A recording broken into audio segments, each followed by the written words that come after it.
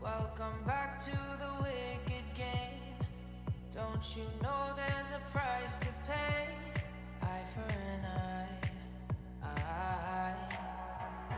I see your darkest dreams, 'cause they're no longer make-believe. You ain't met someone quite like me, the kill of the night. I hear voices they stop me feeling sad. Psycho fell off the tightrope. Tell me why it feels so special, dancing with the devil.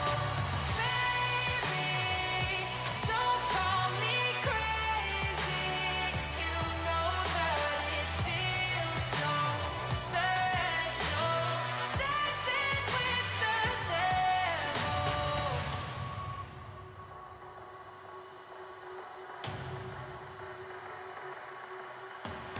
You had it coming, babe. Welcome back to the wicked game. Don't you know there's a price to pay? Eye for an eye.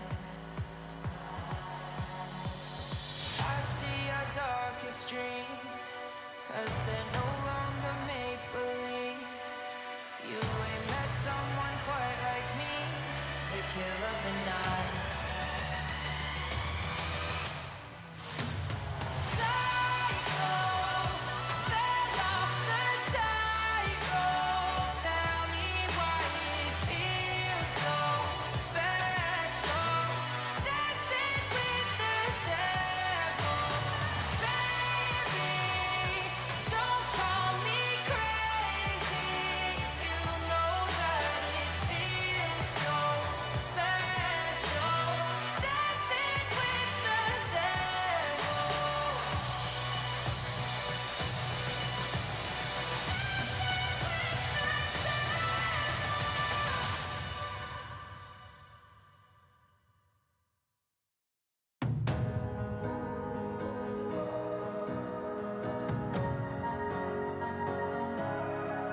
Take a breath, I need oxygen. Give my best, and I watch us rise again. I'm ready to leave the past behind. I've shed my skin and made up my mind. It's a new time. It's a new time. Watch us come to life.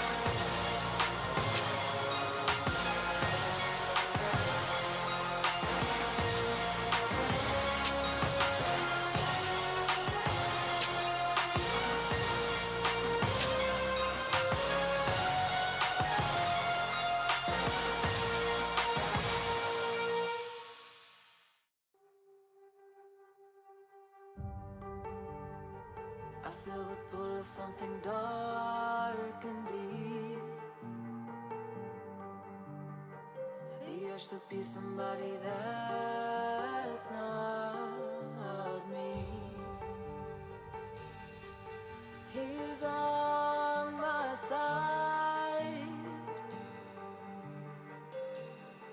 the devil in disguise.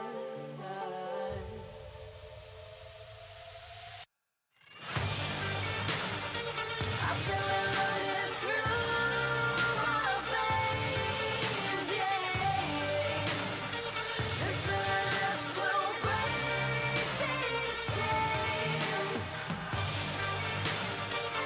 Poison seeping through my skin, oh. An evil realm was deep within.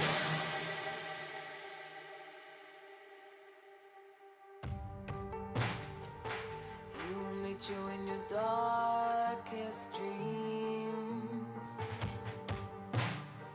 Don't cry for help, no one can hear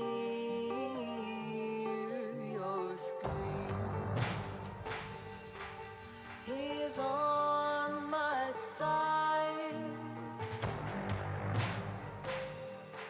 the devil in disguise.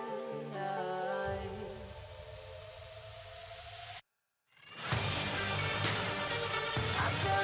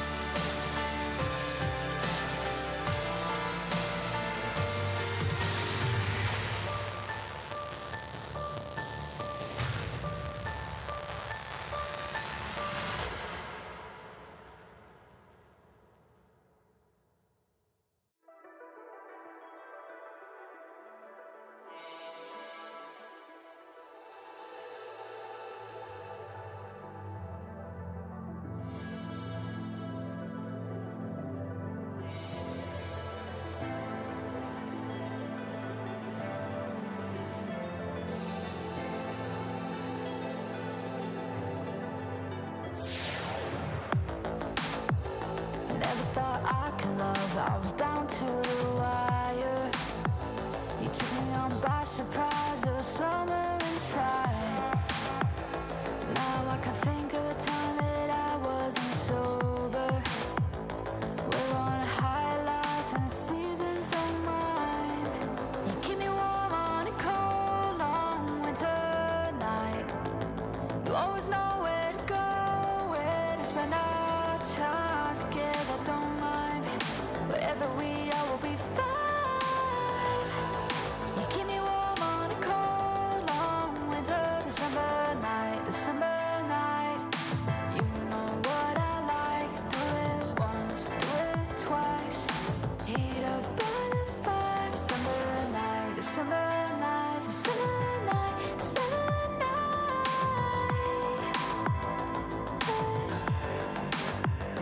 I'm a throwback to summertime. Drink a red cups and see the lights. And with a burning heat, we just fall asleep till the seasons change. You said I'll be your fire, I'll be your savior, I'll be your lighter, lighter, no, no.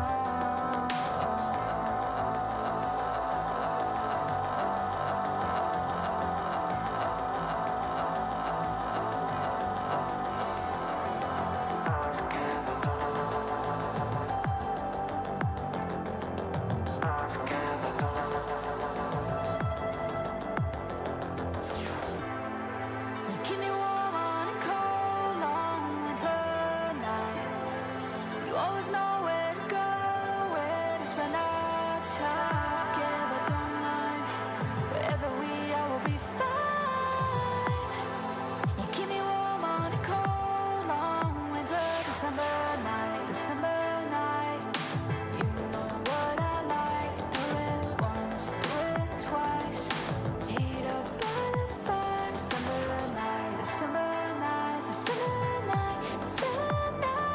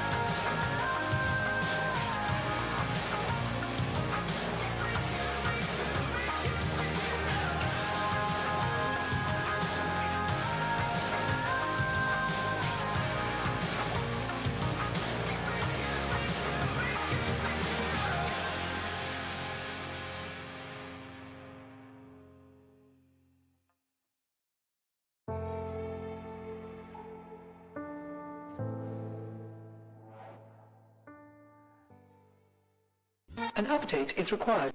Financial system updating.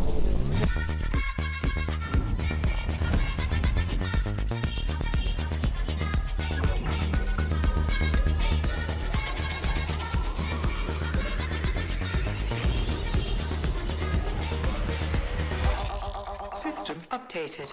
We will dance to get. The future of money is here. Feels good.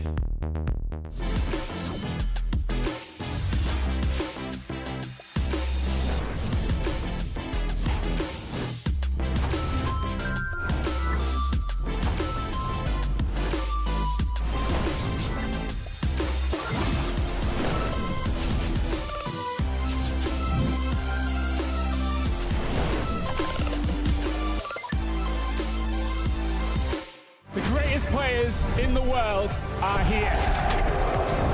They can just burn this one down. Oh my god, he'll forward by 9! You are going to see them like you've never seen them before. Procs it will as the Arcane Storm doing so much work, and Genji! They are just going to ace them! 누구 만나도 이길 수 있다는 자신감 정도로만 생각하고 있습니다. Genji, the EWC winners! Alright guys, I just landed in China. Let's go.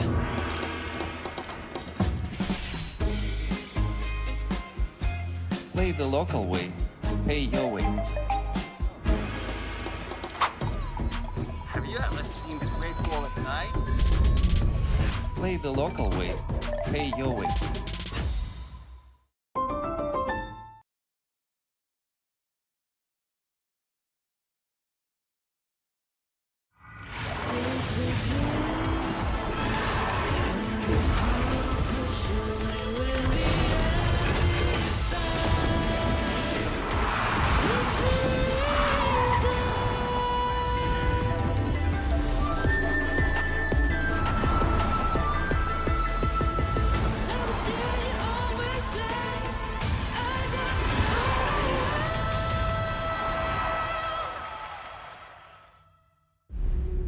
Locking down the Drake is now Doran. Decent position, double Break down my walls, but I won't rise again. Cause I stand tall in my environment. How could I ever close my eyes and stay silent since they try to take me down with their violence? Oh, they go back in! Bishop flashes in! And down goes Knight!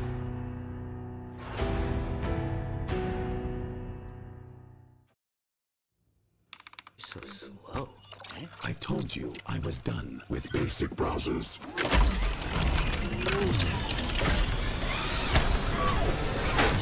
Your setup wants Opera GX, and you're holding it back.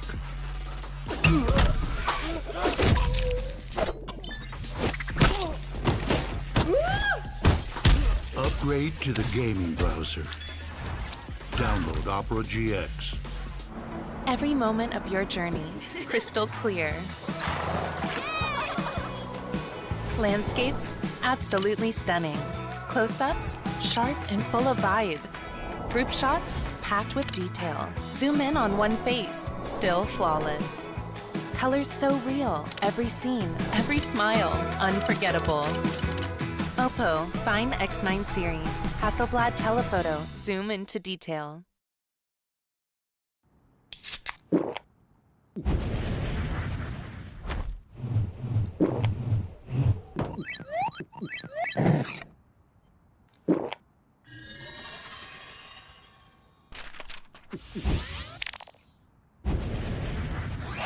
Red Bull gives you wings.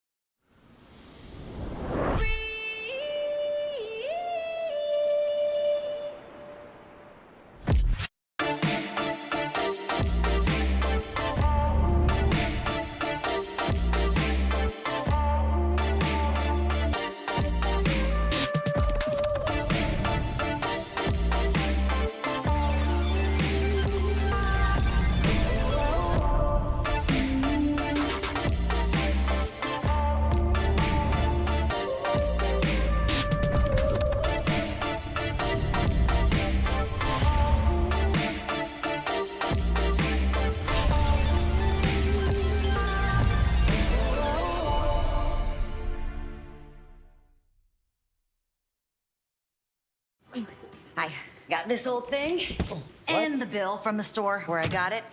Figured you could beat it with a better deal on one of these big boys. Nah, it doesn't work that way. Guess you're not as cool as Verizon. Bring in your AT&T or T-Mobile bill for a better deal. You don't know that? The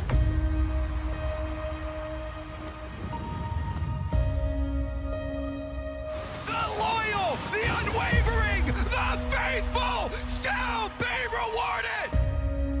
It's at Worlds where legends will fall. This series has taken a turn! And he still lives on! The stage is set, the curtain is drawn. Through all the doubt! Through all the disbelief! They earn their place! Winning is not a matter of chance. It's a choice.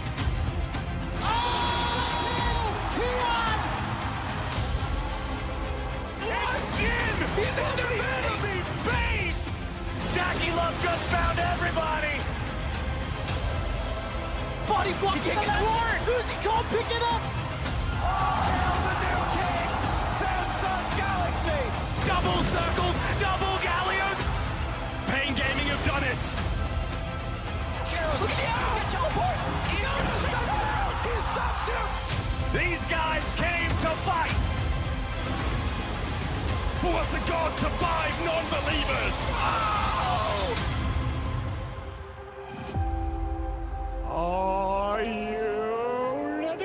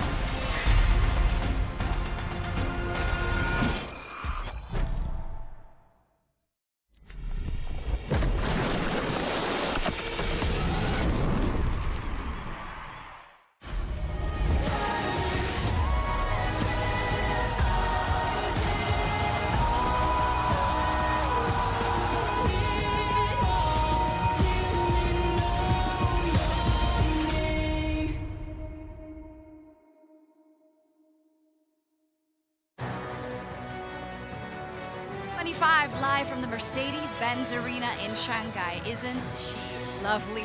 We're going to have a battle of the ages in these quarterfinals, starting with perhaps, but hopefully not, but how are we supposed to feel about Peanut and his match at Worlds versus Gen G, which of course could be his last. Gen G has their eyes on the prize. Everybody says they're supposed to win, but as we know at Worlds, it doesn't always go the way you predict. 8 teams are entering the knockout stage with their eyes set on the Summoners Cup awaiting in Chengdu. There are no second chances. Every game counts, and a loss spells elimination.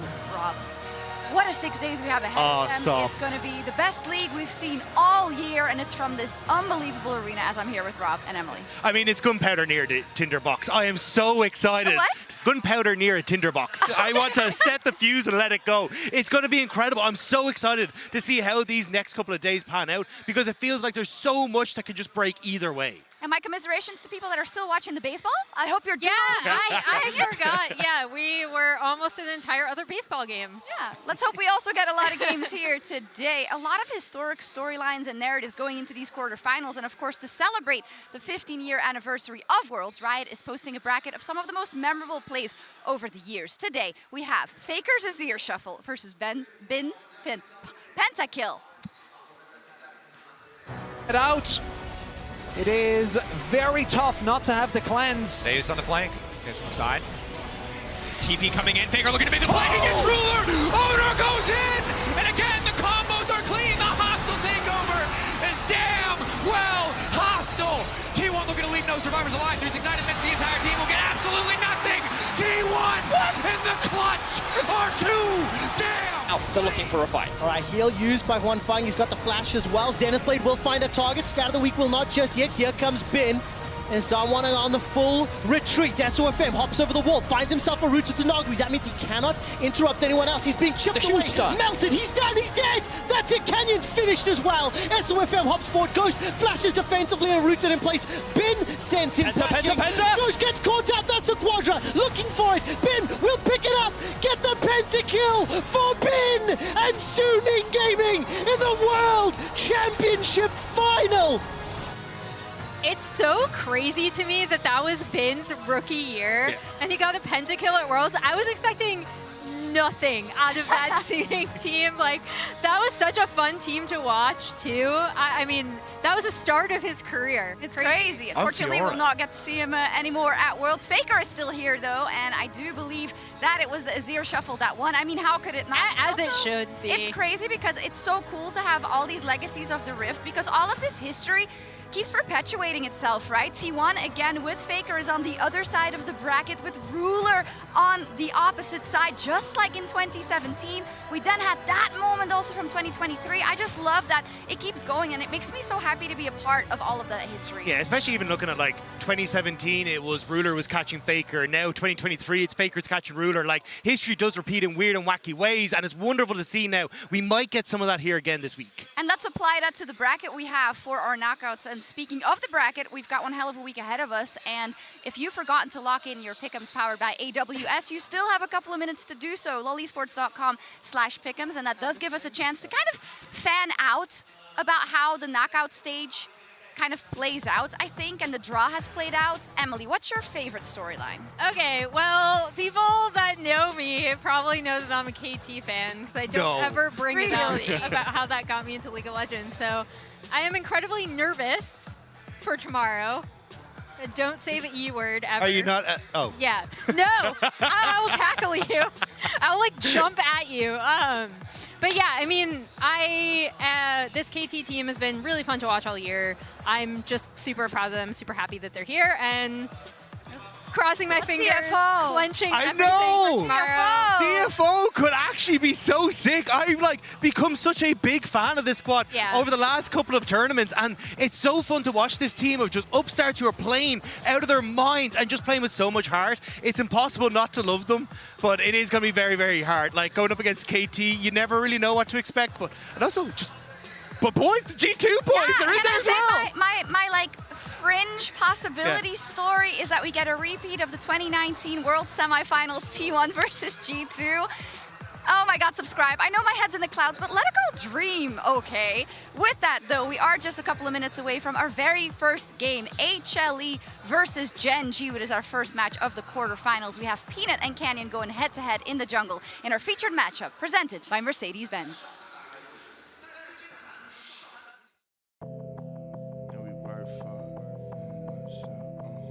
In today's featured matchup presented by Mercedes-Benz, two titans of the Korean jungle, Peanut and Canyon, meet again.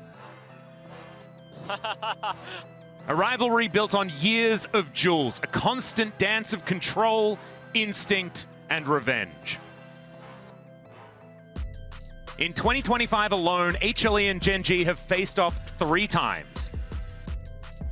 Peanut led HLE to victory in the LCK Cup, while Canyon and Gen G later reverse swept HLE in the road to MSI and recently crowned themselves LCK champion in Incheon.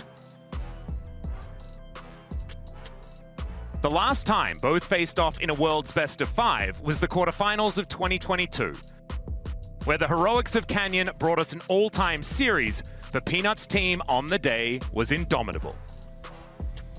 Chovy goes golden. Doran gonna do the same thing now. It's, oh my god! Chovy gets rid of Canyon, but the answer is still there. Knocked on Brawler. Can he do it? Yes, he can. Brawler turns it on its head. Oh my god! Quadra kill. Could this finally be Peanut's moment, or will Canyon stretch his legacy and close out Gen G's dominant year?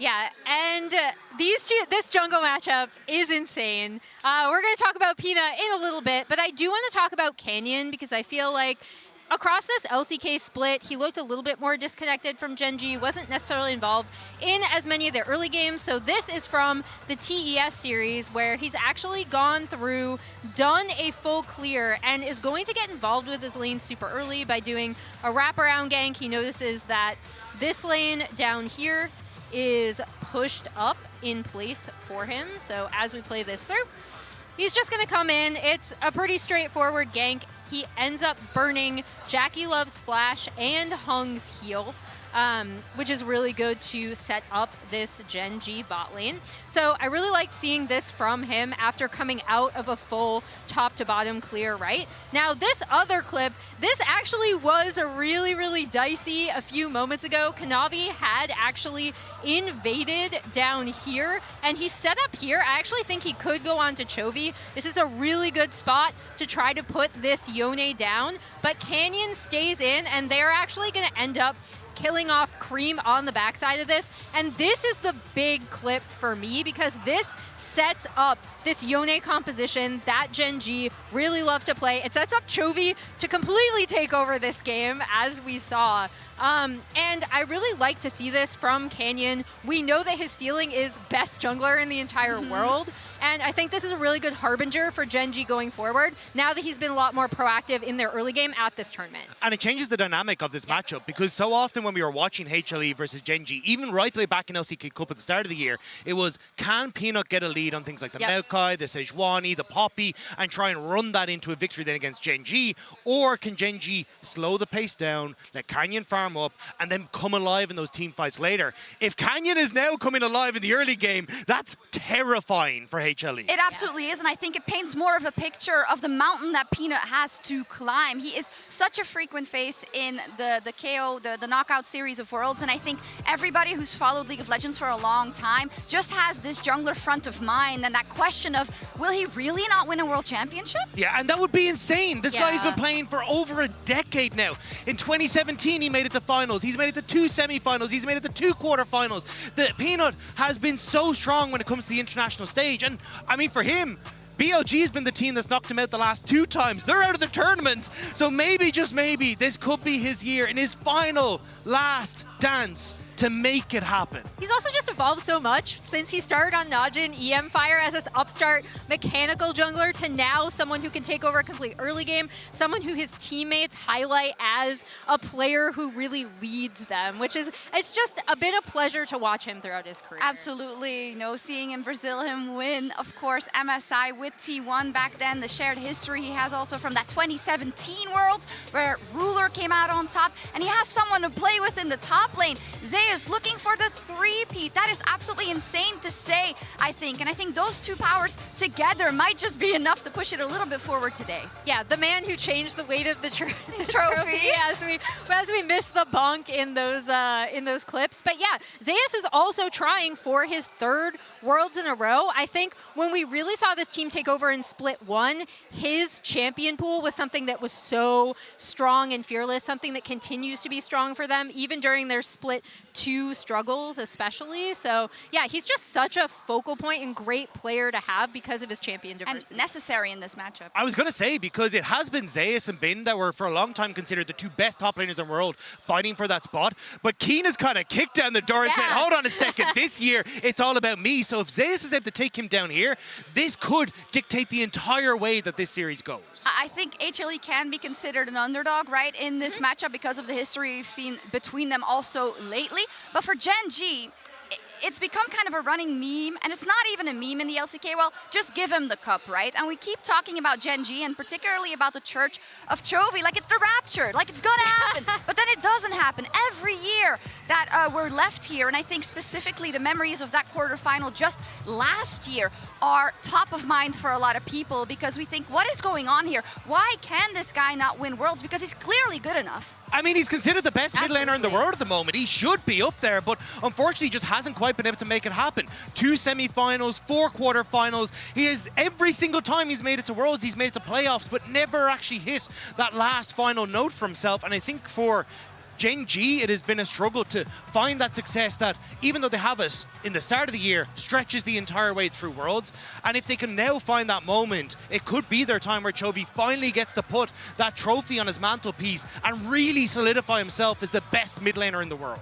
Yeah, especially since, like, alongside Faker, this is someone who you have to somehow contend with in the LCK, right? Like, he has just been indomitable in the LCK mid lane, really changed the fabric of up-and-coming mid laners. Like, can you even go toe-to-toe with Chovy? So this is yet another year where we're like, is this finally Chovy? It feels like it. Yeah, but he's also about to change himself, right? The fact that he used to be, I'm all about the mid lane, I'm going to Chovy it up, I'm going to farm all this CS, but instead now he's had to grow up. I'm going to impact the side lanes. I'm going to be able to find plays on picks like the Talia. And I think that's the best story about this player, is that he's not the same person that walked onto that stage 3-4 years ago. He has now become what he wanted to be in influencing everything on the map. He's got unbelievable laners also next to him. The jungle can be the best in the world, right? It's all about that if, because if they play like they have, they would win it. But Worlds is a different beast, and we've seen it now 2 years in a row. But let's see how the fans have voted at MasterCard GG on X. Remember, you can vote every single day over there. I think they might call it for Gen G. Oh, okay. Yeah, that's all right. I thought maybe it would be heavier. What is your expectation as to what your actual kind of expectations for this match is, Emily? I mean, I think this is pretty accurate, right? Like, Gen G is favored. It's a little bit more HLE-sided than I thought.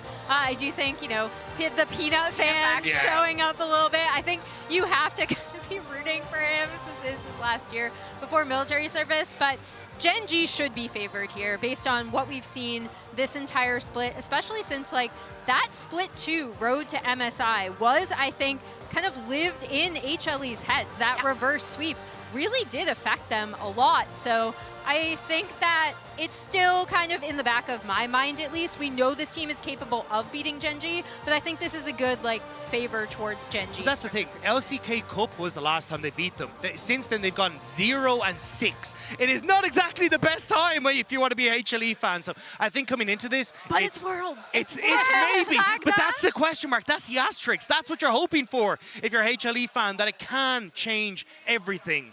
but you have to do it on the Rift. You have to leave everything here in the hopes that it might just. Listen, in 2022, it could not be done either with The Last Dance, right? So you got to give him at least a little bit. And I think that's what's so wonderful about Worlds and about this journey of Peanut. The Last Dance can be very, very potent, but you're up against an absolute giant in Gen G. They're supposed to win it. They're the best. Of course they're going to win it. No, they have to step up and take it. It's time for the quarterfinals.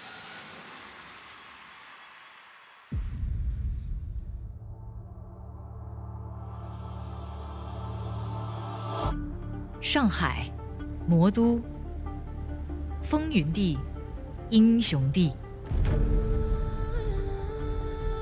古今未来，共聚此城。在这里，百千浪帆尽潮头。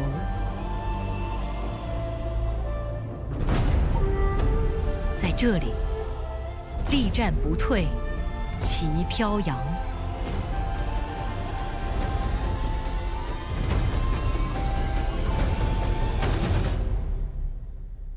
竞技之巅，如踏险峰，不容有失。至高之境，喘息亦须力争。纵然百尺竿头，仍要更进一步。 제가 작년에 월드 4강에 진출했는데 세상이 저한테 기대하는 요구치는 우승 아니면 전부 실패라고 판단하기 때문에 그래서 딱히 가치가 있다고 느끼지 않았습니다.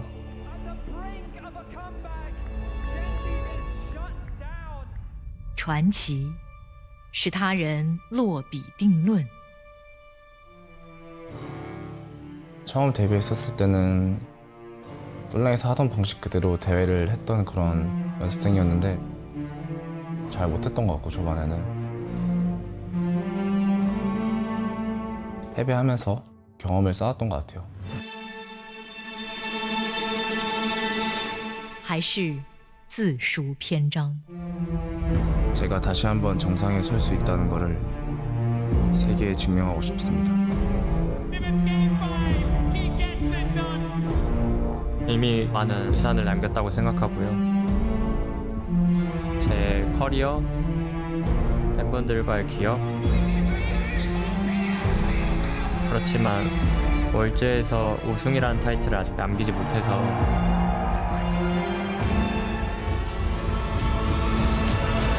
그 타이틀을 남기고 가고 싶습니다. 传奇对某些人是恪守已久的誓言，对某些人是等待再燃的星火，对超世之才，则是兑现天赋。 지훈이랑 했을 때 월즈도 진출하고 리그에서 같이 우승도 이뤄내고 되게 좋은 기억들이 많은 것 같아요. 옛날에는 약점이라고 할 만한 게 있었다고 생각하는데 지금의 지훈이는 없는 것 같아요. Joby dashes back, one kill. Cream goes forward as they look for Ruler, but Ruler with a killer instinct dives behind Cream. Jackie Love diving in and Joby going the other way. 피넛 선수가 같은 팀이기도 했고 지금 은퇴를 앞두고 있다고 들었는데 그런 거 하나하나 신경 쓰면 제대로 경기할 수 없다고 생각합니다. 风云际会之时，天命的阶梯自现。五冠齐聚之日，一段传奇终将将起。 지훈아, 너에게 양보해줄 생각이 없어.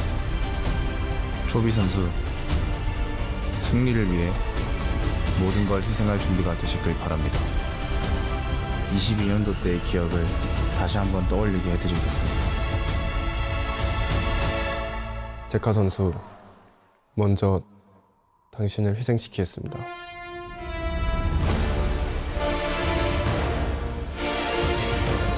Gen G, HLE, fulfill your destiny and earn your legacy.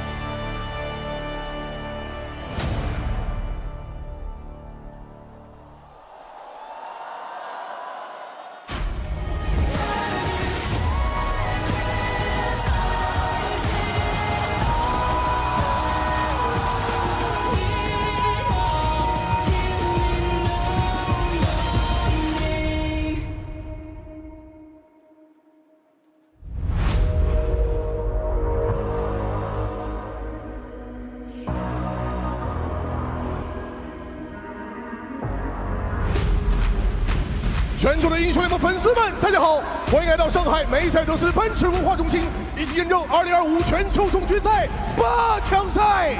瑞士人阶段已经结束，从现在开始没有第二次机会。上海，让我们热烈欢呼，迎接首场8强对决，真季对阵 HLE。Welcome, ladies and gentlemen, to Worlds 2025 Knockouts, where we begin with some familiar faces facing off against one another as we have a repeat of the LCK finals. Gen.G taking on HLE Esports, and it feels wrong and right at the same time. I'm Atlas, I'm joined by Chronicler and Vedius. Gentlemen, can HLE Esports rewrite what has already happened? I absolutely think that they can. I think that the potential that they've shown at this World Championship by no means puts them as favorites coming into this matchup. But I think that we've seen stark improvement in that man in the mid lane in particular. I'm keeping my eyes on Zeka. We know that when the pressure is on, what he's capable of on the international stage. But he is up against the man, the myth, the legend of Chovy on the other side of the rift. And the narrative weight here, there is so much. There's obviously Worlds, the internationals, Zeka versus Chovy, Peanut versus his old team. All these players have so many bonds that time together. As they were walking by, I even saw Ruler and Peanut kind of giggling to one another, knowing that for one of them today, despite the fact that these players have shared so much in that year 2022 on Gen.G, their run ends today. Exactly right, and there is a man who did some pretty good things in 2022 as well, as you were talking about, Zeka. I think it's so beautiful that we have the epitomization of both consistency and variance being represented in the middle of Summoner's Rift here today, because these two players, I think there will be a big spotlight on both of them. Zeka being a player that we have not given any of the accolades that we've given to Chovy, but he's the one that's lifted the Summoner's Cup. Yeah, one of my favorite graphics that unfortunately longer holds true. It was the Zeka graphic in Best of Fives versus Chovy, where Zeka basically lost, and I lost track of how many times it was, but it was getting to double digits, but he had the one win in the Best of Five column, which was the World Semi-Final. Well, I think that as we get closer to draft, that is the thing that I'm most interested in, because we've seen these two face up very recently. And Chronicler, we were talking earlier, where will Azir fall? Where will Sion fall? Where will Wukong fall for the red side team? And with HLE, we already see that mid lane going to be the target. Sion, you expect to fall alongside it, but that does mean that the Wukong that we saw banned so much in the finals is going to be let through. Possibility here to answer what we've seen very often. Peanut in particular loves to go towards his Vi, as the Poppy ban does come through, and that does lead towards that Wukong, as you were saying, Vedi. Poppy really has been a pick that I think has high variance, but when executed well is insane. Sion is open though, so we might be seeing a trade. Sion has been, I think, the biggest story this tournament, basically moving to almost 100% ban rate, although Gen.G did let it go in their best of 3. This also means that Rise is up for grabs. I wonder if HLE want to try and take that pick away. Also leaning towards that Galio ban to pinch as much of Chovy's pool as possible, but if you then do go for the Rise, things like the Casio, looks like they're going to go for the safer choice of the Talia for Zeka. Feels a little bit dangerous as well, right? Because first picking Sion can lead you to be a bit trundleable, which they have steered away from as Peanut decides to lock in an old favorite. This is something that Inspired, I believe, debuted here at Worlds, and will be playing the Sejuani alongside the Talia.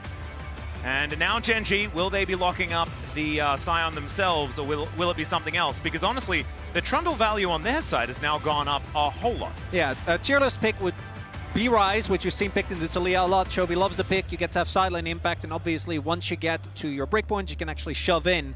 And then Sion as a follow-up.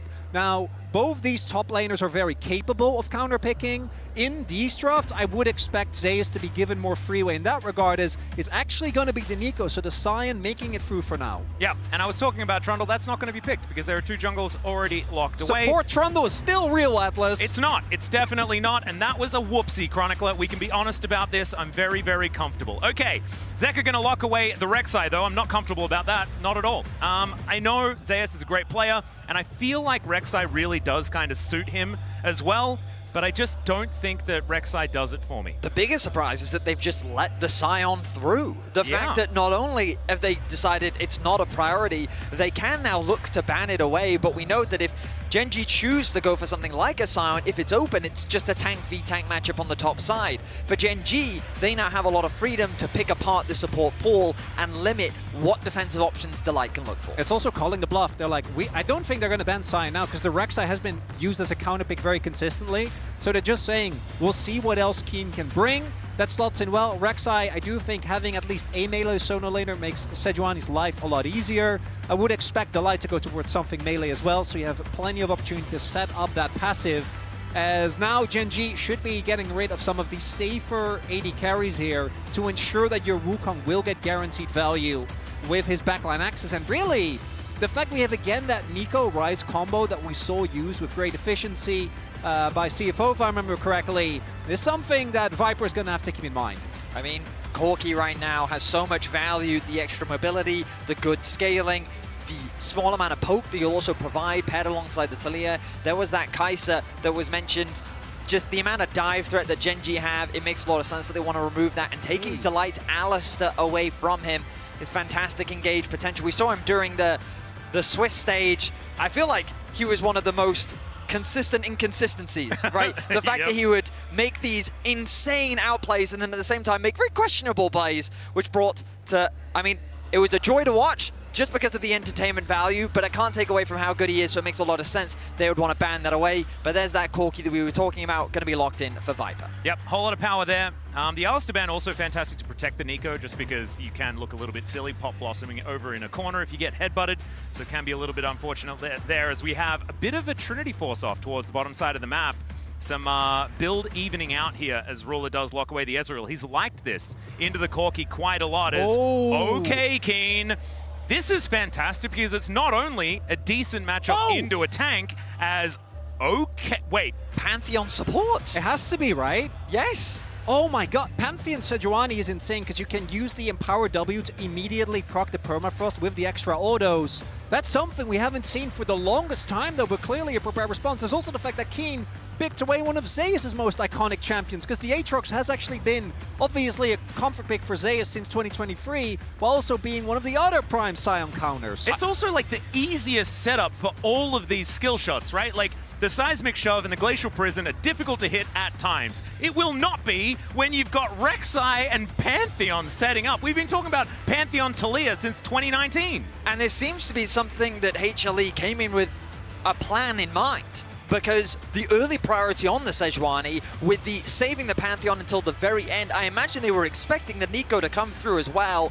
We often see when teams have the opportunity to play on a single patch, they start to find creative ways to deal with very prevalent meta picks. Let's see how effective this is, the Sejuani Pantheon combo, and how much it can deal with this Nico. This is going to be absolutely fascinating to watch because it does also lead you to think about what's been happening in scrims in regards to the Sion as well. Both of these teams foregoing this champion entirely.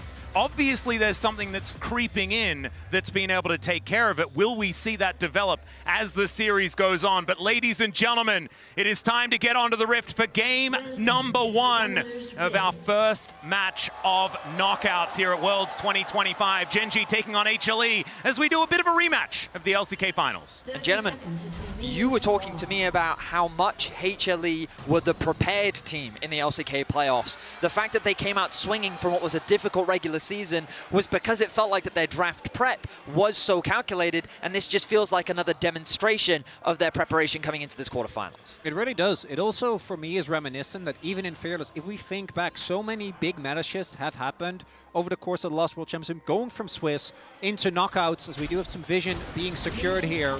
One other thing I do want to highlight with the Hanwha composition specifically, which we always need to talk about when it's Taliyah and Pantheon specifically, even though Delight is obviously not going to be nearly as strong, he will still be freed up by the virtue of being a support.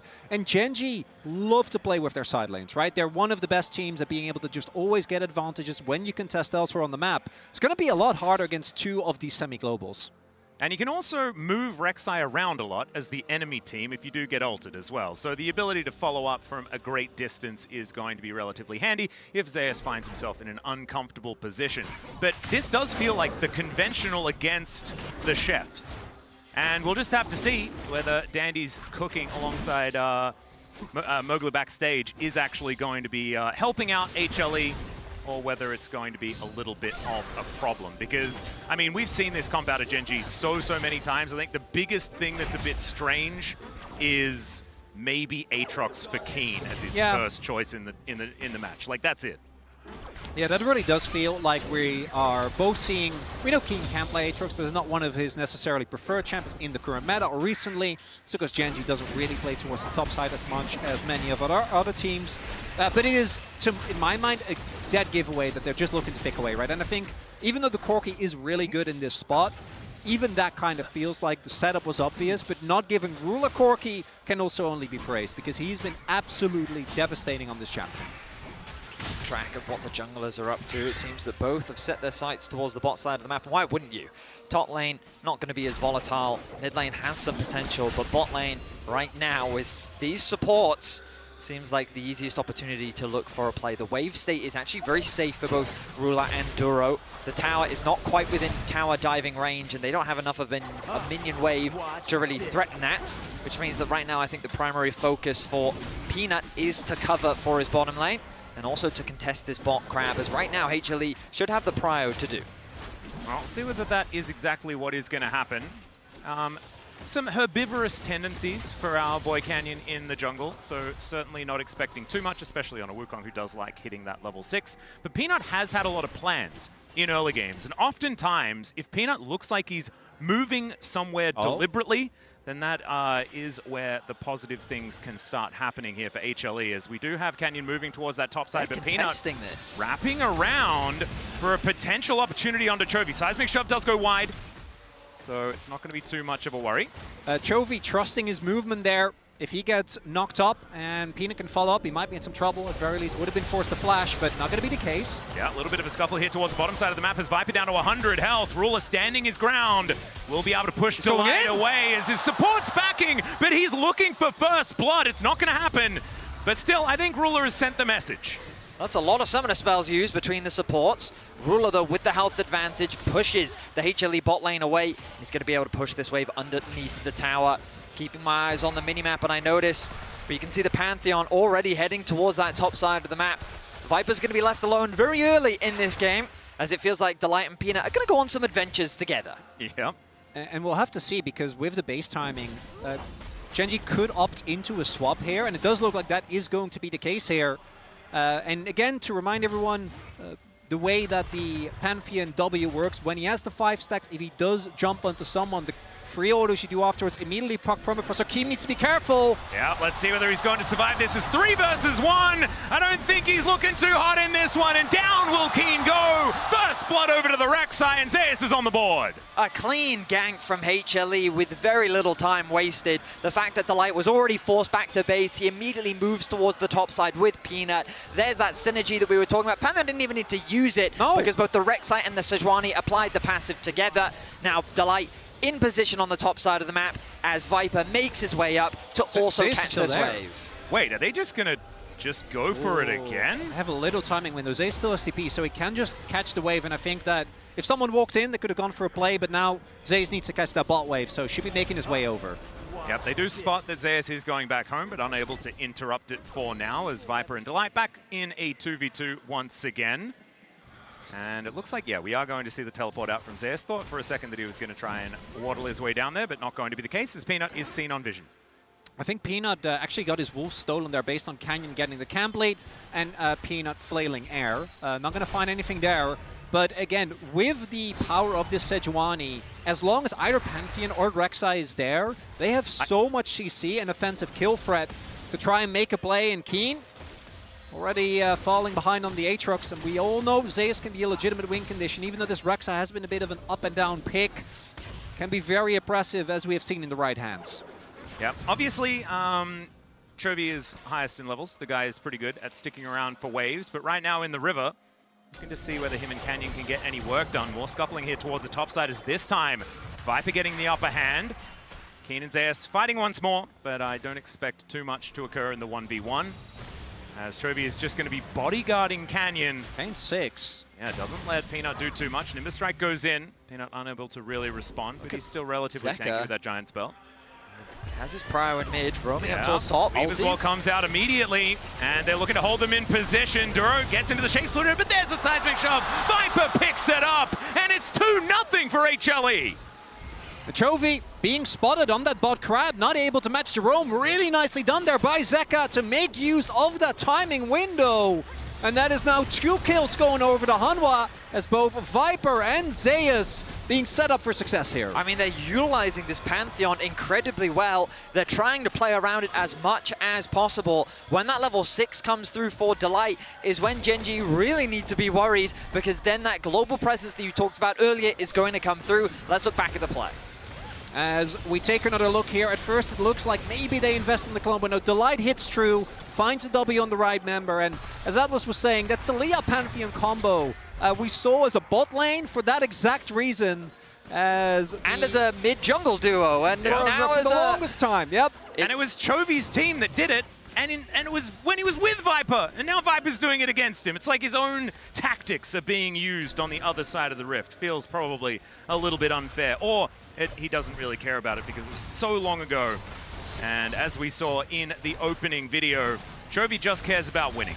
So let's see whether they can actually start doing that, because so far they're down about 1,000 gold. HLE trying to get some grubs here, as it is going to be first one taken away by Peanut. Standing in the back of the pit, wondering whether they want to fight for this or not, as you've got Zeka rotating over the flash forward from Delight. He gets the stun, the seismic shove on it too, as Zeka is put in the prison, but he does not care about it. Canyon trying to get himself out of there as Viper's still at full health, and Ruler finally will show up as we're going to fight towards the bottom side at the same time. This last crab should belong to HLE. As you can see, Ruler getting himself out of there, and in the meantime, this battle's still happening here on the bottom side. Keen and Zeus just utilizing all of that region and their kit to be okay. That's a...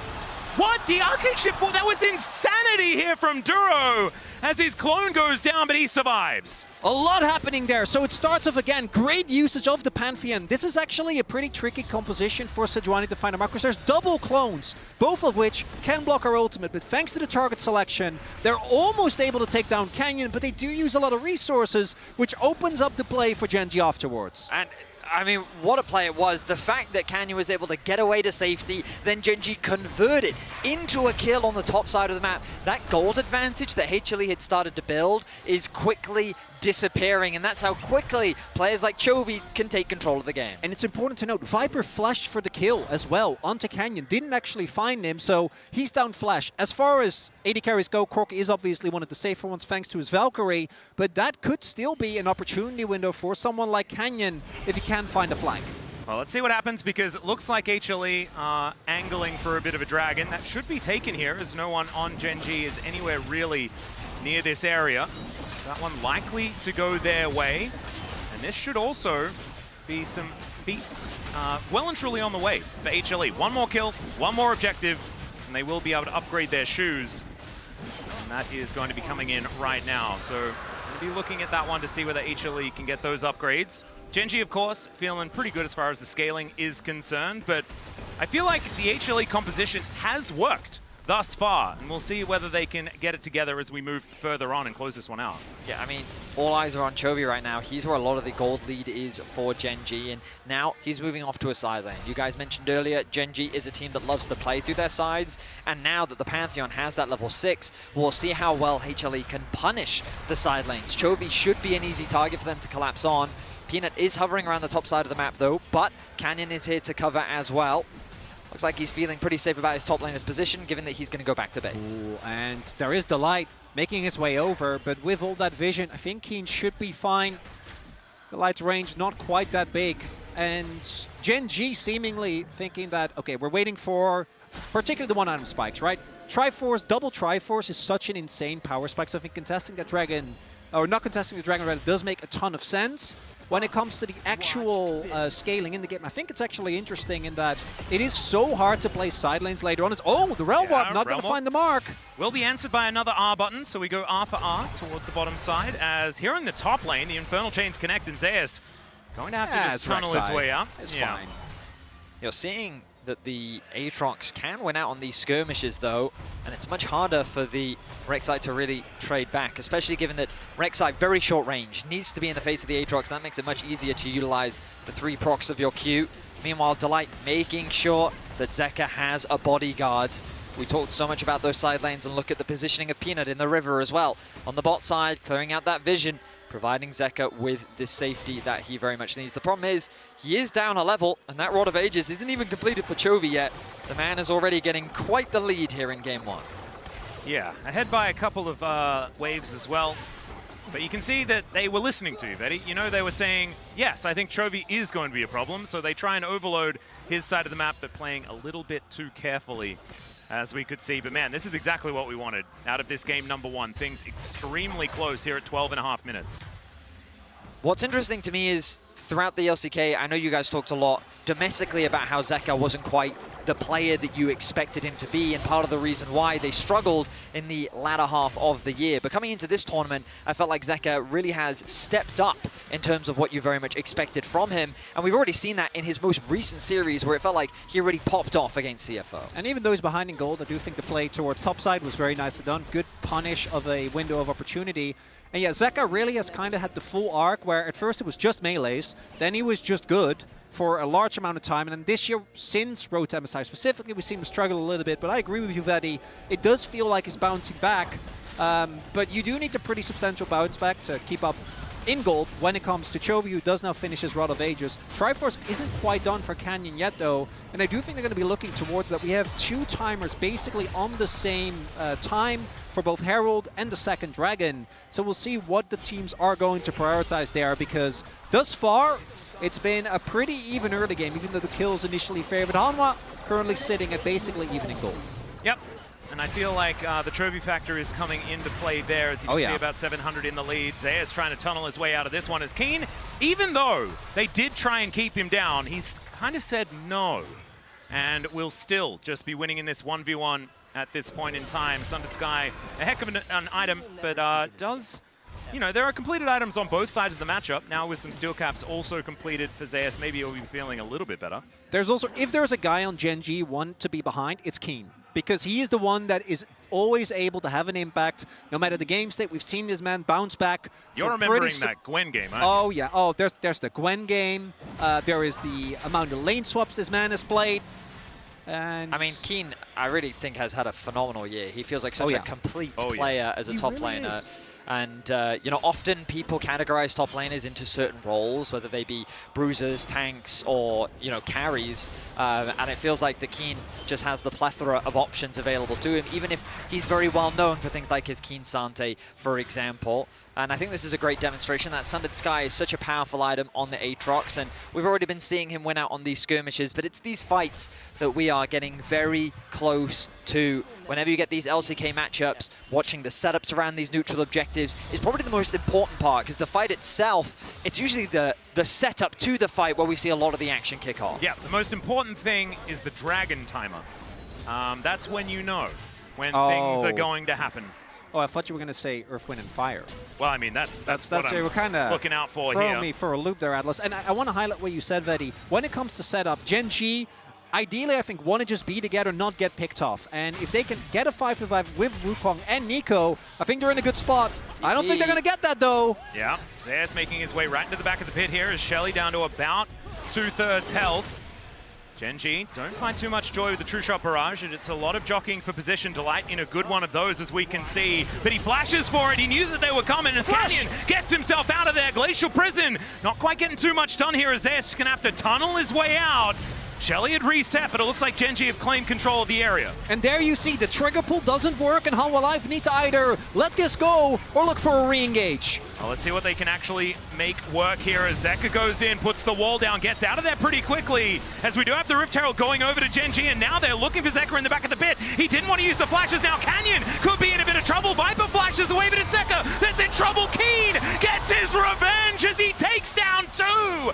This Aatrox just bursts to life at 16 minutes into the game, and Gen.G, I don't think they really cared about this whole Pantheon support thing. Gen.G waste no time. It was a scary start to the fight as Canyon became the target. But with that Sejuani ultimate gone, Gen.G take full control of the space. HLE seem uncoordinated in how they want to approach as Zeka is locked in the pit. Canyon flashes over to follow him, knowing that Keen is right by his side. The Aatrox takes out Zeka, and with the front line of Keen, it becomes an easy cleanup for Gen.G. And Zeus basically isn't in the fight because it's such a scattered approach. And I think you could see at the start of the fight the hesitation for Hanwha Life, because again, I think their comp stands or falls by the first second of the fight. They used their tools onto Canyon. He did not go down, but they still tried to contest the objective, and they had to pay for it with a 2k gold deficit. And now it's a Hextech Dragon as well, and they were unable to keep stacking the Drakes. It could have been such a big deal for HLE to have that win condition, but it's going to be all evened out here by Gen.G, who utilize that extra pressure. For people that maybe just watch and follow during the international competitions, it's sometimes hard to always understand why teams are considered so good. And that fight was a great demonstration of Gen.G's patience and execution. The fact that they happily conceded, as, hang on, HLE are looking for a counterplay of their own as they set the sights on the Keen. I don't think this is an easy dive. Yeah, this Sundered Sky item is pretty good, as we do see everyone making their way down. Diving in Aatrox has been hard, but with all of your friends, you can take him down. Okay, you got Aatrox. Look at top lane, though. No, don't look at top lane. Look at mid lane. Don't look at top lane. No, I think they should. Yeah, no, you're right. The play was, they did manage to do what they wanted to do. Unfortunately, the fallout is kind of insane, as this is an inner turret falling down, and the outer in the mid lane as well, which some would argue is even more important, as now Canyon has found Delight. Lots of damage as the double Cyclone does come on in, and Ruler is there to back up the Monkey. Canyon being really active here in this mid-game. Actually, nicely done there by Canyon. They will get the Hanwha Life with that play being extended towards top, get a inner turret themselves, which means that gold still ends up basically the same place where it begun at the whole start of the play. But mid lane turret is such a crucial objective as Ruler. In the Ruler spot here in the mid lane, will get knocked up. There's the permafrost, and that is the chain CC that we were talking about. They pick up their prize, and HLE, I think as long as they have a target in mind, they will kill it. When it comes to single targets, Hanwha Life's comp does its job, as I have not seen Ruler die in the Ruler spot for a very long time. They misread the response from Hanwha, thinking that they would, I think, all base after getting that inner, but instead they rotate and get a really nice kill and try and work, slowly chip away at that gold deficit. Well, the map has opened up a lot more now. The Dragon is 2.5 minutes away, but the Arakan is 40 seconds away. And I feel like at this World Championship, given that we've had so much more time to play with the Arakan, teams are a lot more confident to start that objective, often to their own demise. And I feel like that is also true for the LCK teams, and I'm excited to see this Arakan setup, as the fog of war is dark and scary, and HLE have to respect it. Yeah, and there's a lot more of it now with all of these structures hitting the ground. As Zeus, look at Chovy here, but he just walks his way out. There's the ulti to start this one up, but the ult from Peanut is not going to put Chovy in prison. He will get pushed out of the way as there's the flash forward, they get the knock up, there's the permafrost, and I guess you don't need to hit your R button if you've got a whole bunch of others. And Chovy was confident in the 1v2, but there was 4 people there! So that might just be Otacon. Quite frankly, Chovy was just flat out disrespectful. He was staring down the face of two. He tried to go back for a trade, and he didn't respect Peanut's initiation range. It opens up the Otacon, and this gold lead that Gen G had built is slowly whittling away. Not to mention the fact that HLE can now catch up in pedals because they were getting destroyed on that front as well. So that number will be able to even out as this game goes on. And that advantage that Gen G had will be taken away. The Otacon is a big deal. And I was expecting it to be like a Zeka ult or Delight. No, they just walked into his lane and killed him. That wasn't him overextending into the globals where sometimes you can miss. He just walked up, got taken down, and a nice kill, meaning that now Humble Life, with those pedals, feeling a lot better in the game. Back to basically being dead even. Now, gentlemen, having had the pleasure of listening to you both throughout the year, I have heard once or twice you misbrand this organization as Viper Life Esports. Yes. And as I look at the scoreboard at the bottom of my screen, I do see said Viper with a 1.3k gold lead. Yes, Viper has been by far the most consistent player on this team. Sometimes it's not him that's carrying, but most of the time, Viper is doing well. And towards the end of the season, he was doing very well, while there was some otherwise negative connotations around the rest of the team. Some subpar gaming. Yeah. Every now and then. I was trying to tiptoe around it, but I don't think I did a very good job. This guy's just been fantastic, but this year, I feel like Ruler has something to say about it. I mean, he absolutely does. Both AD carries, I think, have been performing extremely well. They've also been performing extremely well at this Worlds. And as we get closer to the Dragon in 10 seconds' time, our eyes will be on these AD carries, their positioning, and their ability to dish out the damage. Looking at Delight, he is spotted out on that ward. Good ward there by Gen G. Right now, Zeus is pushing through the top side of the map as Gen G have position on the Dragon. It's quite dark for the side of HLE as they look to approach, but there's the TP. Yeah. Nico searching out, but you can see Zeus looking to get on top of Chovy one more time. This Dragon down to about 4.5k as Peanut goes in, finds the Glacial Prison. This time the Boss Blossom is too good! As Duro will be able to even get the kill on his opposite number. HLE falling down left and right, and it's Keen once again on an onslaught, and Viper Life Esports, he will be the last one to go down, and it's a triple for Ruler. I'm normally not one for premonitions, but that felt very, very apt as it's Viper standing alone. The Dragon goes to Hanwha, but the 5v5 teamfight win goes again. And look this, Canyon blocks the ultimate. They were trying to set up on Chovy. Peanut tried to glide past, follow up on the knockup of Zeus, but instead this Ryze gets to keep doing his damage. And Keen deals with the backline. It felt like such a heavy commitment onto Chovy. The game plan from HLE was just, we have to take this Ryze out of the fight. And by funneling into the Dragon, they made it so much easier for Gen G's AoE to do damage to the entire lineup of HLE, with Viper isolated by his own teammate's wall. Yeah, and I absolutely love that we get the coach cam afterwards as well, and Helper being so expressive.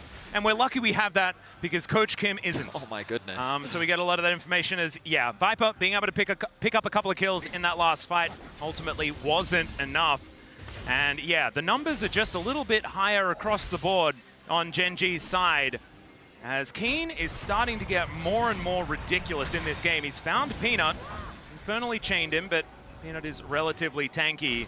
HLE not out of it just yet. As you can see, it's about a 2,000 gold lead. That is not end of the world. But it might be the end of Zeus here towards his top side. Tremorsense spots out Duro. He knows that he just has to get out of there, as he'll use that tunnel network to make the safety. Gen G have pretty much abandoned the bot wave, and they're going to now send Keen to go and catch it as they look to get control over the top side of the map. The Scuttle Crab will be secured, and the Baron spawns in about 45 seconds. We don't really expect Gen G to immediately start this objective, but it is putting pressure on HLE. The threat, the risk of this Baron being started is going to force them into these uncomfortable positions where Gen G could maybe look for picks or opportunities to punish HLE. I want to also highlight some of the itemization. We actually have Viper going for an early Serpent's Fang, which I do think is an item that can get a crazy amount of value. In this case, I think the Starek shield and the shield from the Seraphs are the ones that my eyes go towards. There's also the Oblivion Orb here for Zeka, which, come on now, he's playing into double Sundered Sky, and there's an Aatrox on the enemy team, so that one's a no-brainer. Glacial Prison goes down, but the Cyclone hits 3! The wall comes in from Zeka, but is he too late as Peanut is just getting himself the heck out of there? You can see Zeus, he's getting very low, and now Keen is looming on HLE, but they hold them at bay. HLE, they have to get out, but at least all of them managed to. I mean, good retreat from HLE. Gen.G shouldn't be able to convert this into much outside of a little bit more vision. They have control over the entirety of the river. You can see on the minimap that just HLE have very little control and very little information. And when you're playing a composition that plays off of picks, yeah, you have to set up traps. I think you just have to send it and force them to respond, force them to walk in. With the Hex Gates, the rotation can be quick. Chovy! Oh, Peanut reacted instantly, but it wasn't quite enough. Chovy makes it home. But now they know where he is, as they do manage to clear out some vision around this Baron area, but it looks like HLE not going to be pulling the trigger just yet. I thought that they were going to go for a sneaky one, as they are indeed. Duro moving in, pretending to be ruler, as we can see, as they get full vision of this Baron. It's going down pretty quickly, as Zeka will make his way over. Teleport in from Keen as well. Let's see whether they can take this Baron, because this could be a difficult team fight. True Shot Barrage goes through Peanut, locks down the Baron. Delight is so incredibly low, but he had the shield for so long. They get rid of him, but can HLE keep themselves alive? Viper cannot, and Gen.G will get the punish, but they keep the Barons on the map. HLE, at the very least, get away with 3 Barons. It does cost them Viper's life. It allows Gen.G to get a little bit more gold, but HLE have denied a very important win condition away from Gen.G. Might also allow them to set up for a Hextech Soul Point as we take another. It's just a straight up flip. I thought that they were going to play for vision, maybe back off once Keen TPs, but no. It goes down to, I think, 668 there. Peanut finds the smite, but if Gen.G again actually gets their 5v5 where Duro and Canyon can layer their ults and CC, you're just not going to have a great time. And I think Humble Life also knew that trying to just disengage. Can they play as Zeus is here? I think they wanted to play for the waves. He is Rek'Sai, so should be fine. Yeah, not going to be able to get the crab though, which is exactly what he wanted to do. Peanut looking for this blue buff, but Canyon looming with Duro alongside. Also, we know the history when it comes to smite fights between Peanut and Canyon, and it feels like that Peanut is once again getting the better of his jungle counterpart, as the blue buff will be secured. That's going to be shared across the entire team. Dragon now alive. HLE can use this Baron to help them get Prio over mid lane. The TP is going to come through from Zeus as well. Gen.G, though, in position on the river, as Canyon hyper-aggressively tries to push Peanut out. Not going to quite work out here, as he's not doing all that much damage, but Hex Gates going to be able to get the monkey behind this Dragon Pit. The position is so awkward. Bot wave is being pushed in favor of Gen.G. All of the vision is being denied. HLE are trying to find any purchase or any avenue into this river right now. Utilizing the Tremor Sense quite effectively here as Zeus goes underground, senses what's going on. They clear out the way, but it looks like the Dragon is going to be started. Zeka gets himself over. Let's see whether Peanut can do it again. The Pop Blossom comes through, lands on top 4, and Delight once again goes down instantly. It's a trade of supports as now Ruler is free hitting the Realm Walk just to zone Zeka away. They do manage to get 2 though, and there is the root. They get the knock up. Chovy goes down. Ruler is still standing though, and it's a triple for Viper. He wants to pick up that quadra kill, but mainly they're just happy they won the fight. Zeka gets back in, and with a full health bar, I think they should be able to get rid of Ruler here, or at least push him away. And the last time, Humble Life get the objective, pay dearly. This time, Gen.G get the objective, but they pay dearly as still 30 seconds. This mid lane turret about to fall. This time round, HLE didn't commit everything into trying to force the fight. Their positioning, playing the front to back, worked much more favorably for them, but they're spending a lot of time on the map. The respawns are coming through. They need to get back to base. When is Ruler going to feel fear? This man fears very little, hence the Ruler spot for existing. Very true. He's going to push out this mid wave. And here we go, the replay. So again, look at the positioning this time around. The Zeka ultimate now with the rest of his team. Zeus goes in first, and the ulti, while it does connect onto 4, Viper is left untouched. It ends up being a trade of support, but look how much damage Chovy takes off the beginning of the fight. He's forced back, he uses the Realm Walk, realizes that his front line just disappears, and once he flashes in, it sets up for Zeus to land a beautiful 2-man knocker. And Zeus, for me, so many highlight moments in that fight. The start, him getting the double knockup meant that Aatrox can be such a nuisance in the fight if you have to use your cooldowns on other members, but he actually went down to like 30 HP, so he didn't get to play the big drain tank, as we're still going! Yeah, Peanut going in, looking for more power. Once again, it's 4! True Shot Barrage there as they try and keep Ruler out of the fight, but now he's in there. Zeus at full health though, it's Peanut going down so incredibly low, and Viper getting so much damage in the fight. Keen finds the angle, but Peanut has the Winter's Wrath, and now it's Zeus going down. Viper at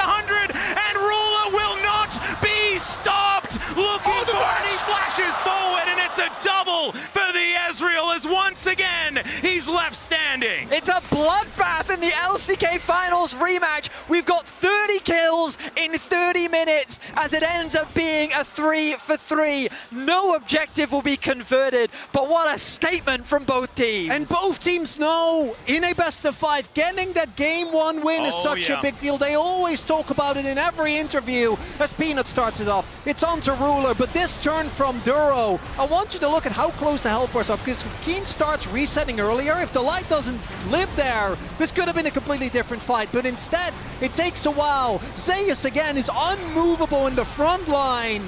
And what a bunch of crazy team fights! I mean, another flick onto Chovy as well. Zeka has hit so many in the middle of team fights. Yeah, I mean, I was going to say, it felt like the Chovy was in the bounce house, that fight, because knockouts from Zeka, knockouts from Zeus. He was doing his best to dish out what damage he could. The wall from Zeka as well was so impactful, making it difficult for Chovy and for Canyon to get involved in the fight. But the amount of time that Duro's ultimate bought was so significant to allow for Gen G to fight back. Ruler, 5, 1, and 6. He's only died once, which is when he got caught in the mid lane. His positioning in these fights has been so important to the success of Gen G's team fighting. But it feels like it's hard to say who has a clear advantage in this game. The Dragons are even. Baron spawning in 30 seconds. You have to imagine the ones that next objective falls, that will be the thing that gives a team a clear advantage. And it was, I think, the only thing that we didn't get from HLE so far here at Worlds was the quintessential Viper's gonna do it game. And 8-4-4, this guy has been the linchpin for this team. I think if they're going to do it, it's going to be with him as Chovy just walks his way out of there. Oh, and if he dies there, that's a free Baron. Home Alive might still try to make a play for it, but they know teleport comes in from Keen. Yeah, vision absolutely everywhere here for Gen G as Duro makes his presence known. Keen spotted with the tremor senses. Canyon tries to get in there, but he just blast cones his way out. Keen has also found the knock-up onto Zeus. It could have been the mistake as he throws down the ulti. They look for a bit more, but it's Ruler that's dominating. And now it's a 4v5 in Gen G's favor, and they're looking for a Baron themselves. HLE, they do not want to let this go, but I think they might even have to as Canyon goes in, seismic shove. Not going to quite find it as Duro finds another Pop Blossom onto everyone that was left, and then it's mopped up by the Aatrox. The Wombo combo is beautiful from Gen G as they hunt down the retreating HLE members. Canyon, the smite of the team, doesn't even care about being in the Baron pit. That wasn't their objective. They wanted to win the fight, and they want to win game 1. And it's the fact that the turn on Canyon doesn't work out. That blast cone saves his life. Zeus, as a result, is in an awkward spot because they don't trade 1-for-1. The entirety of Hanwha was trying to take down the top laner, and it doesn't end up working, and now Hanwha Live, just like that. That might be game 1. Yep, Peanut's back was stopped this entire time. Nexus turrets now lie in ruins as this. He's trying to protect it, but it does not work. First Nexus is claimed by Gen G. But man, that was a banger. An absolute brawl in game 1. We knew the objectives would be the thing that decides it, but my goodness, what a back and forth. What an excellent display of mechanical skill from both sides, and small decisions could have been the difference maker of who took game 1. And I actually had some doubts when this Pantheon was locked in. I'm like, you cannot throw cheese at Gen G. They eat that up. But it almost worked. It's absolute insanity. Let's throw it back to the analysts, see what they made of it. Thank you. Thank you so much. We'll give you a little break, of course. Hello? Can anybody hear me? Yeah, I mean, what an incredible game coming into this. I was so hyped. I knew this was going to be a banger, but I did not expect it to get to this level. I also take issue with Atlas calling it cheese. Yeah. You know? Oh, they can't hear us, but we can't hear each other, so keep talking. This is sick. Yeah. So anyway, yeah, we had a ton of, there we go. For viewers at home, we could not hear each other or anything. As we see, again, I take issue with Atlas calling it cheese just because I think these team fights were so close. They were so back and forth. This was such a delight to watch. Duro was so insane. with his Pop Blossoms in this, set up by the Canyon Wukong, set up by Keen's amazing frontlining. It was just so amazing. And that was the thing, like at the start we were like, all right, this is all the Delight game. This man is everywhere. He's doing so much work on the Pantheon. And then Duro in these fights was fantastic, but Delight got baited here because Canyon outplays him entirely in the HyperX Reflex replay. As they go for the all-in, you manage to get barely out of this as Canyon manages to get the W away and set up perfectly for the play. Yeah, that was so huge. Him being able to escape the Sejuani ult, set up everything with the Wukong. Duro comes in with the Pop Blossom. It sets them ahead. But that wasn't even close to the deciding team fight of this game. It wasn't. I do want to call out the fact that we set up so much about Canyon versus Peanut and Peanut having to make that run. But for me, Canyon was sovereign in this first game and not necessarily as usual maybe where he's making a hell for the enemy jungler in his ganks, but his decision making in some of the most important decisions in that Dragon fight early, in that Herald early, really showing his class. But as Emily said, it didn't really matter that much. Yeah, I mean, these team fights just ended up being so back and forth as we watch this fight back. Amazing Pop Blossom coming through from Duro again. And just watch how Keen front lines here, because I thought he was so good in this team fight, getting onto Zeka, is able to get onto Viper finally at the very end, set up for this Ruler triple kill, flashing the Samsung emote. So good. Look at the damage coming out of these 80 carries. Gen.G reigns supreme in the team fights. It's been the story for the last 6 times that these two teams have faced off against each other. And once more, Canyon on this Wukong was incredible in setting that up. And HLE, they tried their damnedest, but with players like Ruler who are firing on all cylinders on the Ezreal, it just made it impossible. We also had over 1 combined kill per minute in that game. Insane. 1.05 for these two teams, so just absolutely incredible. This is also a super cool photo that LoL Esports posted earlier. Viper and Ruler, but this was of course in 2021. Yeah! Viper was on EDG and he beat him and then won the World Championship. Emily, it's crazy how these storylines are converging. There's so many storylines between these two, but these two AD carries, such staples for their team. Both ended up in LPL for a little while. They faced each other when Viper did win that championship with EDG, like you said. Just so much history between these players, these two teams, and an amazing first game to kick us off. Absolutely amazing that we got so many team fights, and hopefully HLE can bring us to a next one. And it's not immediately match point for Gen.G because I want more of these two teams going up against each other. We'll take a quick break and we'll be right back. They do not want to let this go, but I think they might even have to as Canyon goes in, seismic shove. Not going to quite find it as Duro finds another Pop Blossom onto everyone that was left, and then it's mopped up by the Aatrox.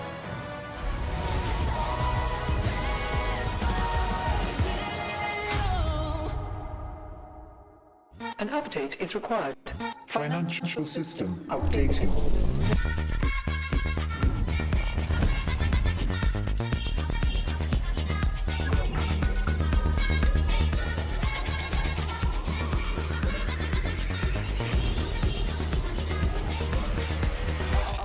System updated. We will dance together. The future of money is here. Feels good.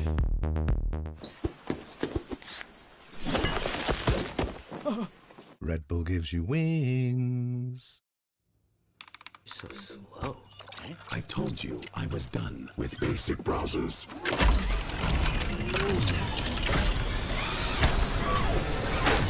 Your setup wants Opera GX, and you're holding it back.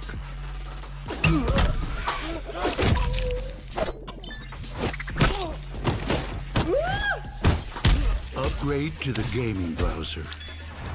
Download Opera GX. The greatest players in the world are here. They can just burn this one down. Oh my god, he'll forward by 9! You are going to see them like you've never seen them before. Rocked it will as the Arcane Storm doing so much work, and Gen.G, they are just going to ace them. 누구 만나도 이길 수 있다는 자신감 정도로만 생각하고 있습니다.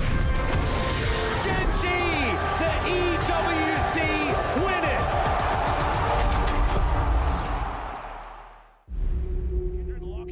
Drake is now Doran. Decent position. Double break down my walls, but I won't rise again. Cause I stand tall in my environment. How could I ever close my eyes and stay silent since they try to take me down with their violence? Oh, they go back in. Betcha flashes in, and down goes Knight.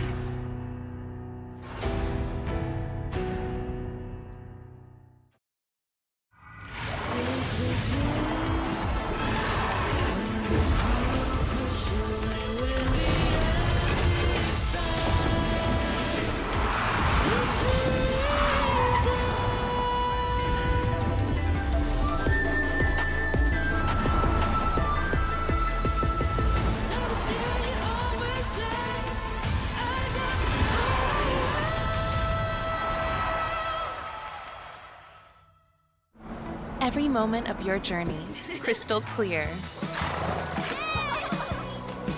Landscapes, absolutely stunning. Close-ups, sharp and full of vibe. Group shots, packed with detail. Zoom in on one face, still flawless. Colors so real, every scene, every smile, unforgettable. Oppo Find X9 series, Hasselblad telephoto, zoom into detail. I got this old thing and the bill from the store where I got it. Figured you could beat it with a better deal on one of these big boys. It doesn't work that way. Guess you're not as cool as Verizon. Bring in your AT&T or T-Mobile bill for a better deal. You don't know that?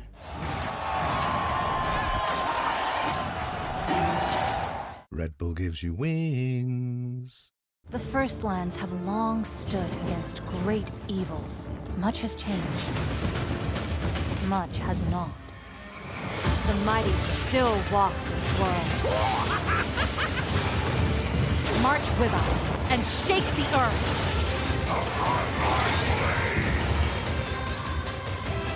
Eternal aspect. Watch our battle. May the stars finally become our allies. Even you, gentle hearts, show us your hidden power.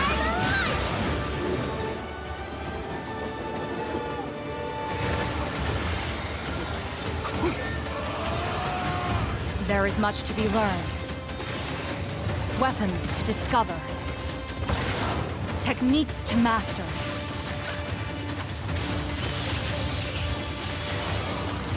The path of history turns always to balance. So let us remind them how this story will end.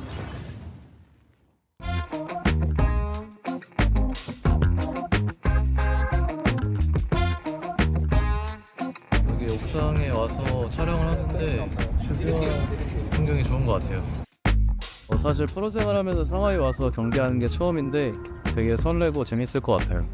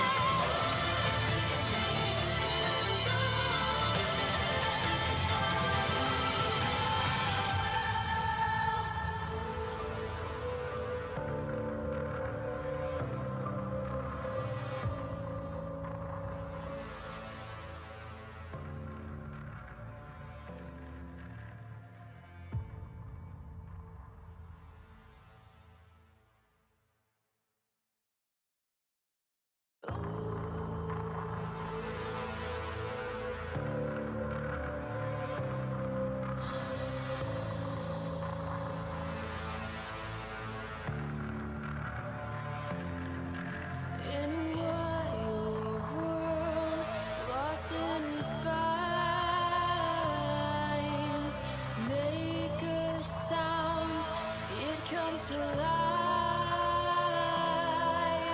Scream and shout, tell it to the skies. Make it loud, reach for the satellites.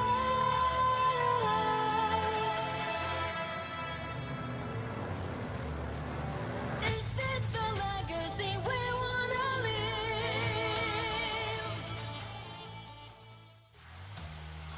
Welcome back, ladies and gentlemen, to Worlds 2020. I almost said LCK. I did, because we do have Genji versus HLE. If you missed the first game, what are you doing here? Go back, watch it. You need to watch it. Yeah, That's very important. This is way. I love my LCK, but this is way better. Let's be real. That game one was crazy. There was a modicum of violence, one could say. I would say so. I would say. I mean, it was an absolute joy to watch. It really felt like that at every moment the game could go either way. And we're going to be jumping straight back into our champion select, presented by Omen and HyperX. The question once again becomes, with the Wukong gone, Azir and Orianna, those were the bans coming through from the side of HLE on the red side, but now they have first pick on blue. Yunara going to be removed from the side of Genji. Now the Scion makes its way onto the ban list. Yeah, we were wondering where this Scion was going to crop up. Kind of ignored in the first game, but is now put to pretty high attention. And with 10 champions already removed, a lot of them being very high priority, he's only going to reach higher heights there. So is Genji going to ban Azir here? Is my main question. I think either you ban both Azir or Orianna, you could look for the trade, which many teams have done. But knowing my LCK teams, I wouldn't be surprised if either we're going to see Chovy's Yone again, or we're just going to ban it out. But with the Aurora being taken off the board, it does feel like that trade might very well be imminent here. Yeah, you could, on the other hand, just not risk it and ban it away here on blue side for HLE. But I do kind of doubt that that is where they're going to be going. As far as other champions whose stocks have risen, things like the Jarvan and the Xin Zhao for the jungle, going to be big deals, and the Vi is another big one. That one's going to be taken away here. Both Peanut and Canyon love that champion. And Bessa so we'll be taking that one away. Also open. That's was a banned big in game one, and we all know that Zeus is a big advocate for the Ambessa on the top side of the map, but with the Vi taken away, perhaps lowers the priority. We'll see where that one falls. There's the Rumble. So, the mid lane trade. Show it to us, HLE and Genji. Will we be getting it? Or perhaps do you have something prepared? Or is it leave up the Azir and then pick Zek as Yone? He's pretty good at that one. Looks like that's not going to be the case at all. No. We're just going to take away the Pigeon Man, and that is going to be there. So, Ambessa Orianna? Orianna Jarvan as a possibility. Obviously don't love Jarvan into Azir just because of his ability to dash away potentially, or even ulti, but just as a combo, Jarvan plus Orianna. We know that Jarvan hasn't had the most successful time here at this year's World Championship. However, in conjunction with the Orianna is a real threat. Nocturne is another one to always be very mindful of. Well, it is just going to be that J4 that you were talking about. Canyon not wasting any time at all.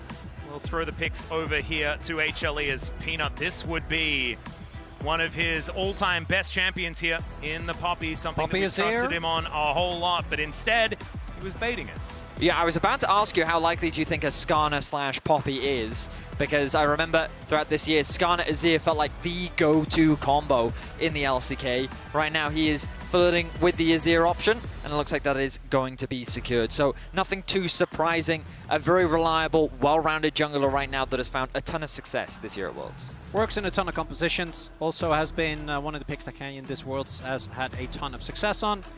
So the Azir Orianna trade is something I want to go back to for a little bit, because it does really feel like you can argue that post-6, the Azir has a lot of playmaking potential. Orianna without flash is a sitting duck. If the matchups were traded, I'd also feel pretty good about the laning phase prospect for the Azir, but Chovy in lane on Orianna has been a menace, as this time Delight does get access to his Poppy, and just into Jarvan alone, that is a nightmare. I do think that the Jarvan pick will have a lot of good picks into when it comes to AD carries. Both Ezreal and Corki are already gone, and outside of Lucian, a lot of the other AD carries do struggle playing into Cataclysm. Yep, and the Poppy as well is theoretically able to deal with the Ambessa if she's in the same area. Or Cassante, certainly a lot of dashy champs to be used towards that top side. So now Genji, difficult choices to make. They will just be taking away their support, as well as the Nautilus is locked in here for Duro, a man who played so well in game number 1. See what he can get done here on the Big Daddy. And one of the main reasons we've seen the Nautilus picked a lot into Poppy is because if you time the hook right, if you do get knocked away, you can tank the ultimate, find the hook, and remain in the fight. And it's been something. Was it Duro that was doing it like Yes, consistently? yeah, it was.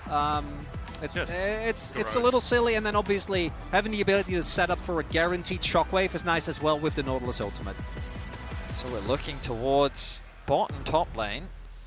And Genji says, hang on, Zeus, we know you play carry champs. That Rek'Sai won't be fooling us. Oh, they're eyeing that. If I see Drax bans, they're eyeing that Cassante on 4.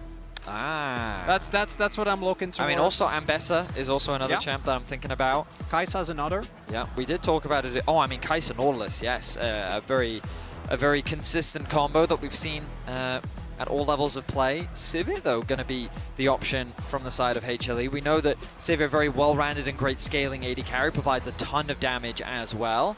I do really like the Sivir ban here because it's only pickable by Genji.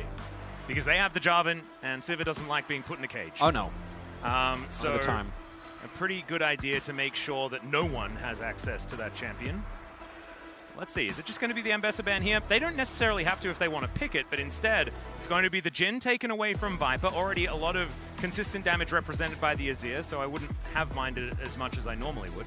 Jhin is also one of the champions that can play out of Jarvan's effective range, so you're not really at as much risk of getting taken down by him. Also might be a showcase of Genji wanting to go for something with a little bit more of a weaker laning phase, and Jhin obviously can be a big lane bully. As we will see what the final ban will be here, as Renekton going to get taken away here for Keen. I was expecting Kai'Sa to be banned. Yeah. Something that you mentioned earlier. I feel as though this should be an easy lock-in now for Genji, unless they really want that Cassante. Do they want that fairly stable top side of the map? Of course, with Poppy, Azir, I really don't love a blind Cassante here, especially with Zeus' room to counterpick, even if his counterpick options are a little bit more limited.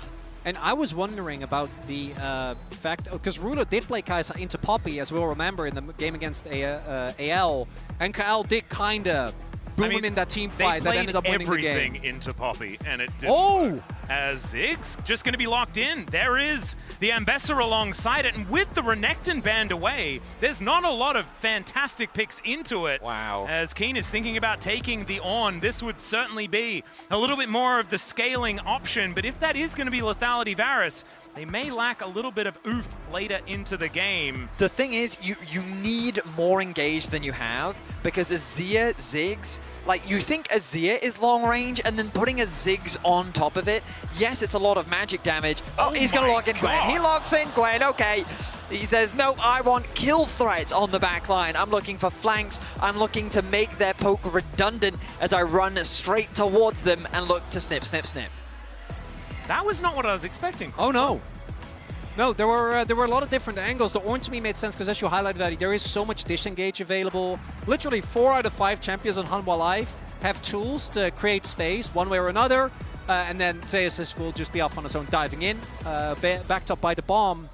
This is a lot of faith being put in Keen. He was one of our Gwens that, as Atlas highlighted earlier, no matter what the game state was, could find an impact. I'm mostly worried about Ruler because I think that playing Varus, either variety of Varus, into Ambessa and Ziggs is going to be a really unfun time. If you get clipped by anything and the bomb comes on top of your head, you just don't get to play the game, and I think that's why they wanted to go for the Gwen to add an initial damage source if Ruler doesn't get to play the game. Bit disrespectful to Zeka as well, because we all know exactly what happened in the Varus versus Azir matchup not too long ago. A lot of lore there. Yeah, there's a little bit of lore there, but we'll see whether Zeka is going to be able to replicate what Faker did, or whether it is going to be more on the other side, whether Ruler can overcome his demons. I just love that HLE is coming in with what we expected, a lot of preparation in this series. Game 1, we saw the Pantheon. Game 2, bringing out the Ziggs already with this Azir-Ziggs combo, a combination that, to my recollection, we haven't seen this year, but it is very long range, it is a lot of magic damage, but if you itemize that much magic resistance, well then, that's Zeus' time to shine with a Xin alongside him. The dive threats are there. We're jumping into Game 2 of this best of 5 between HLE and Genji, a rematch of the LCK finals as both these teams fight for a semi-final spot. Yep, and as we said earlier on, if you missed Game 1, go back and watch it. You need to. It was absolutely unbelievable. Just have them side by side. Yeah, that you can won't have be them side by confusing side. at all. Yeah. There is a little bit of downtime, but honestly, not as much as we were expecting, to be honest. I mean, we had a very slow early game, and then we got many kills. We did. Yeah, we didn't really ramp up as we do take a look at the head-to-head here between Genji and Hanwha, and it all kind of went all right for Hanwha when they were up 2-0 in road to MSI. Oh, God. That's when the good times ended. Up until that point, this team had been really at the forefront for the LCK. Genji really struggling with implementing Dura, which if you hadn't watched all year, you're going to be like, what are you talking about? Having watched the last game. I mean, the most interesting thing to me was it felt like that coming into MSI, these were the two best teams. They were. And so then to not have HLE represent at MSI was a surprise. And then coming into Summer, or the Split 3, I heard the conversation about, oh, well, you know, HLE have fallen off in the regular season, and T1 is clearly now our second best team. And then Katie ruined everything. And then HLE found themselves in the finals once more. Hey, you can't be mad at the agent of chaos for creating chaos. That's just what they do. That's true. You know, that's why they're there. It feels like a beautiful culmination of what has been. Keen's running with scissors, and Zeus needs to get the heck out of the way. Snip, snip. One more would have done it, but he holds position. Flash is not traded, as Keen knew that he couldn't confirm the kill. Didn't want to make himself too vulnerable, but Zeus, he's not going to be able to get back to this wave, like, ever. He does decide to do so, as now Keen could be the one to Keen had the scissors out and chops him down. It's a solo kill in the top lane. This is an amazing demonstration of why pots are so important. Zeus popping the pot early on in the fight allowed him to survive the initial retreat. But Keen had another one. So when he goes in for the second engage, that extra tick of HP buying him enough space, and then Keen with the return damage ends up getting the outplay. And I think Zeus was expecting to be able to burst him down when he went back in. But Keen is Conqueror stacked, and he's just quick enough with the auto there. Well, I think flashing away allowed the time for the auto cooldown to come off, so that when he then flashed to follow up, he was able to land that auto just before him. Wow, Keen with first blood here in game 2. And with so many of us talking about Keen as the best to do it, it's looking like we're feeling pretty good about that distinction. We'll just have to see how this series goes on, because, man, it was close. Zeus, of course, going for the three-peat. Keen looking for his first Summoners Cup after being able to qualify in the LCK with every single standing position. Only recently picking up his first trophy, being able to augment that with another. Has not reached the highest of heights. Zeus spending some time away from the Gwen, as we can see here. Yeah, is unrelenting, despite the fact that he, I want to say, got solo, put himself in a position trying to look for the all-in. Obviously didn't work out. I think they do know what Canyon's pathing has been, so he felt safe knowing that Canyon most likely would be on the bottom side of the map, playing his camps there. Is Peanut looking for something, but not going to find it just yet, as the first Drake about to spawn in 30 seconds, as Chovy keeping the pressure on Zeka here. And this is a matchup that we've seen sort of traded throughout this tournament. Chovy has always just walked at his ears in this lane, and as we can see here... Still doing it. Yep. Zeka down to 100. I think it was Chovy versus Showmaker. He just walked into lane and just killed him. And there was nothing that Showmaker could do about it. It's not how I expected the matchup to go, but it's just kind of how ruthless he is on this champion. And that seems to be happening once again. Only a slight lead as far as CS is concerned. We'll be teleporting back as we've got a bit of a scuffle here towards this bottom side. Heroic charge, not quite doing too much as Keen trying to get the damage down onto Delight. There's the hook, but it doesn't quite hit the mark that they were looking for. Zeus still dashing around, trying to find the angle. Peanut making his way in. He'll get the audacious charge. Wind becomes lightning, and he takes down Duro. Keen gets one back, but it's a double for the man on his last dance as they equalize the kills. I love that the bloodshed has not slowed down from game 1. Both teams looking to get violent on the Rifters. Zeka goes for a bit of a trade, but that bot lane skirmish, the swap had come through from both AD carry players. The top laners didn't want to slow down. If anything, they'd just gotten more summoner spells. The shockwave connects in mid. Yeah, Chovy's still trying to throw this ball around, but you can see Zeka standing here, does have support. the minion advantage at this point in time. And yeah, We do have some backup incoming, just not quite going to get here in time. Flashes still up and available for both mid laners as Gen G set their eyes on this dragon. A big miss there for Duro. He had hit that hook. Maybe they trade 2 for 2 because it did end up being quite close. It's now Duro covering to make sure that Chovy gets to catch this wave. Obviously, otherwise Zeka, the combo of the Azir wall with the Poppy stun is something we've seen many a time. As Canyon, thanks to the timing here, will be able to just get this dragon early on. Delight might be trying to annoy a little bit, but they're not contesting this really, and just going to give up the early objective. Yep.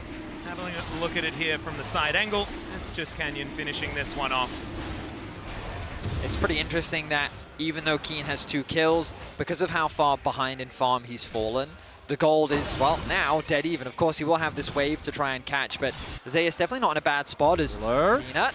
Yeah, looking for a bit of an angle here as Viper throws down Satchel and some bombs, but otherwise not too much else going to come out of it as Duro teleports in with that unsealed spellbook, and they haven't quite been able to take this first plate towards the top side of the map. I really can't get over how slow the teleport is. Oh, the you see turtle Duro just leisurely involved from running towards top. Good TP though, because Zinzao in particular, it's so easy to just stack up your passive from Q on the turret as Chovy. Empress Divide gets flashed. Zeka holds onto his, so next time that ulti comes back again, this Azir might be able to find his target. Of course, Chovy going to throw some damage back, but this is going to give Zeka a whole lot of space. Chovy also holding his flash, not using it too early in the event that Zeka was trying to bait him out. He wanted to wait for the summoner spell before going, but Delight now, Chovy's positioning. He needs to be so careful. Hex Flash. Yeah, cute little Hex Flash does come on over as Chovy gets pushed back just a little bit, finds the double shockwave. Canyon not quite here close enough. But man, Chovy not scared of too much here in this mid lane.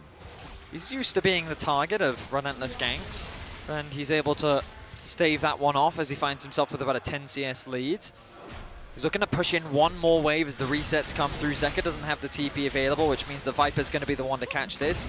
Azir, a champion that's happy to sit in a side lane. Orianna, a little less comfortable just because of her lack of mobility once that flash is unavailable. Canyon going to secure the first grub of the game, and then EQ over the wall to safety. Chovy's back actually interrupted. Yeah, Mega Inferno Bomb comes down as Viper wants to finish him off. Down to 150, but it's not quite enough. As the B-Zig's going to make his way back towards this mid lane, but that is a decent amount of cooldowns now eaten up here, as Viper does need to now wait the longer time for that one to come back off. Will Net unalive the 2 grubs. That really is the most... That's the prize? Yeah, that maybe a mid plate as well. We do see that Viper's currently trying his best there. His matchup in top lane is very volatile, and Keen did get an early lead, but just 1 kill, I think, generally isn't really enough to break open the matchup completely. Really looking at a bit more of a substantial gold lead or some item finishes, which haven't quite come through. As Duro's here. Yeah, a little bit of a face check here from Zeus as he throws out the public execution. Duro, he's going to turn up though, and down goes the Ambassador. That is Feats of Warfare over to Gen G, and a bit of a mistake once again here for the HLE top laner. And that flash from Keen, ensuring the ult doesn't hit. There's not enough damage, and Duro's there. Getting him, I think that crucial extra kill. Now the gold lead is going to start to balloon. And Keen is terrifying when he's died 4 times. Yes. Now he's 3-1-0 on this Gwen, and I know the matchup has evolved over time. Gwen isn't quite the menace that she was before. With this much extra money, she is. That's all I'm going to say. Oh, she absolutely is. She can buy the extra base armor, you know? Yeah, I mean, the thing that I'm most interested in is how well Gen G can close the gap. Because right now, HLE's composition would love to draw a line in the sand. If you imagine Gen G starting on a dragon, they're going to poke you with sand soldiers. They're going to throw Ziggs bombs at you. They want to chip away at your HP before threatening a dive. Ideally, they might even just approach a fight, ult onto Ruler with Viper, take 50% of his HP, and then say, okay, now what are you going to do about it, Gen G? But if HLE are first on the objective, and HLE feels sort of trapped by that objective, it then becomes a lot easier for Gen G players to find that collapse. So their approach around these objectives, the setup is going to be very important as you keep your eyes on Keen, who's going to constantly be looking for flanks. I actually really like this lane assignment from Gen G. I don't know if they were the one that started it, but having Chovy in top instead of mid means that it's a much heavier investment to punish the lack of flash, right? Because the jungle or anyone who roams actually needs to go up to the top side of the map, which opens up a lot more cross-map compared to being in mid, as we do see Ruler getting sufficiently bullet, as you would expect in this matchup, as Ludens is done for Viper as well. and that is a lot of damage onto anyone that is squishy, and Ruler definitely falls within that. Look at this setup we've got coming through from Gen G as they just have this beautiful array of wards neatly lined up all around behind the Dragon, ready for some potential TP flanks. Some of that vision is now going to be cleared out from the side of Gen G, but sorry, from HLE. But this vision control is just a great demonstration of Gen G being very aware of how they need to set up and be ready to contest this Dragon spawning in 20 seconds. Yep, exactly. Coming up very, very soon. And Gen G pretty excited about collecting themselves 2 in a row, setting up for that soul point that has been so important this Worlds. Didn't quite get to see it too early last time around, but this time could be an opportunity to do so. As you mentioned, HLE clearing things out. They do so, but not all of it. There's now Viper going to be teleported on, but it's going to take a little while, and Chovy does pick up the wave, but Viper comfortably removes his. Zeus, even though he is down gold, has been able to keep it not too far away from his lane opponent. Was up to 650, I think, at some point. But more importantly, Zeus is, I think, in this composition, merely a tool. He does need to do late AD, or a lot of AD moves when we get to late. But right now, if he ults either Chovy or Ruler, and Viper can ult, he's already done his job, right? There is a lot of power in the ability for him to lock down a target in the backline, but he does need to hit those ultimates, and we have seen that with Ambassador that can really be a struggle. As Drake fight imminent here, gentlemen. Yep, and speaking of hitting ultimates, the Poppy as well is going to be instrumental. Delight needs to get rid of some of the key pieces here on Gen G, because that way they can set themselves up to just take things. And Gen G won't have the opportunity to get in there and do anything about it. Of course, Keen, going to be a difficult target, right? He's got the mist he can slink into and won't be hit away, but there are certainly some other options, and Chovy and Ruler don't have a lot of mobility on these champs. Susceptible here to the Keeper's Verdict, but not susceptible to having this Drake taken away, as it is just going to be removed. Poppycopter not going to do too much as Duro finds the angle. Chains of Corruption are going to come down, but Gen G not interested in a fight. They got what they wanted, and it is a Cloud Soul here, set up here for Soul Point for Gen G in 5 minutes' time. I really thought HLE would try to contest that more, but it seems that they're not confident enough, given the spikes that they have, to actually try and contest this right now. Because you look at Chovy's itemization, he prioritized upgrading his boots before completing his first item, which made me think that, oh, HLE would say, well, we've got first item on our mid laner, first item on the Ziggs, so let's try and contest this objective. But instead, they're playing the safe approach. We know that they have good scaling on their side, and there's no obligation for them to force anything too early, but if they concede too much, then Gen G could potentially run away with things. For now, though, the gold very even. And in my mind, I have things that Orc says, because there's a Ziggs in this game. So far, not too many plates have been taken. We've got 10 seconds until they fall off completely. And you can see here in the top lane, looking relatively pristine. Same can be said for the tower on the other side. And here in mid, it's only 1 or 2 that have been taken. And so as they do fall down, let's see whether Viper can get himself around and start using this satchel to be that demolitionist we know he can be. That ward is pinged, so Canyon should be aware of everything that's happening. Chovy just finished his Blackfire Torch, and I do think for Gen G it's a big deal that they have these two dragons, because while there are parts of their comp that skill really well, right? I think that Lethality Varus actually skills a lot better than he used to. Orianna is kind of a no-brainer, same for the Gwen. As you have highlighted repeatedly, Vedi, once Zeka and Viper get to a point, if your engage isn't immediate and crisp, you're just going to get poked down. And I think Halma Life, with the level of play they've shown today, are going to need to be goaded into fights they don't really want to take, and Dragon is the best tool for that. Yeah, I mean, I think Gen G just have to be fast, and we know that they're a team that can definitely do that. You've just got to find the right window to do it. Yeah, and straight comes through from Zeus onto Keen. As we're getting ready for the Herald. 5 seconds time, Gen G's in position once again. Resets have come through from HLE. No TP available on Zeka, but he's going to get back out onto the map quickly. Gen G yet to start this one off as Zeus getting that push on the bot side while Delight provide this cover. Yeah, he is seen on that ward as well, so that should spell the start of this Rift Herald. And that will indeed come on through. So Canyon wanting to put that one together. We don't have feats of strength down just yet, but this will mean it for Gen G.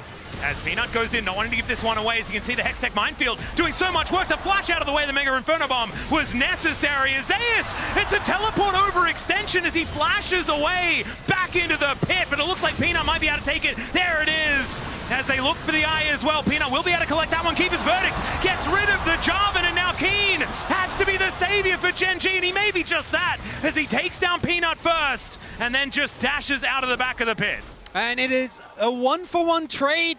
But Hanwha going to be happy with that one because they got the Herald, denying an opportunity for Gen G to really keep accelerating the game, taking the crucial objective.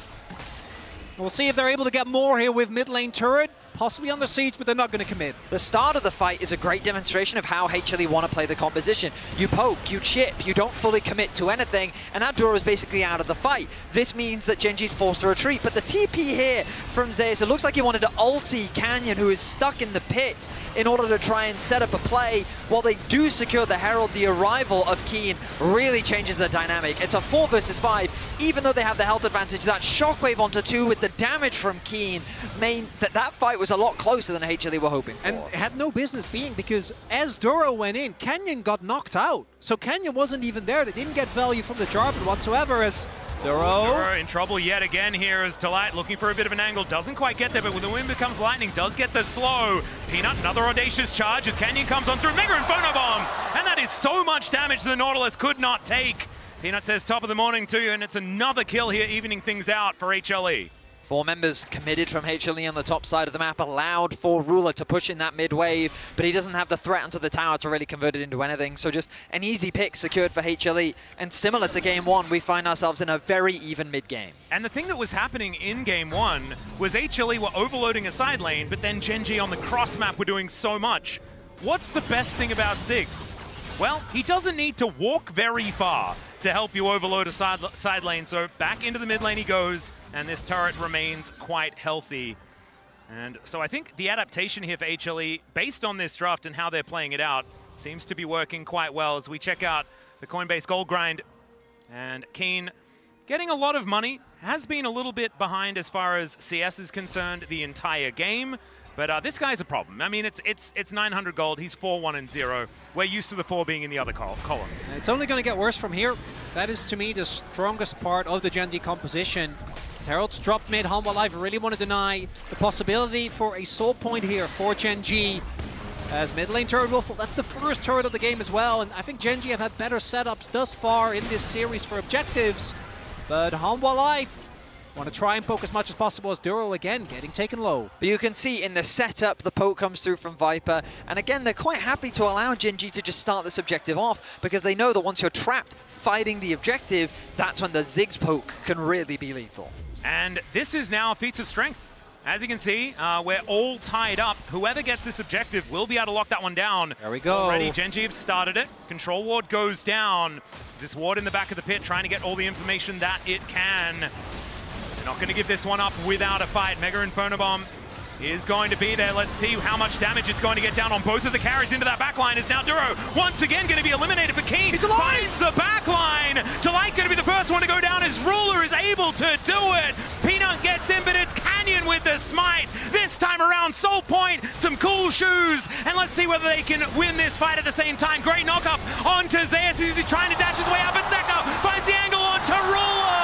The Emperor's Divide will find it again as Zeus is able to take down Canyon. HLE, a gorgeous team fight. Only Chovy is left alive as Gen G walk away with the dragon, but HLE find the fight. A fight on multiple fronts that looks so scrappy at the very start, but it goes the way of HLE. And I want you to look at Keen. He is most of the money, most of the threat on Gen G.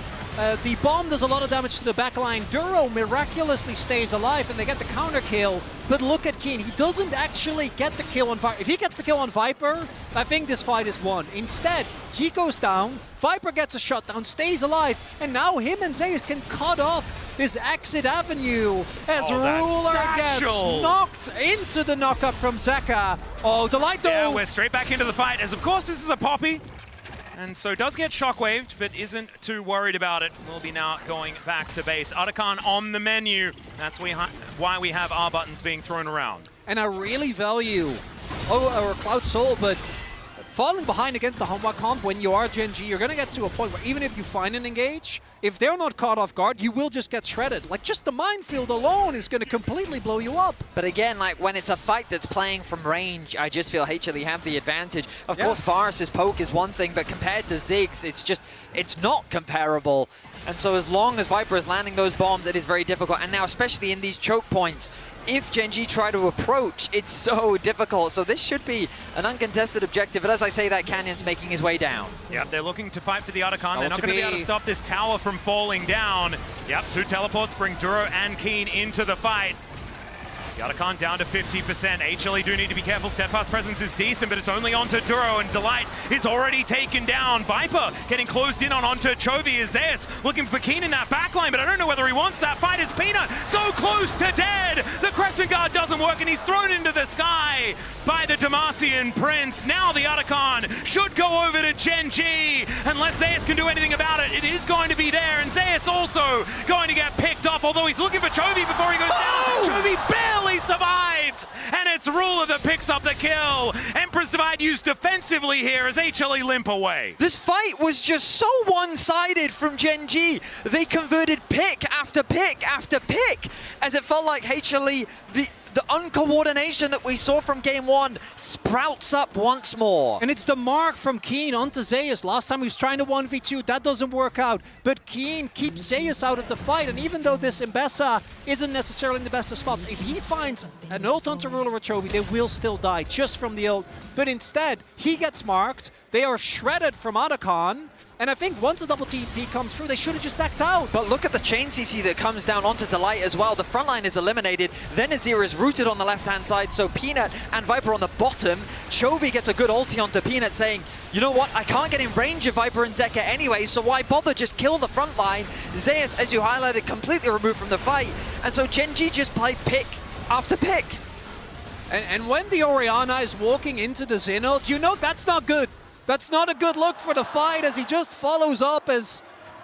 I want a supercut of just Helper's expressions. Yeah, I know, it's the roller coaster of emotions. This guy, you can really tell what's happening there in that room. As you can see, it is 32-4 on the pedal count. So that gold that you're seeing being very even is actually about 2.5k in Gen G's favor as far as stats. And I really thought that last fight would be so much harder for Gen G to play. We talked so much in draft about the disengage that comes through from HLE, the amount of range that they have to play with, and I thought that as Gen G approached that objective, they'd be taking way more poke than they actually ended up taking. And it felt largely because of HLE's positioning, and it was something we talked about in the first series. Gen G's positioning around these neutral objectives is extremely good, and HLE can't quite find the poke that they need to win out on these fights. And now, Humble Life, they need to take this fight. They don't have a choice not to. You're looking down Soul Point. I want you to look at the summoners on the enemy team. I think even Keen will have his flash available. All these sums are up. You are pushed into a fight before Viper has hit his third item, before Zeka has hit his third item. Because if you don't take this fight, you're in deep trouble. If you do and lose, you're in deep trouble. And Humble Life want to stay away from that 0-2 deficit. Because even though Gen G was in the same position against them way back in the road to MSI, and Gen G was able to fight back, I think you're going to be feeling a lot more confident if you're not there, as Humble Life, they know they have to take this fight. Let's see what they can actually get done here. Like you were saying, Cloud Soul going to make this poke comp difficult to play as Chovy going to get cornered here, but gets out of the way of the bomb. They did manage to take him down in the end though, as Viper is untouched. Keen gets in there, he's in the mist looking for Zeus, but the needlework doesn't quite connect, and now it's him that has to flash away. A blast cone is going to be there for him and Ruler to stay safe, but this dragon belongs to HLE. And it's Peanut that finds his old teammate, takes down Chovy. And that is Soul Point denying Humble Life, showing that Gen G had to work for it in game 1. They're going to have to work for it in this one. The beauty of these teams is nothing slows their momentum down. He stacks up the Q on the control ward, flash knock up, follow up. Even though he flashes away to safety, it's that engage from Delight to connect him to the wall to allow for HLE to find themselves another kill. Once Keen is in, the rest of his team just cannot follow. He's forced to retreat, he flashes away, and HLE deny the soul from Gen G. The fact that it is only one kill, though, means that the gold is going to remain pretty similar. Some crabs being collected here as we do have the Baron just spawning, about 15 seconds old right now. Does obviously look a lot older than that, but I mean, technically, it is true. As hey, she's been around, you know, she's I don't not know on very many Summoner's other Rift. Barons, so I don't have much to compare it. What's a baby Baron look like? I can't answer these questions for you, Atlas. Oh, I'm sorry about that. We didn't prepare that one. That's fine. Vedius, do you know? I'm afraid I don't. Dang. My only estimation is that it goes Scuttle Crab, Rift Herald, Baron. Oh, are they all the same animal? I don't think so. Probably but I have not. seen Baron plushies, and those look very cute. They do. Yeah. That might be more of a, you know... Okay, never mind. I know, it's just a small version, but we don't know. Yeah. You know, we could be wrong. And the Void might just do things differently. You never know. You might go from a plushie to a Baron. That might just be the way that it works. But you know what won't be different? What won't be different? Both of these teams will attempt to murder Baron. They will. Will further their conquest in succeeding here in Game 2. And right now, both teams are fighting over vision. You can see the double investment of the control ward. That might seem odd, but it's basically to cover as much of the Baron pit as possible. And Zeka will secure that top tower. That is now all Adder towers finally going down. 26 minutes into the game. Yeah. Just goes to show how much slower this one has been. Not in the kills department, but in terms of the map control. As Gen.G now reclaim that vision control, clear out what vision HLE have set up, and now the dance begins once more. Well, back here, as you can see, Zeus moving up to this mid lane. Still has teleport. Keen is going to shove that wave in. It looks like Gen.G now with a little bit of an advantage. Ambassador forced to move down towards that bottom side once more as the pendulum swings back once again. Level 15 for Chovy, so close to that shockwave level 3. Viper with the most gold in the game is great news. If you're an HLE fan, you love looking at that because this guy is going to be a huge part of the win condition. Him and Zeka needing to get things done later on. We're also already in this game seeing the value of the Ziggs, because I guarantee you that mid lane turret would have fallen otherwise. But Ziggs' wave clear is just so insane, as Delight has been the #1 engaged target for Gen.G. Been able to consistently find him with those ults from Ruler. Has flipped the game on blue buff? Yeah, let's do that. I think that sounds like a fun idea. We've got teleports committed. As now Delight going down incredibly low. Keen is just going to chop him to pieces. The Poppy's not there, but the Emperor's Divide is going to try to punish. He wants to take Viper with him. It doesn't quite work. And now they look to go in. It's a beautiful Cataclysm to break up the fight as Canyon also able to walk his way out. Peanut, he couldn't do so, as now Ruler is trying to do what he can. And the flag takes down the Xin Zhao. Gen.G with 4 left standing managed to win the fight. Keen takes things into his own hands as he runs down the HLE support, turning this into a chaotic skirmish, which Gen.G walk away the victors. Now there's no jungler on the side of HLE. This Baron will be uncontested, and Gen.G, just like that, take firm control over Game 2. And it sets up into that Soul in 1 minute and 15. Dragon is gonna spawn. And Gen.G this time around should have a much better setup than they did last time. Peanut then found a beautiful engage. But here, I was just kidding, but it's again Delight that I think baits the rest of the team in. They go so aggressive in this defense, and then Keen, even though it goes down, as you highlighted, Vedi, he does his job. He absolutely does, taking Viper out of the fight as well. Zeus goes in a little too deep as he tries to work with Peanut to threaten the back line. But now it's Gen.G that's in the position of authority. They poke down their opposition. A nice snipe comes through from Canyon, connecting the E. And the frustration on the face of Peanut. Yeah. Helper, not as much as far as frustration is concerned, as now Gen.G with this siege set up. Zeus able to dash his way out of dodge as Peanut just looking to clear out whichever camps he can find. This inner turret is still going to be difficult to take. We talk about, you know, Baron being a really good thing to be out of siege. It's still Ziggs. So, but to get a lot of work done as far as killing these minions are concerned, and Keen probably going to have to be on that split to make something happen. Ruler. I don't think Keen has the Baron at this point either. So if there is just a Mega Inferno Bomb thrown at that wave and it's just Keen that's there, he knows. He's got to. He's aware of this particular position on the map. It's all right, Gen.G set up now for this Cloud Dragon.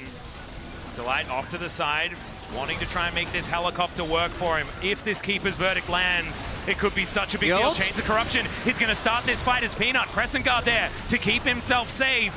And now the flash in, he gets to the turret, he managed to cancel it! Public Execution is still going to be able to find Zeus away into the backline, but the Cataclysm is there from Canyon to buy the space, and Zeka goes down! Zeus is going to follow suit, and he tried as he might, but Gen.G are going to win out, and even though they lose, the Drake might be able to take even more. Peanut steals away the dragon, but the cost was so much. Genji, they're hunting, they're fighting, they're trying to deny HLE from getting back to base, because if they stop Viper, then the wave clear disappears. With the Baron, they're setting their sights on their first inhibitor of the game. VTPs, 40 seconds, initial highlight, Vedi. If any other member was alive, I think they're just cooked, but it's Viper that's still there. Oh, Peanut gets a whole lot of his health back, but unfortunately, Chovy's orb is now doing a fair bit of work, and he's able to put him down. But the Nexus stands, at least for now. They weren't able to kill it with the Baron pushes. We take another look at the fight. Duro connects a beautiful hook. After Peanut gets chunked out, you're going to see it here. The disengage, the hook onto Zeka as the shockwave connects as well. Just beautiful layering of CC. The fact that Peanut gets a smite in the midst of all of that is just absolute chaos. And then Canyon finds the ultimate, jumping over the wall while Zeka tries to disengage. And you can't kite back. If Canyon's going to be able to always find it and just puts him in a cage, then you're just not going to be able to do anything about it. 4.5 thousand gold is going to be the lead here for Gen G. Can't put the pigeon in the cage. No, you're not allowed to. I mean, they did do that quite a lot. I mean, metaphorically, in this game, they need Zeka. Yeah, you should have. Not this pigeon. This pigeon's an emperor. All right, now he's being... They're threatening to bury him right now. Yeah, they certainly are. And Zeka, he's definitely not had a bad game by any means, but Gen G, just their team fighting is unbelievable.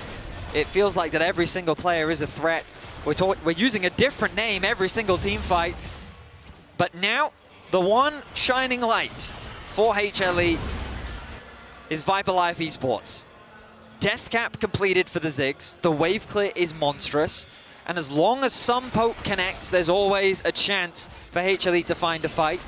Gen G wisely looking to play through two lanes. They have Keen moving over to mid. The split push threat of the Gwen is going to be something that HLE will be forced to divide their resources to have to deal with. They can move between mid lane and top pretty comfortably. This inner turret hasn't really taken damage though. And at 32 minutes into the game, that is pretty impressive. And Ruler is basically feeble. They also went Gathering Storm. So like he is actually doing a good amount of damage here. About half an item away from fully complete. And I think they need to play on opposite sides of the map because otherwise the 6 wave clear is just too much. Duro may have found Zeus here. Chains of Corruption to land. Can they blow up the Ambassador? It'd be so important, but the Mega Inferno Bomb is going to buy some space. Man, that piercing arrow got so close. And it is going to be Zeus making his way out. Gen G, a little bit further away from their fountain, so I'm just going to back away. I think Viper actually used his satchel to proc the spell shield, which is why Ruler took about 60% of his health bar.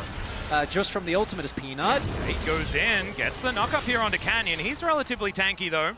Just sending a message at this point in time. Gia intact here for the J4. But you can see how difficult it is for Gen G to close out this game, even with a 4.5k gold lead. They've got level advantages across the board. They have item advantages across the board, but it's not enough when you have a champion that can clear a lot of waves very quickly, which means that Gen G's priority will be the Baron. That siege, the power that it provides with your minions is going to be more than enough to help break apart the base defense that HLE will have. And so now they will begin their setup. They've already got preliminary vision around the river. The push in mid is the most important part. Someone will likely be sent up top to put pressure there as well. And then the moment it spawns, I think Gen G should start it immediately. With Gwen, they have a very fast Baron take, and HLE still have to move through this fog of war. They have two deep wards, I should say, as observers highlight for us. So there are ways for them to get into the pit thanks to their triple TB. Oh, they know it's not being taken in the control ward doesn't spot it.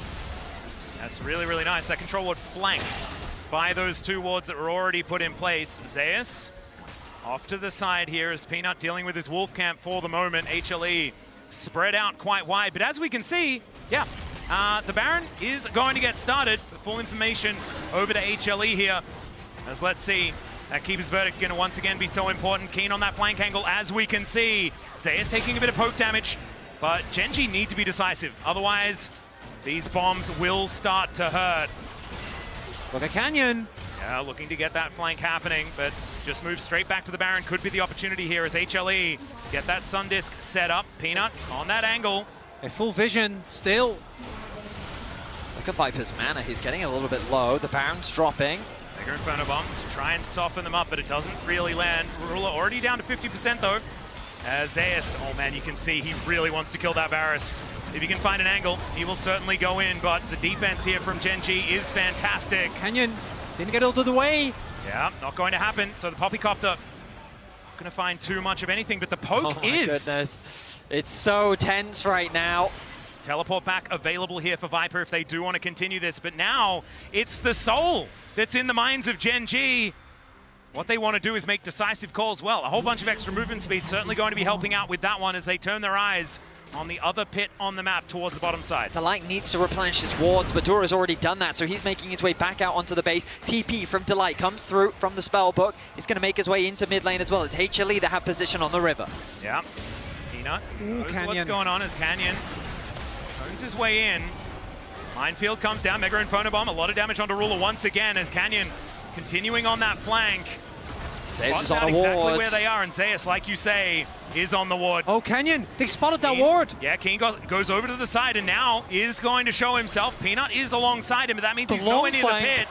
This is the long con from Canyon. Can he find the angle? Duro goes in, but the Steadfast Presence stops it. It denies it, and there is the Empress Divine doing absolutely nothing. Ruler this time gets the last laugh as they dive on forward. It's the resurrection here for a Canyon as HLE now trying to do what they can. Viper is still alive with so much damage. Ruler is there as well, but the artillery not quite landing at 3 versus 3 after all is said and done. And Jelly, is that it? Okay, it's a stalemate. Zeka looks to have his faker moment, but Ruler's been here before. He does not allow Zeka to find the angle. The Azir drops so quickly, but HLE still find a good fight. It's a 3 versus 3. Peanut and Canyon are both alive. Yeah, we're going to flip back. He's running as fast as he can. He's going to try and get there as soon as he can, but I don't know whether it's quite going to Here work. we go. Canyon needs to hit this fight. He does it. It's taken by Viper. Mega Inferno Bomb gets rid of Duran, but now Canyon, can he find the damage in this one? And he should be able to, but no, the satchel gets him over, and the Q is not enough. HLE even out the Drakes. It's highway robbery. I don't know how that even happened. And they get the dragon. Ruler goes hunting for Ziggs, but he is not found. 5-0-5 for Viper. How is he still alive? Peanut is not alive. 30 seconds until he's back out on the map. HLE feel like they have to contest this objective. It's a 4v4 as Duro is still down. Yeah, they absolutely have to fight for this one. This second Baron is going to be so difficult for them to deal with. The Poppycopter, it gets rid of the job, and there's no smites in here now as the public execution connects on a trophy. So much damage from Zeus as they've taken down already from down. It's Viper as he finds his mark, and HLE, it should be their turn to take the Baron this time. HLE come together and execute on the fight. The Poppy ult was good. The Viper ult was good. Zeus locks down onto Chovy, removes him from the fight, but the Baron still lives. And that was his one drop. Just hit an ult, bro. Just one ult. Then he finds the ult. Chovy goes down, and now this should be Baron to Hanwha. And we were talking about 1 and 4 wins being terrifying. I present to you the 1 and 6 Ambessa from Zeus, who was such a monster finding the angle onto the back line, and that will net them this Baron. HLE, they are not going down without a fight, and they're looking to even up this best of 5 and guarantee us at least 4 games. These rivals are not holding back with their punches. The ulti from Delight onto Canyon was so important. The engaged falls apart. Chovy gets locked down. The shockwave gets sidestepped by Zeus as well. Wall. It was crazy. Beautifully executed as Viper finishes off the kill. And there you see as well, he didn't even get clipped by the bomb until he died. That was just the mines. The damage from the mines at this point in the game with how fed Viper is absolutely mind-boggling. And it's all going to come down to that final dragon. And these fights have been intense. They've been crazy. But the player of the game for me has been Peanut. The smites from the dragons earlier were so important. In the midst of some chaotic fights, he still managed to outsmite Canyon. And it was Viper that got that 3rd dragon. But by being able to stall out the game, HLE now find themselves in this position. And they will finally begin a siege of their own. Well, Chovy gets his health bar halved by his former teammate here as Viper just making things as difficult as possible. Now with the Baron, HLE, I mean, they're going to teach Gen G how to siege. This Ziggs certainly knows what he's doing. I want to draw your attention to some of these flanking wards, possibilities that Gen.G could be looking for. Keen does have his TP available. Yeah. Right now he's just acting as wave clear as they try to stave off the siege from HLE. A very small ARAM has occurred as the Sun Disc will be put up. But Gen.G should be able to stop this for the moment. Of course, range wave clear is going to be there from Ruler, but still, with a bit of this Red Bull Baron power play to go, still a minute left, and Zeus is going to help by shoving out this mid wave as well. It's getting dangerous though. It's 41 minutes into this game. If HLE lose a fight, there's an open door in the middle of this one as Mega Inferno Bomb is just coming down off cooldown. It's a full build Ziggs. And you can feel as well, I think, some hesitation from Hanwha here, even with the Baron buff. They know if we lose control of this game, we go down 0-2, fighting back, it's possible, but it's a monumental task. And these two teams, last time they went to 5 was all the way back at Road to MSI. That was a crazy series, but the intensity of these first 2 games has been something else entirely, as both Peanut and Chovy, kind of the main characters of the teaser, have had their fair share of heartbreaks in quarters, some of it together. Yeah, and both of them have played for both of these teams as well. At different times, sometimes at the same time, but also at different times. It's just crazy, the overlap between these squads. And so many times, Chovy has made it so extraordinarily close, but never making it to the final here at Worlds. Now wanting to do so as Peanut looks to have his last dance, looking to follow Deft to military service and doing it the right way. As HLE now back off towards this Quadra Cloud Soul. Should be just absurd amounts of movement speed. They're gonna poked. Yeah, looking for a bit of an angle here. Zeus, big shield, just eats the entirety of that arrow. And Gen.G just brute forcing their way in, but the darkness is so scary. These bouncing bombs, as you can see, doesn't matter who you are, it's going to do a whole lot of damage. The minefield down, the satchel down. Now the minefield's going to fall, but Duro doesn't find the hook as they get rid of the Joven again. Chovy's almost just dead before it even starts, as they'll take Duro as a consolation kill. And the public execution brings Zeus into the back line. 1 versus 3, but he's got friends on the way. And the Emperor's Divide, it shuts down Keen. Canyon is now looking to run his way to the other side of the map as Peanut will find him. It's jungle versus jungle, and Peanut says, not this time, Canyon. HLE are going to look to even out the series as Gen.G should be losing most of their base. And Hanwha Life's tenacity will be rewarded as they try to pull the waves, but it doesn't matter. Hanwha is in their base. Yep, these minions should stay alive, and they've got so much damage to these structures. As Ruler just doing his best. The Baron is worn off. Mega in front of him this time. Not going to connect. Shockwave is going to connect as well. As Chovy takes down one, Ruler takes the other, and HLE. They're like, nope. Get me out of here. We're gonna play this game some more. The base. We're 45 minutes in. Look at the death timer on Zeus. That's 50 seconds. I mean, Keen is 10 seconds away. He has TP available. Gen.G have set their sights on the middle lane as Canyon. He's trying to interrupt the bases. They have to stop Viper from getting back, but these are fast boys. They've got the 4 Cloud Dragons. They're running like their life depends on it. My goodness, Chovy in the face of HLE looking to end the game says, no, you shall not pass. The ulti connects, stops the Nexus from falling. 44 minutes and this game continues to go. And any other game, I think it's absolutely over. But the Ziggs was still alive. So your minions will not be if you try and go for this without a Baron buff. Let's have a look at it. 2-man Shockwave.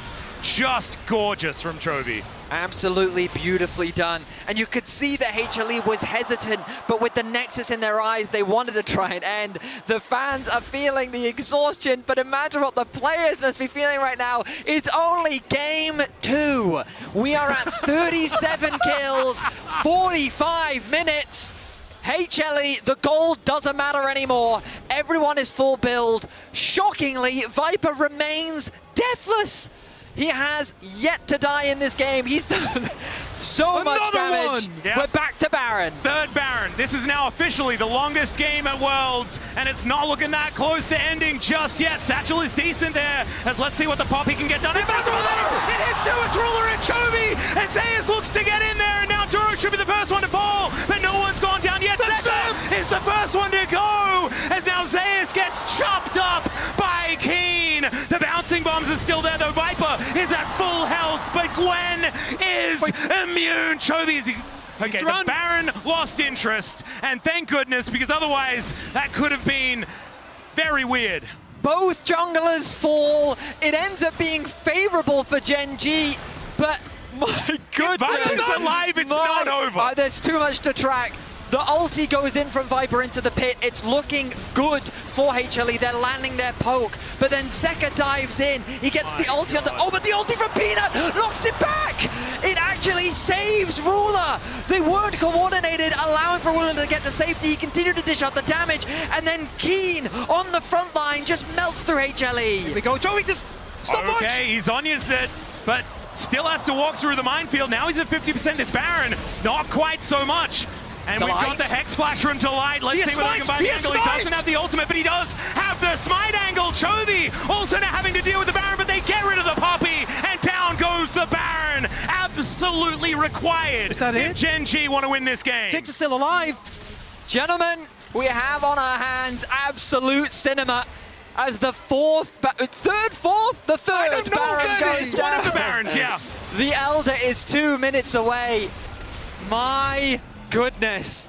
What I need Gen G to agree that they're going to team fight for this, okay? I want that. I feel like we deserve it I after feel like this game. we've gotten everything we could ask for out of this game. That's a very good point, but I'm a greedy man. You're a greedy man indeed. My goodness. Okay, so that bot inhibitor is still down. Chovy, no TP available. He has to be very careful about being on a side lane. Zeka gonna mount a turret of his own. I mean, they're now starting to group on the top side of the map. That top tower is still fairly weak. Ruler's about to hit the 50-minute mark on Absolute. That's not the Ungathering Storm. That's not a thing. That's just there in case. But we're only 3 minutes away. Gen G is going to keep on poking, but we can see the wave clear from Viper remains an issue. And gentlemen, we have hit longest game. That's definitely happened. We're also hitting most kills in a game. We're just breaking all the records here. HLE versus Gen G Game 2. Need to remind ourselves that it is Game 2. There is definitely another one after this. Yep. I was going to say we should hold something back. There is minimum one game after the light. Yeah, looking for an angle here as Duro wants to make his way over. Delight goes in, misses the stun onto the dead turret. Man, that could have been a huge deal getting rid of the smite there. To have the confidence to do that, I mean, someone's got to make a play. But if that went wrong, that could have been the game right then and there. Wow. Some scary stuff, as a single mistake with these death timers this late into the game could be all it takes. All right, let's look at the cooldowns. There is no flash for Zeka. That's a big deal. There is a flash for Ruler as he just finishes his maul. There is Zhonya's on multiple members. There is spell shields on a lot of the members of Gen G. We have Knight's Vow done for both supports as well. Keen has a death cap. 6 Zhonya's as well. Win, man. All these Banshees doing some real work for Gen G as well to help mitigate some of the poke. But with the range, it's not that difficult for HLE to knock it off. All or nothing. Yeah. Oh, needs to stay safe. Chains of Corruption gets the flash out of the Ziggs.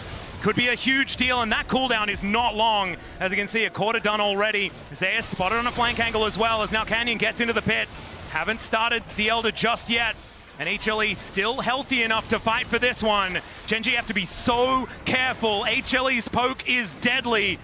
And Ruler trying to demonstrate that his own is too, but it's Delight off to the side. With that Keeper's Verdict up and available once again. The waves are quite awkward. HLE feel that they have to try and control them. Mid is going to be quickly pushed in. Peanut going to regain some life off of the camp. Oh, they cancel the light. Gen G's going to use this opportunity to move even deeper into HLE's jungle and try and push them back. The Fog of War observers showing for us now how little HLE actually see. Remember that the Gwen can basically solo this, but she's spotted in the middle lane. If Gwen isn't there, the objective take from Gen G isn't actually that fast, right? It's Lethality, Varus, and Orianna, so as long as Gwen is on vision, Hanwha know that it can't go down that fast. It's a battle of attrition when it comes to vision. Right now, both sides are just clearing out what they can. I'm not entirely sure how many wards both supports have left, but I have to imagine it can't be many. But once the wards are gone, it's Gen G that's in the better position as that control wards are getting them so much value.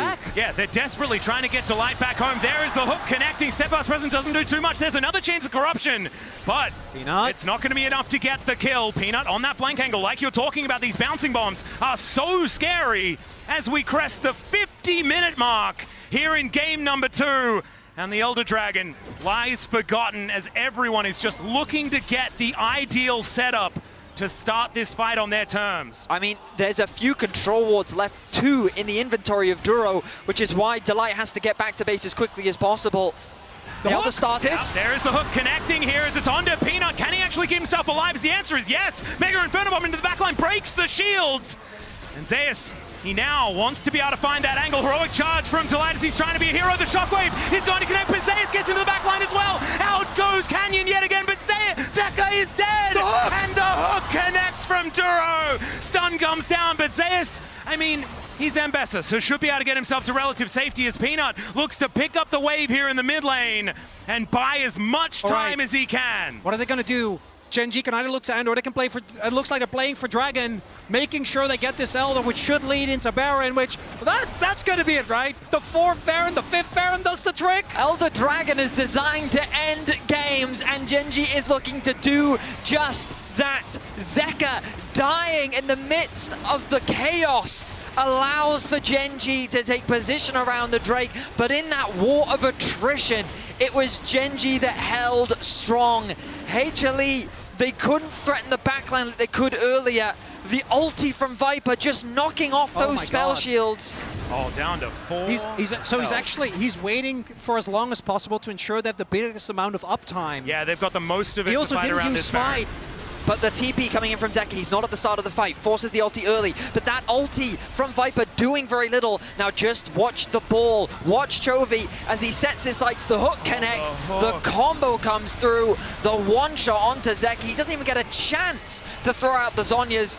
Zeus now very deep, can do very little as he's forced to disengage.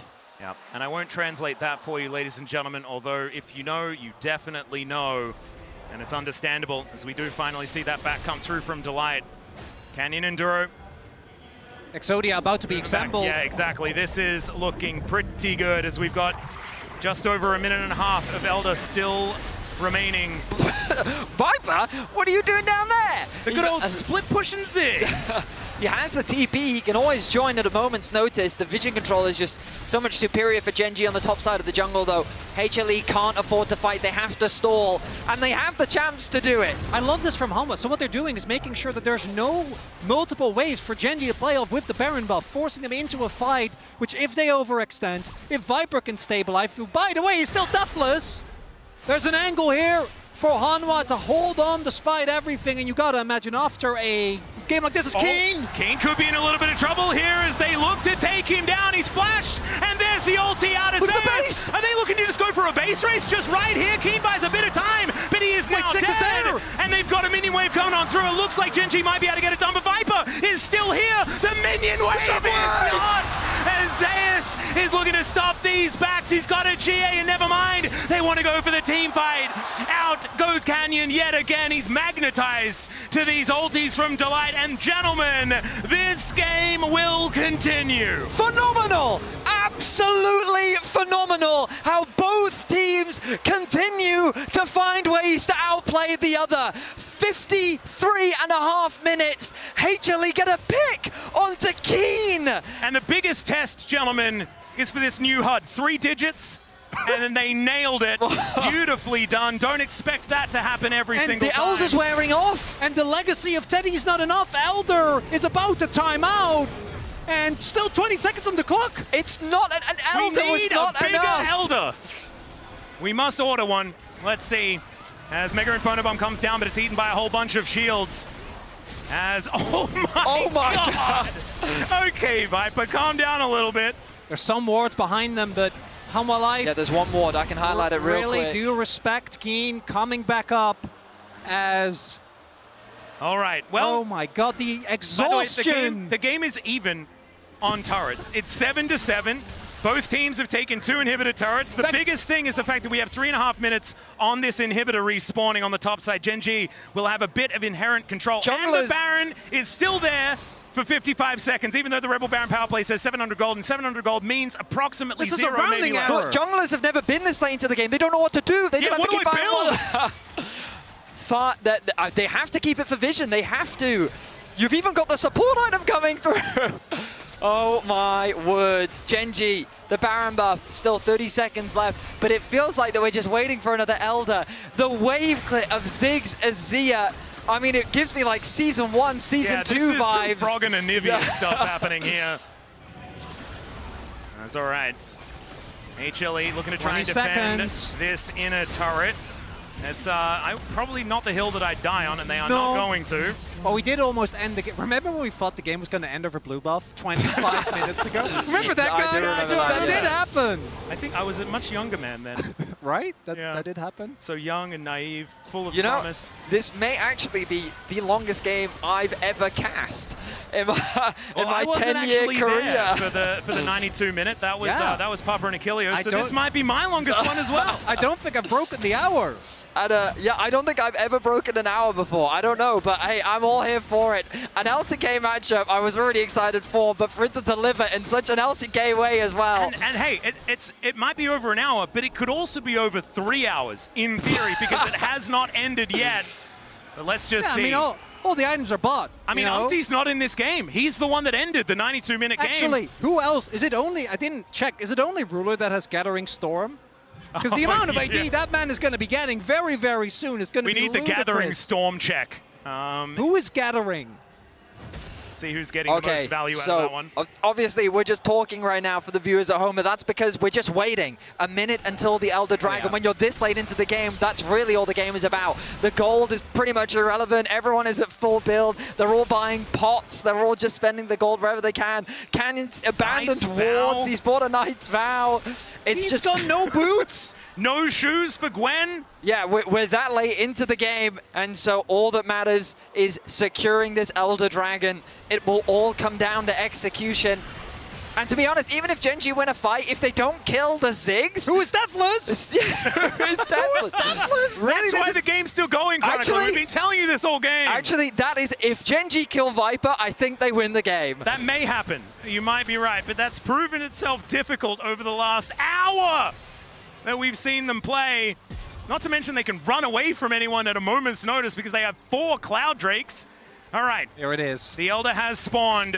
One last reset, but no. Here we go, gents. They don't have time for that one as Gen.G all converge onto this Dragon. They have the vision advantage as Peanut shows himself. He does have a control ward down, and they see that none of Gen.G are at this area. They're setting up for a play. As Ruler goes forward, Canyon looks to get the knock-up. He does find it. There is the chain as well. As Peanut might be caught out of position. He has a GA, but now he's in such an awkward spot.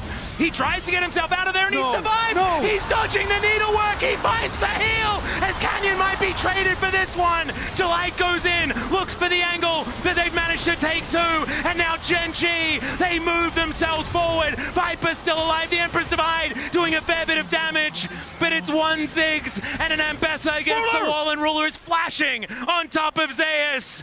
Gen.G, I mean, they haven't managed to do that thing we were saying, but they may just take the Nexus down instead. All it took was a single pick onto Peanut. This late into the game, the death time is so long. Viper alone, I don't think he has enough to hold the line. Let's see what he can do. He's got that health bar back up yet again. I can't let him approach. There are no minions. As Mega Inferno Bomb deals with that wave, but he needs another one for the next. Zeus is doing such a good job as they look to take down the Nexus. Starts the Nexus is now exposed. Zeus, he finds one, and there it is!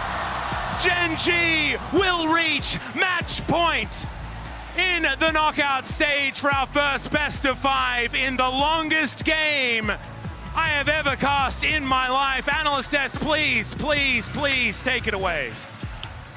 I love World! I love LCK versus LCK. I love League of Legends. I love whatever that was. That was one of the best games I've watched in any of the 15-year history of the World Championship. It's Gen.G that comes out on top in such a pivotal game, a game of inches, a game of heroics, a game of never letting go. Wow. That game was insane. Like, we were looking at getting close to the longest game ever at Worlds, which was DFM versus IDG, 63 minutes. We didn't quite get there, but holy crap, what was this? I can't believe it. Wow. Yeah, I mean, there are so many moments where we're like, okay, surely this decides the game. But both teams made such crucially good decisions in response to their own mistakes, right? To stop the other team from being able to close it out as we run through this final fight where Gen.G are able to come out on top. Isn't it so poetic that it's Pina who tries to make the play for the team, but Canyon has the rebuttal, and in the end,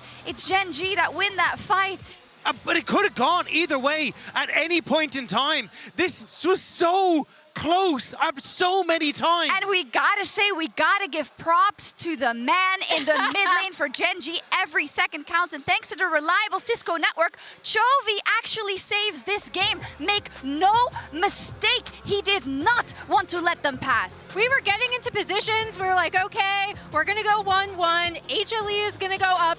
This shockwave with the Varus ult on top of it saves the game for Gen.G and sets up the beautiful stalemate we watched for like a half hour after that. And this is what you need Chovy for. These are the plays you need to make if you want to be a world champion. In the clutch, it's Chovy's that's stepping up for Gen.G. It is, and look what I have. It's a ruler, because, that's so cute. I mean, a game of inches. Viper, who went... Did he still go deathless at the end? I guess he died at the end, perhaps, but he played such a phenomenal game on a champion where he has to make the continuous decisions, the zones, the pokes, and actually it's the kind of game that you want to give to both teams, but that is not how World works. Yeah, and I mean, I really want to talk about these two top laners, right? Because that's actually where the game started. If we can cast our minds back to the first blood in the top lane. I don't remember. This Gwen R5 counter pick coming through. Rob, you're literally saying off camera as we're talking through draft, you're like, I wonder why no one really plays Gwen anymore. It's like a nice Gwen angle. Locks it in. Keen and Zeus, two of the top laners in the world, and Keen making such a difference for this team on the Gwen. And it was Keen who came out on top. Keen who was able to control that matchup. Keen who was able to dictate so many of these fights in the mid game that kept it within touching distance. And Keen's positioning on the Gwen consistently gave the time that you needed to Chovy, gave the time you needed to Ruler. And without him, this would have been a very different game. Yeah, and it might have, the shoe might have been on the other foot if it was HLE that wins, and now they have to reverse sweep, do onto them what they have done onto you. But to stay in the World Championship, it's crazy. This is where legends are made, right? This separates the weak from the best, from who can continue on in this World Championship, and that pressure is so enormously high right now for Peanut. And Laura's backstage to talk to G-Sun about exactly what this means to Peanut in our Verizon post-game interview.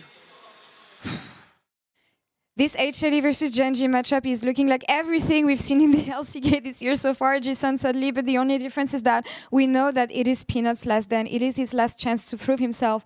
From the conversation you may have had with him, what does it mean to him? What is he fighting for this time around at Worlds? In the past multiple interviews, he's been really vocal that thinking that this is actually his last journey, it makes him even more emotional. You know, he always try not to be emotional while competing, but this year, every single match meant a lot to me. He was like, well, before thinking it was like my last term before my retirement, he was like, whenever we lose a game, we've got next shot, you know, we can do better next time. But this year, things are really different for him. Whenever he drops a game, you know, it gets a little more difficult for him to process all the losses. So, and then here at Worlds, he mentioned multiple times that he really wants to enjoy his moment here at Worlds. So I really wish that he can enjoy this series because we're having a very close game, but having it ending up with a 2-0 in Gen.G's favor, it's going to be really tough for him. Hopefully he can make the best out of his emotions. Wishing him the best of luck. We want to have a series after all. Let's see what happens after the break. But for now, let's send it over to Duro as he gets started with the quarterfinals in Oppo's Welcome to the Rift. 안녕하세요. 저는 젠지 서포트 듀로입니다. 저의 첫 월즈에서의 무대를 밟아서 정말 기분이 좋습니다. 월즈를 생각을 한다면 엄청 큰 경기장에서 경기를 할 줄 알았는데 지금은 살짝 좀 아쉬운 느낌이 많이 들고 있습니다. 작년에 T1이랑 BLG가 붙을 때 페이커 선수의 사일러스가 너무 강력했던 게 제일 기억이 많이 남는 것 같아요. 제가 페이커 선수처럼 결승전에서 그런 플레이를 한다면 아마 기쁨을 주체하지 못할 것 같습니다. 이런 팀에서 뛸 수 있다는 것만 자체로도 정말 엄청 큰 행운이라고 생각을 하고 있습니다. 계속해서 응원해주신 분들 정말 감사드리고요. 앞으로 많은 경기 남았는데 꼭 결승까지 가서 우승하도록 하겠습니다. 젠지 화이팅!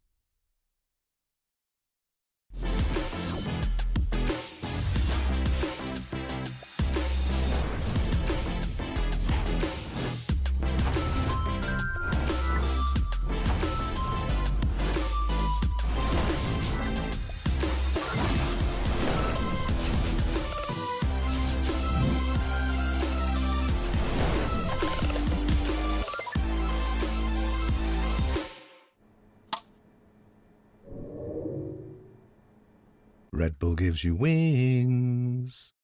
The greatest players in the world are here. They can just burn this one down. Oh my god, he'll forward by 9! You are going to see them like you've never seen them before. Rocked it well as the Arcane Storm doing so much work, and Genji! They are just going to ace them! 누구 만나도 이길 수 있다는 자신감 정도로만 생각하고 있습니다. Genji, the EWC winners! Kindred locking down the Drake is now Doran. Decent position, double Break down my walls, but I won't rise again. Cause I stand tall in my environment. How could I ever close my eyes and stay silent since they try to take me down with their violence? Oh, they go back in! Bishop flashes in, and down goes Knight!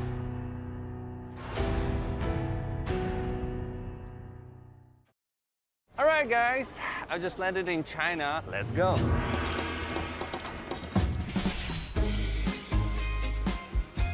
Play the local way, pay your way. Have you ever seen the Great Wall at night? Play the local way, pay your way.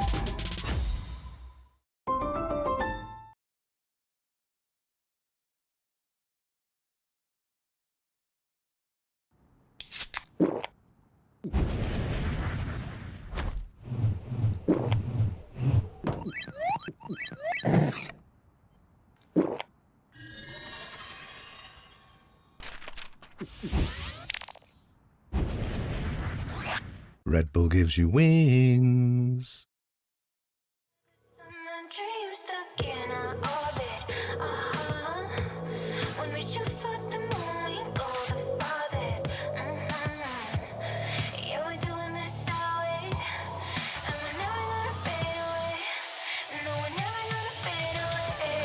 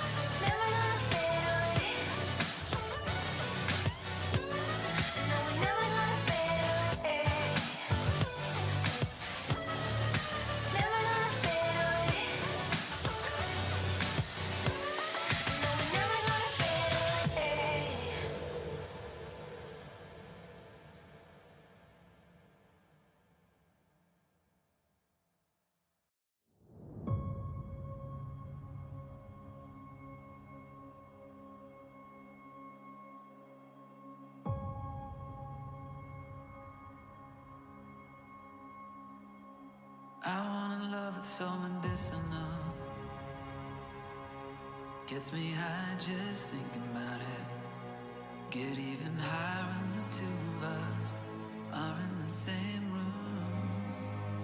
I want a love that's horticultural, plant magical, roots deeper than the two of us, growing over every inch of us, our bodies in bloom.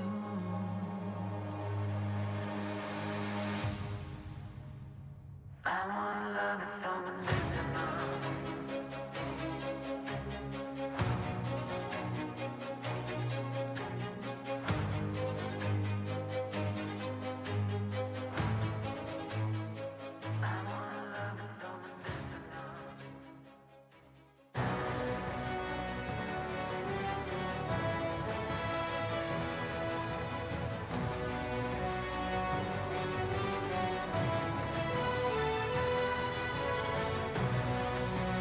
Worst.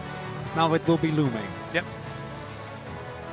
Welcome back, ladies and gentlemen, to Worlds 2025. It is now Gen G with match point. Although it feels like we just played a season of League of Legends in one day, it is still at least one more game to go. And I know that I'm not alone in saying that please, please, please, I'm alive. Just set up at least one more game for the reverse sweep. One more game.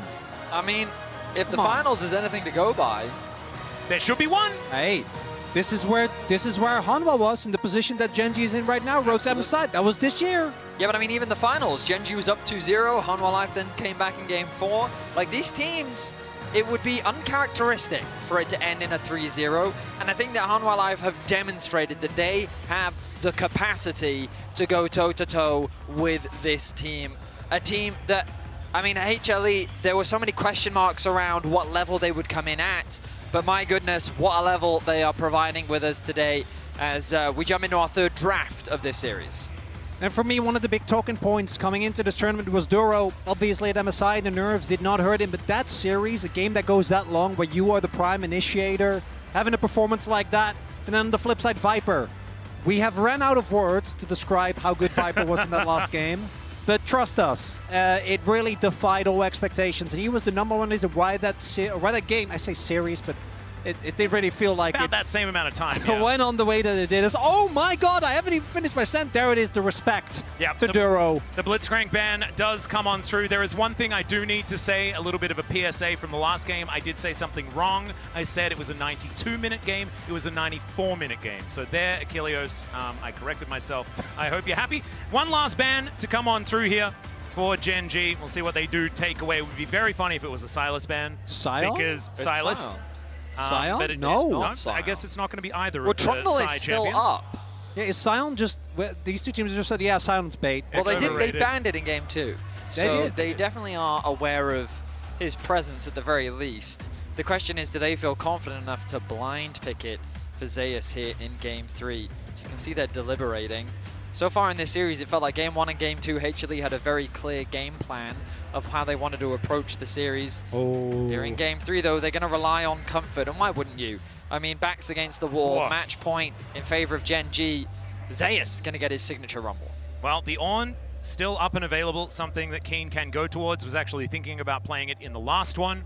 So likely going to be the response. We haven't necessarily seen it be, you know, a be-all and end-all, but the Skarner, this is something that Canyon was basically the only guy that found success on. You were mentioning the Azir-Skarner combination. This is something that Gen G could do. Everyone else tried to replicate it, and it looked a little silly. Here is the Sion instead. That is going to be the answer into the Rumble. So Ornn was at the forefront of my mind. Another one was actually the Cassante, which Keen has picked a lot into Rumble, and obviously is one of his comfort picks, but it is just going to be the power pick of the Sion taken away here.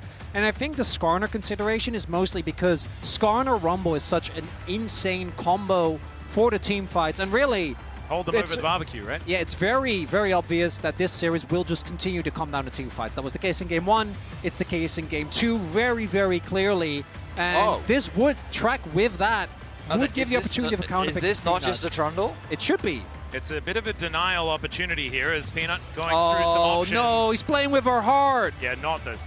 Shyvana is not playing with our hearts. That's making us feel a little bit upset. This is a pretty good Trundle angle. Yes. I think we've all spoken about Rumble Trundle. Not only do they say well together, it's not how you say that sentence, but you understood what I was talking about, but also there's a couple of tanky boys on the other side. But he can't ult both, is the good news. Oh, that's true. So maybe you just pick only tanks. Oh, I and you're actually, like, checkmate, no, guys, Trundle. I see the angle. Chovy Cassante mid. There we go. 3 tanks, checkmate. What's Ruler's tank of choice? He didn't even do so well in the Awesome Dude meta, did he? No. So not necessarily something Delights for Khan. We were talking about this at breakfast this morning. We were talking about it at breakfast. Chronicler, Delight's pretty good at this champ, right? It goes back to the Breon days. It when does, Bro Delight, even though that team was obviously just trying to contest for playoffs, which sometimes they weren't even able to. You say that. I say the greatest team in the LCK. Sure. We can have that discussion another time. But he did get bans on this, and that was with Bro really being a team that was struggling. That team relied on his sense of engages so heavily. I think that the Puppy, unfortunately, didn't quite have the mark, particularly that I've seen Delight have on that exact champion. But this is pure comfort for him, and already you have so much setup here for the Rumble. As gentlemen, I do not like this one bit. You don't like it? No! I've seen so many highlight reels of him doing... I know, but like, it's not the fun way for Gen.G to win. You know? So, okay. Okay, guys, I'm just going to say, like, I feel like there's very few champions that Chovy kind of isn't known for. And I feel like that there was a very famous clip of him versus Faker and some stuff happening in top lane. That was a great best of 1 or best of 3, but that specific game was really good. I know, but I'm looking at this top side, and I know I'm falling into the trap because this is Gen.G, but I ask, where is the damage? It's right there. I'm pointing at the Victor right now. Not for the first 2 items. Oh, they don't care about that, man. It's all about scaling that's what I'm saying. Fights. I know I'm falling into the trap. You are. I like the Hanwha angle so far. Well, the way that I think about Victor into Trundle, like the pillar, I don't like it. I mean, HLE is set up beautifully in this game. They also... Like, they could also pick Annie here if they wanted to. They could go for the Rise Group special. Just, it would be just a Wukong away. I have actually reconsidered. I do like it because it ups the odds of Humble Life, bringing us to game 4. There we go. He's I've finally come caught around on it. He's twigged. It's perfect. I love that. All right, so let's see what the last ban is here on Gen.G's side. Could be a Kai'Sa or something like that. We wanted to do the on Kai'Sa Gen.G's Rakan side, angle. I'd be very surprised if Gen.G went for Kai'Sa. I think they want to do the opposite. As in banning it, yeah. Oh, yeah. That makes a ton of sense. Smolder? The obvious ban, Vedius, in this instance. I wrote a list of champions that I expect to be contested on AD. No. Smolder was not on that list. You need to borrow a pen. Oh, no, you go on. We're fine. That's all good. Are Gen.G going to do the Draft 5 scaling classic? Is that what we're... That's what we're looking at. Guys, I mean, the last game went to like 65 minutes, so... Guys, I have a feeling Zeka might be thinking about an Akali Silas angle. Oh. I do like the Akali angle here. Yeah, but it depends on what this AD carry is, if they even lock it in. Because there aren't really many, because with Xayah's gone, you see. So with Xayah gone, no Braum, and specifically no Lulu. Go Leona? They go Leona Jhin and really hone in on the... Oh god, not Jhin. Don't say that. If you manifested a Jhin right here, I'm going to be quite bothered. If it's Leona or Bard, it will be Jhin. Ooh. Okay. Oh, Duro. Okay. Okay, so now the reason why I think Akali is good is like I don't actually think there's enough to stop Akali just kind of doing whatever she wants to do. There's also a Silas angle just because it's Zeka. And Tempered Fate can be a really good tool to be used on the enemy team at the same time. Oh, Sivir, I like this a lot. I'm actually wondering if that why, because Alistar has been heavily banned, right, throughout this game. If that why Gen.G didn't want to go towards that, even if that's one of Duro's best picks, right? Could be consideration, knowing that. It's really interesting, though, because Alistar is very good into Trundle specifically. No, I know. But that's Trundle will saying, probably be ulting one of the other mega tanks that are in this game. All right, well, what's the final locking going to be for Zeka? I feel like it could be an Akali. I like Akali into Victor a lot. Wouldn't mind it. The Yone angle, and he just locks it in. Zeka's Yone alongside Zeus' Rumble. If this doesn't give us a game 4, just give Gen.G the trophy, man. I would be surprised if we get a Kai'Sa here. I feel like they want a little bit more range, maybe. Not that she... okay, they're going to... Okay.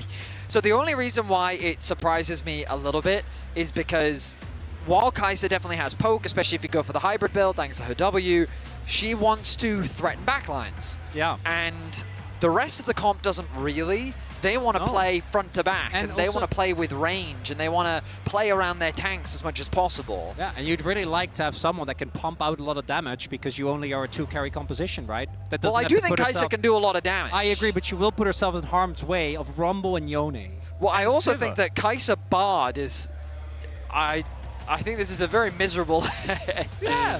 What is it with Game 3s, Genji and Life Esports, and this being the outcome? This is what happened in the LCK final as well. The last time, HLE did manage to take that game, but the series was nowhere near as tumultuous as what we have seen so far today. And for Life, you have Peanut on a champion with early impact, you have Zeus on his Rumble, Zeka on a melee champion that synergizes well with Rumble, and the Light Work. If this doesn't do it, I don't know what will. Yep. I'm looking at my list and I was like, Caitlyn, Jin, Zeri. There are no, Kai'Sa. All right, fair enough. There are some things that he could have chosen instead, but this is Ruler. This is a guy that's pretty good. Yeah, who am I to doubt Kai'Sa? Does Ruler play Zeri? I'm not... Yeah, I've seen that. Hey, gentlemen, he's locked in Kai'Sa. And ultimately, we'll see how he pilots the champion, because we're getting ready for Game 3, and we're hoping for Game 4. Genji with match point as we load onto Summoner's Rift. You can see Peanut still in high spirits, having a little bit of a dance here. As here we are, this could be it for our first best of 5, well, second best of 5 of Worlds 2025. If you include IG versus T1 all those days ago. And remember, log into your Riot account on lolesports.com and watch Worlds live to earn exclusive Worlds emotes, icons, and capsules. And I needed to make sure that, I let you guys know that right now, because we may need to spend a lot of time talking about what's going to happen in this game, because it might be over quickly if HLE manage to get their fangs in. Which feels wrong. Or you mean, for Life. No, that's good. I thought you meant the series as a whole. Oh, no. Yeah, I am a little disappointed to see double Scorch. Did we not learn the lesson from last game, everyone? Well, that's free stats. No. They're like, surely it doesn't go long again. Free? You call the bluff of the last game. Yeah. Honestly, I don't think we'll see a game for a while that has as much wave clear as that last one. Wait, Anivia got buffed. Kobe keeps telling me. Oh, she did, yeah. I mean, we saw her this tournament. I know. Yeah. All right, so as you can see, normally you'd expect double range champion, get that early prio, that would make a ton of sense. But Viper, starting with the W, already looking to get control over that wave. In the mid lane, we very much expect Chovy to have lane prio. Victor is a very oppressive lane bully. Zeka going to be using the fleet footworks along with the second wind to mitigate as much of this poke as possible. Yep, Zeka very used to this one. As most know, if you were watching from around 2022, this is a pretty iconic champion for this player. But HLE with some shove towards his bottom side, but not necessarily anywhere else. The early laning of the Scion being very, very good. As you can see, 3 to 12 on the top side of the map. First couple of waves being well and truly in Keen's favor. I do also like to always think, particularly with how close this series has been, and even though it's 2-0 for Genji right now, could have very well gone the other way. What you're also picking away from your opponent in Fearless, right? And when you look at that, I do actually think that both the Kai'Sa pickup as well as the Yone pickup, to me, carry crazy amounts of value. I think Viper has been the standout Kai'Sa in the LCK for a very long time. And then Chovy's Yone really doesn't need an explanation. Although we are seeing Zeka, as expected, as you highlighted, Vedi really struggling, which pre-6 is always going to be the case. I mean, that's assuming we even get there. Chronicler, let's not jump ahead. I'm optimistic.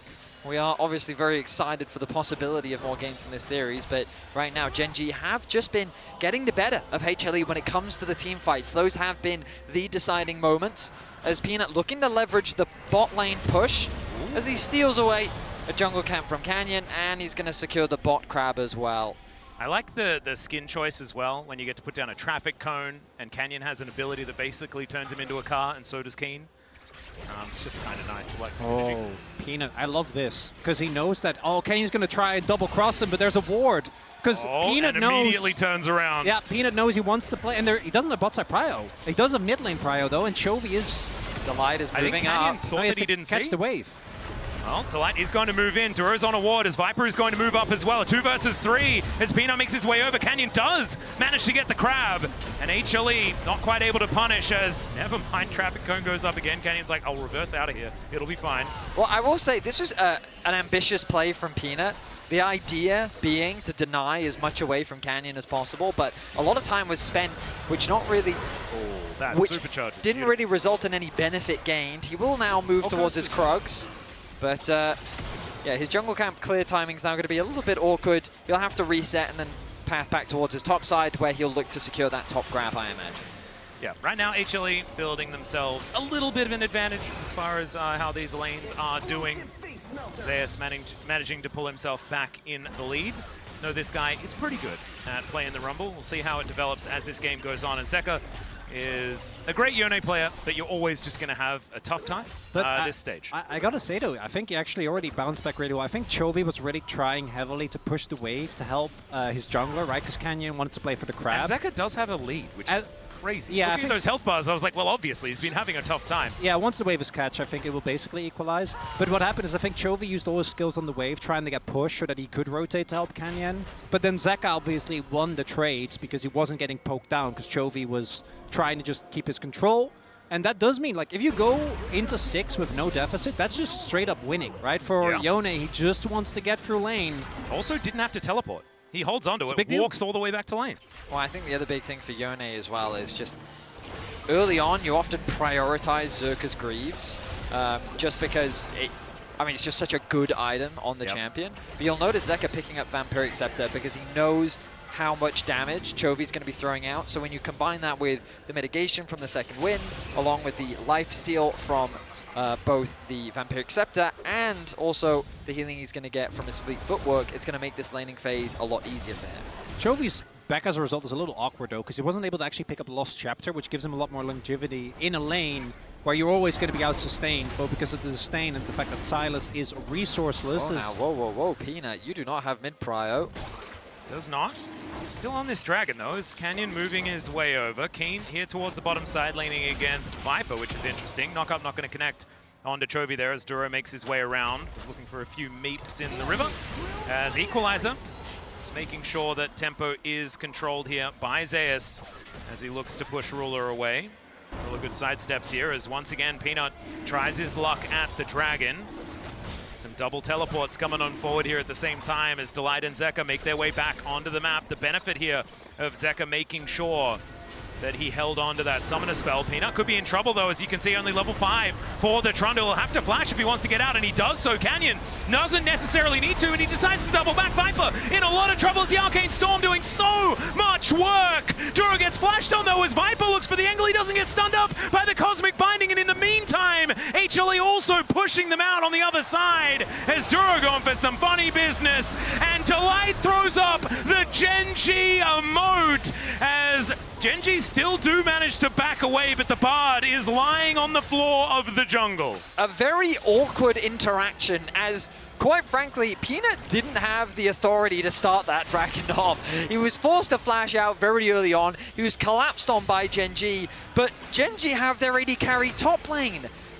Victor doesn't do any damage this early on into the game. And so in the extended fight, HLE is just going to win because they have more skirmishing power. So as we look at this, the collapse from Genji is good. You get the flash out from Peanut. But the moment that Zeka arrives, all of a sudden the landscape changes because the damage just kind of disappears. Zeka gets to force Dura out. Viper flashes away to safety. Meanwhile, on the other side of the fight, Genji's just forced to retreat. And there's a teleport invested to really solidify that this was going to go fully the way. If they get another kill as well, could have been a big deal there if Zeus is able to pick it up. But as we highlighted, he did use his ultimate on the top wave. But that is an early objective lead as well as a kill. Going over the Viper. And if you're just tuning in and you're like, why? Yeah. Why are we only on game 2? Isn't this game 4? This doesn't make sense. It's not, and it's because of that man, and he's already sitting on the gold lead. Yeah, Canyon going for another drive, though. Let's see. The suppression does come on through as Canyon holds Peanut in place, but subjugation is very powerful. Chovy in so much trouble, but he keeps himself alive. Delight tries to get out, and Ruler with the ulti is going to take him down. It's a double for the Kai'Sa. closer as Gen G. I don't know how they're doing it, but they're winning the team fights. A lot of ultis unavailable for HLE, but they still try to contest the objective. Zeka looking for the extended trade. His ulti's coming up very soon, but it's not up just yet. Yeah, Zeka is able to at least push Keen away, but the grubs are being taken down by Canyon. I love that while all of this is happening, Ken's like, yeah, I can take the grubs, it's fine. I'm not bothered.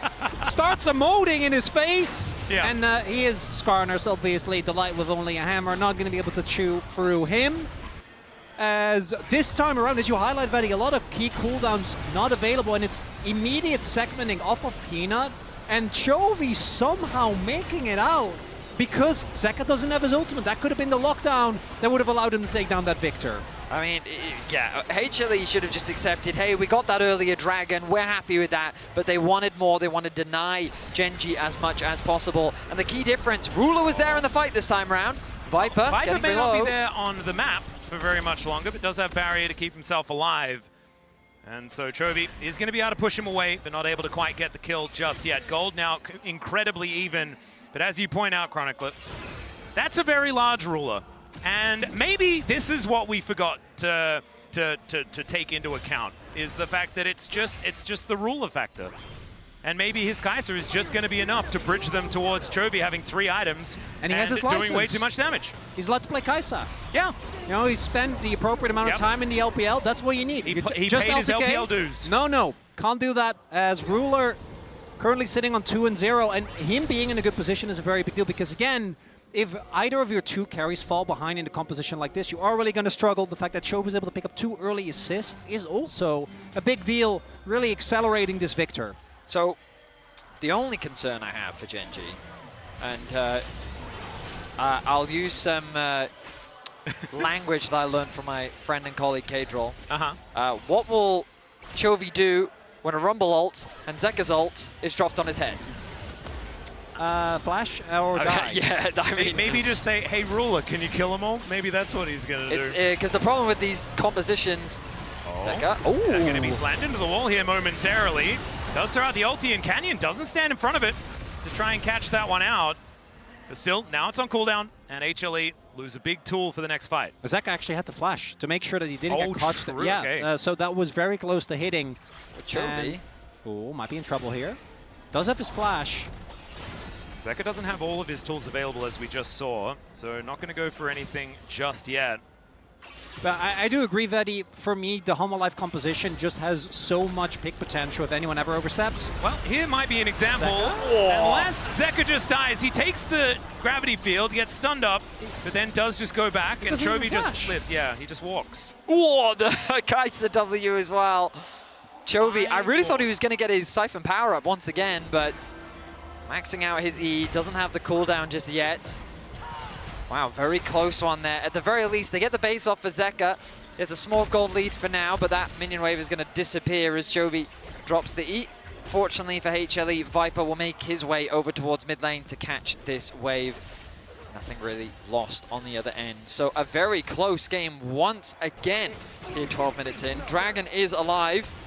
And right now, looks like both junglers will be making their way towards it. Yeah, it looks like Canyon going to be getting there a little bit sooner, as of course he can traverse walls a little bit more effectively. Peanut should be able to get on in here though, but Genji with control of the river right now, and HLE with control of the wave. Understandable, they have a Sivir, as Canyon moving on up on the hunt is going to be popped to make sure that HLE are going to be able to stay alive. That is a decent cooldown, now unavailable. Ward inside the pit. As Chovy picks up first item and is going to move over to help out with this one. That's just gone. Yeah, Keen spotted on the top side of the map, but it's not going to change anything as down goes the Dragon. That's going to even things out. Hextech Soul. Gentlemen, that is... we may not have a 65-minute of this time with a Soul like that on the map. I mean, I think it was wise of HLE to avoid fighting without hitting those item spikes. No Trinity Force on Peanut, no Blade of the Ruined King on Zeka, in contrast to the Heartsteel and the Blackfire Torch on the side of Chovy. So, wise choice, I think, from HLE. It's only the second Dragon of the game. It's not the end of the world if they lose it. And so, yeah, easy objective picked up. But now, this Herald. Can Zeka get the gold that he needs in order to finish his item? Quickly looking, he needs about 500 gold in order to complete his item. So he's going to be looking to get that as quickly as he can. He's going to path up towards that top side of the map. But that Blade of the Ruin King is such an important spike for this champion. Helps him to deal with the Sign better as well. Obviously, Hollow Radiance's bot is, he might be in trouble. There has no ult, and Peanut's there. Speaking of the Scion, the knockup is not going to connect as Peanut throws down the ulti to start this one up, and without the ability to turn into a train, this Scion is just a matter of time before he does go down. That is kills evened out, as even the traffic cone there to make sure that Zeka stays alive. He needs 100 gold. He needs 100 gold now. Which he should be able to This wave is going to go time. down. I think that should probably secure it. Oh, it absolutely should. I'm expecting a back to immediately cut. There it is. And so he's going to go back to base, pick up that Blade of the Ruin King. So everything working out nicely there for Zeka. I'm still surprised about how much control Gen.G have had in this early stage of the game, though. And they still have a little bit of a gold advantage, although nothing really to write home about. I mean, we're surprised, but are we really surprised? No. Well, I mean, sort of. I feel like I should be surprised, is I guess the better sentence. I do think in Hanwha's case, though, they should be feeling a lot more confident. Vedi already highlighted the spikes that have just been hit. In Zeka's case, both helps him deal with the very beefy frontline, but also just makes the entire kit of Yone just feel so much smoother. You get a lot more playmaking potential. Triforce done for Peanut. And we'll have to see as this Herald fight commences. I think Hanwha Live, for the momentum in the series as well, getting an early team fight victory, I think would mean a lot. Because if Gen.G starts pulling ahead with this composition, Live's not going to be good. Certainly not. Well, let's see whether they're going to try and contest for this one, as Peanut and Canyon both in the area. Delight and Viper moving on over as Ruler making his way in. He's spotted on Vision as he gets over here. Duro might be in a little bit of trouble as Zeka coming on in as well. Keen does get knocked up as Zeka discovers him from over the wall. As Zeus gets on through as well. Duro takes the magical journey, but he doesn't have that for the rest of his teammates. It's Canyon that manages to take down the objective as Tempered Fate locks up a couple. The quickness gets into the backline as Delight that finds his former teammate. Ruler stays alive for so long, but Zeus says no. Flashes on top of him as at least Chovy's able to take out one, but it's HLE demonstrating that this team fight, this composition team fight so well. And Hanwha Live with great execution punished the hubris of Gen.G. They say, you really think you can just take us in a 5v5? The early pressure towards one of the two carries, because look what happens to Ruler. And again, if either of them is taken out of the fight, Gen.G's comp just doesn't have damage. Canyon also isn't able to actually connect. Look at the ult timing here, just a little bit off. They both get out, and then Delight finds Ruler. The biggest thing for me is they won this fight without Zeus using ult. I was waiting the whole time for that red carpet to drop, and it did not come through because he didn't have it available. But they played the front to back. Chovy was constantly being zoned off by Zeka, and the moment that they locked down Ruler and removed him from the fight, I mean, the damage just disappeared for Gen.G. And that's the happiest I've seen Dandy so far today. So hopefully that is going to continue, because I think most of us are in agreement that we would like to have a game number 4. Maybe Arnold isn't. I know he's certainly been struggling as far as the stress is concerned, and you'd understand why with how these games have been going. As Ruler and Viper meet each other here in this mid lane, as they have many times in the past. Let's just see. 2,000 gold is the approaching lead here for HLE. This is the largest one that we've seen so far in this game. And as Vedi pointed out to me, the Dragon about to spawn in 30 seconds. So I want to highlight Chovy's build, looking like he's going to go for that, the Cosmic, the one that makes you move fast. I know, I've also blanked on it. Sorry? Cosmic Drive, yes. There you go. They've got two drivers in the game. It does make some sense. Well, yeah, I'm just making sure. Peanut behind them. Yeah, looking for Duro here, as he does go for a very short magical journey, but the red carpet you were talking about, Vedi, is going to be laid out for him, and the Bard not going to be picking up any chimes anytime soon. Should be an easy Dragon secure, as HLE finds another pick, brings the scoreline to 7-3, and the vibe in this game feels very different. It feels like HLE has just taken... No.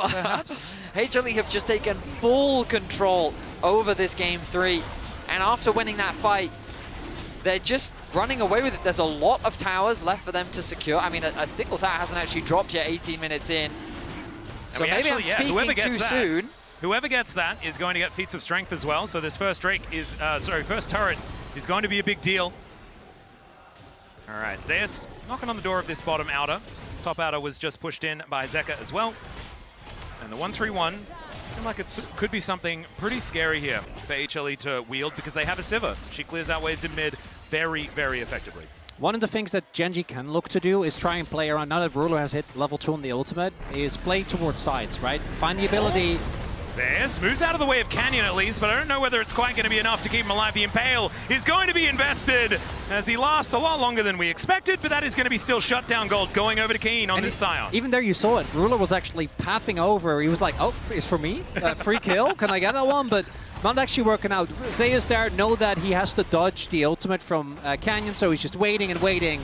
But then they just kind of slowly hit him to death. I did love that Zeus was like up, down, up, down. He was trying desperately to dodge away from that ult. Turret as well. And it was kind of Canyon just Echo watching will be able him. to get it. Upgrade some shoes.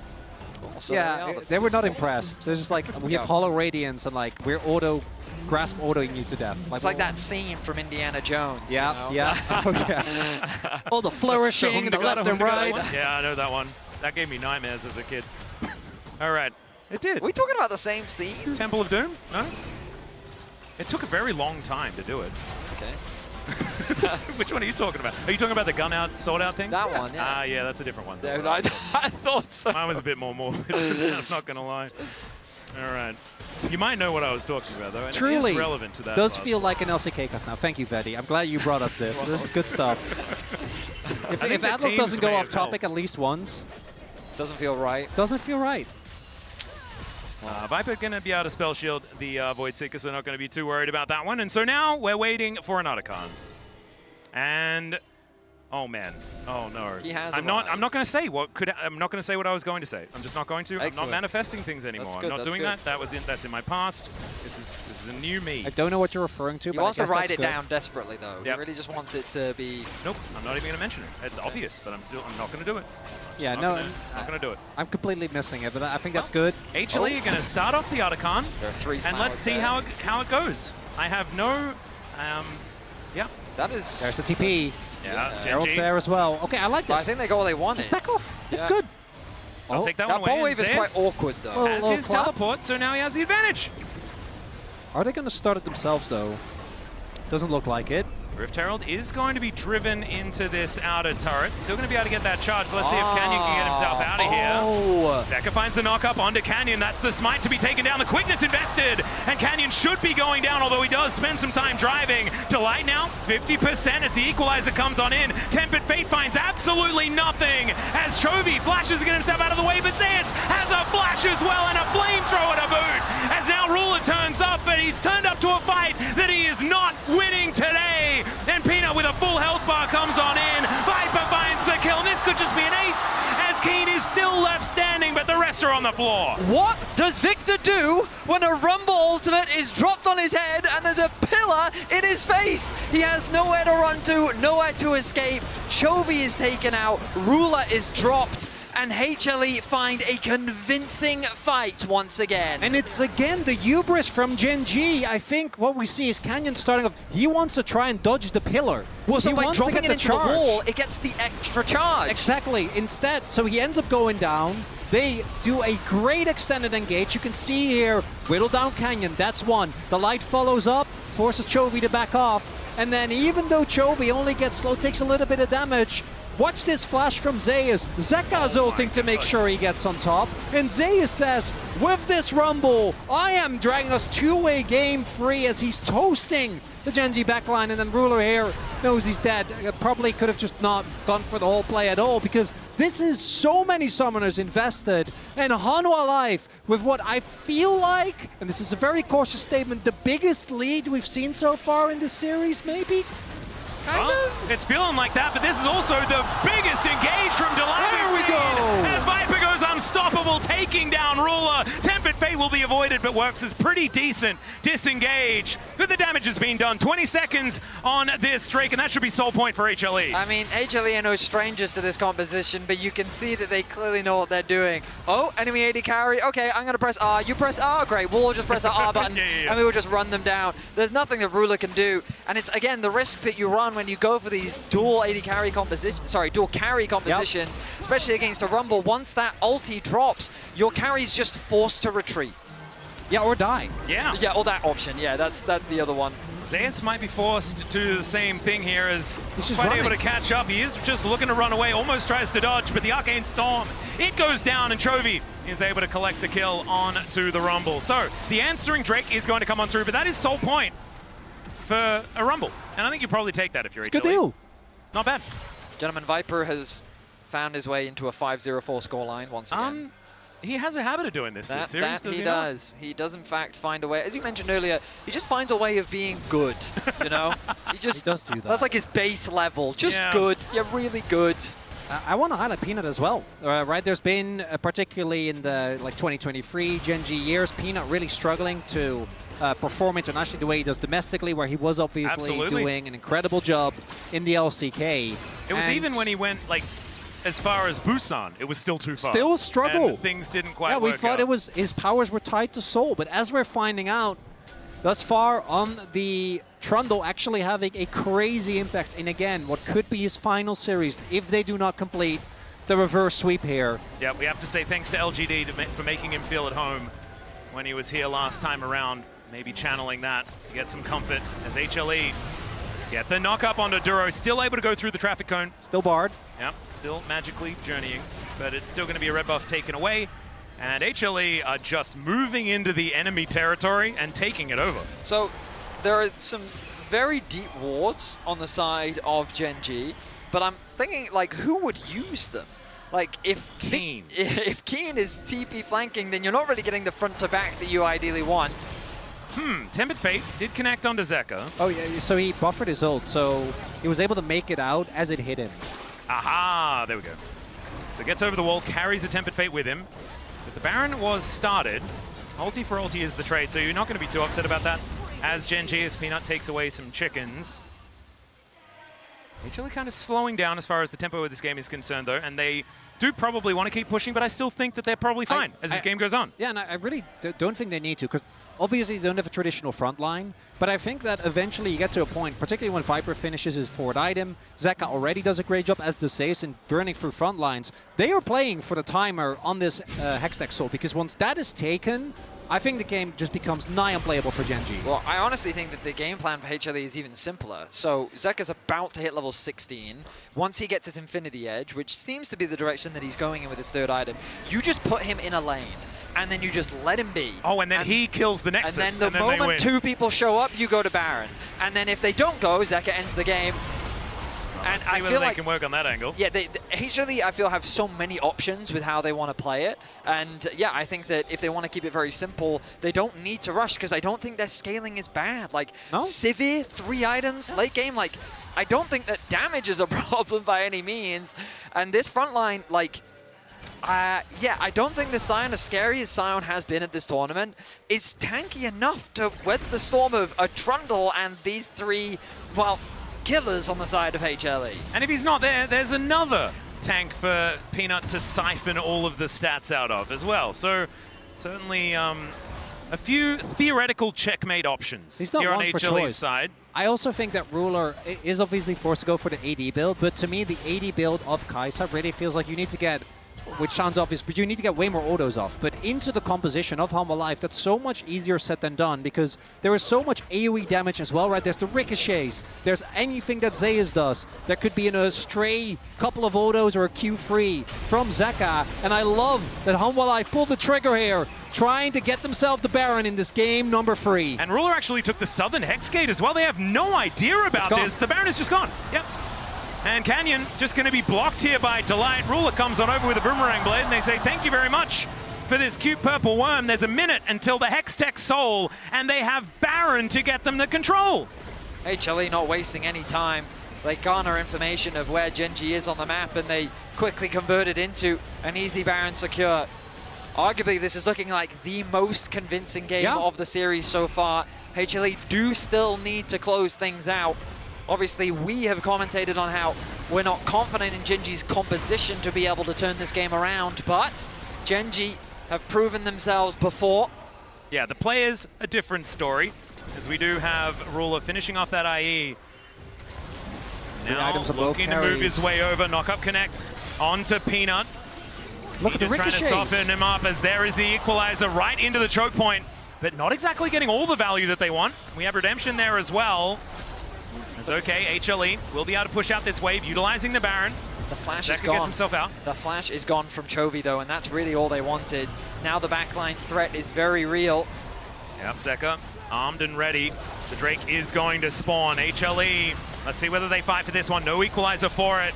It's going to be Zeka that needs to make that play if they want to make something happen. He looks for the flank angle as he gets the knock up onto Ruler, but he then just snaps back.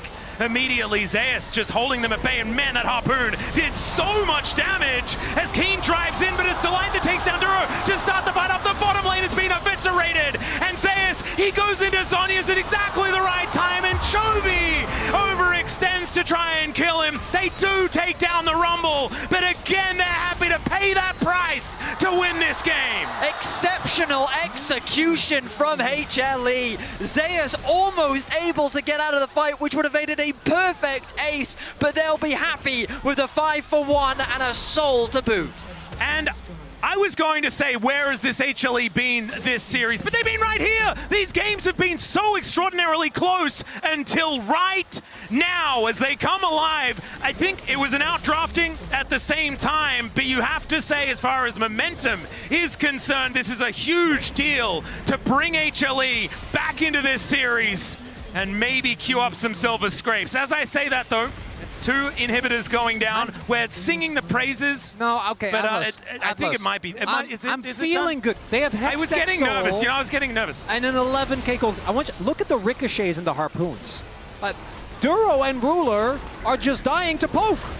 It's like one boomerang blade, a harpoon left and right, and then by the time the actual fight starts, which again, Gen G need to take, they don't have a choice, they need to deny this possible Hextech Soul. Both their carries are either flashless or dead. And if only we could have seen this issue coming from Draft! Yep. And you can see Dandy, not exactly a massive amount of celebration, right? I think knows that Draft's this one is pretty much done, but they have to beat them 3 times. Well, in the series, it's not done. In this game, yeah, we're looking good. Yeah. Okay. One number is not like the others. I don't, whoa, okay. I remember some numbers Is that? That's a big gap. That's over 9,000, gentlemen. I would say that is the lead. You're exactly right, as we're now sieging on this last inhibitor turret on the top side of the map. Equalizer goes down. Canyon trapped on the wrong side of it, but it is just going to mean that this turret falls. The Impale is going to come through Tempered Fate to try and hold Peanut in position, but he's not the priority target. The Arcane Storm goes in, but it hasn't expanded just yet. And HLE, we'll see whether they can clear this last one out. They're not quite able to on this push. They have another wave coming in. The exhaust comes down. There's a great pillar once more. As Zeka gets on over towards Chovy, finds a knock-up and executes in the out from Zeka. Welcome to Zeka's Yone, as it's a double, a full house. Zeka's full of Vipers, and they'll bring us to Game 4 in this best of 5. This is what we were hoping for. HLE bounce Listen back to the crowd as in Peanut Game stands 3. up. We've had a banger series so far. HLE have given us the most dominant game of this series. Definitely question marks around the draft that Gen G brought into Game 4, but HLE punished them aptly and deliver a swift finish. And big wins for both Rakan as well as for Zeus. Desk, what are your thoughts on that one? HLE, they fight back. They were on the brink of defeat, on the brink of the end of the road at Worlds, but I want to take parallels to the summer finals, even though HLE will hope that it doesn't end up the way it did at the end of that. But they wake up, and I think waking up is probably not the right word, Rob, because they've been incredibly close in all of these games, but this is really a shellacking. I mean, that's the point. For so often when we see these teams face off against each other, it is incredibly close. It is incredibly difficult to figure out which way it's going to go. But as you said, in that road to MSI, it was HLE who went up 2-0 in the series, but it was Gen G who were able to get the reverse sweep. The reverse sweep that people said broke Home Wildlife Esports, but now here at Worlds, they managed to find it in this Game 3 to push us one step closer closer to maybe a bit of revenge for Hanwha. And what about Worlds as the place for something that is broken to become unbroken? Emily, I know you have emotional investment in the Peanut story as well. So what is your objective thoughts about if this is also repeatable? I don't have objective thoughts. I think the big thing for me, though, that I do want to point out, this was our most dominant game, right? So HLE has been really chippy, hanging in there, right? We thought they'd be able to close it out last game, ended up dragging out Gen G 1. I think the big thing here is I've actually really liked their drafting across all 3 games. And in this particular game, they called it out on cast, but Delight was an absolute star on his signature Rakan, his most played champion. He's now 67 and 40 on it. Some of those games are coming from the bro not so good days. when he wasn't on as good of a team. But I think you say it right here in this Rift Herald fight where he really pops off. And this is the man who made his name with pop-off plays like this on the international stage, where he gets these engages that makes all the difference. The fact he doesn't get locked up and immediately turns it around, jumps onto Ruler, sets up for the follow-up from Hanwha, and it completely changes the outcome of this game. Ruler, who was set up to be a carry, falls. Hanwha get the needed gold injection that they wanted, and then start to be able to trudge the game forward in their direction. And Delight is also helping his ADC, saying, you get to fight another day. I saw you play that Ziggs game. You deserve it. And Viper very handily stepped up and took a lot of the kills on that Sivir as well. And I think it's so interesting to follow that story of the bot lanes overall, right? Because you have Duro, who's really trying to make his mark on this World Championship as it being his first. You have the Light, who wants to do the same, although it's definitely not his first. And for Viper and for Ruler to have that going on battle, Emily, it's beautiful to see, right? Yeah, these two AD carries know each other so well. Also, Delight wants his revenge, right? Against his former org who passed him over, you know. But I think in particular, Viper has been real. Like we pointed out how good Ruler has been earlier in the first 2 games. Viper, even in their losses, has been absolutely stellar. And there's a reason why we joke around in LCK that it's Viper Life Esports, right? Like, he is always consistently good, if not great, in so many of these games. Yeah, and it was a little depressing in the first fight where he's hitting the Skarner in the Rift Herald and the Skarner's completely ignoring him. But as this went on, Viper really got to step up. And I wish you could hear the crowd here when Viper pops off. The guy who won Worlds with EDG, I was able to step up here in Shanghai as well. It's been absolutely spectacular. And now he's going to have that opportunity to try and go for it again against Gen G, but it is so difficult. Yeah, I think there's a lot of Peanut love here as well. In general, it feels like, they really put their World's winners on a pedestal if they do that for China, and we are in China. Let's take a look at the Atakan fight as well, because there is really not much for Gen G to do. Delight, again, just pushing the objective forward, right? And just going forward, trying to get everyone charmed, and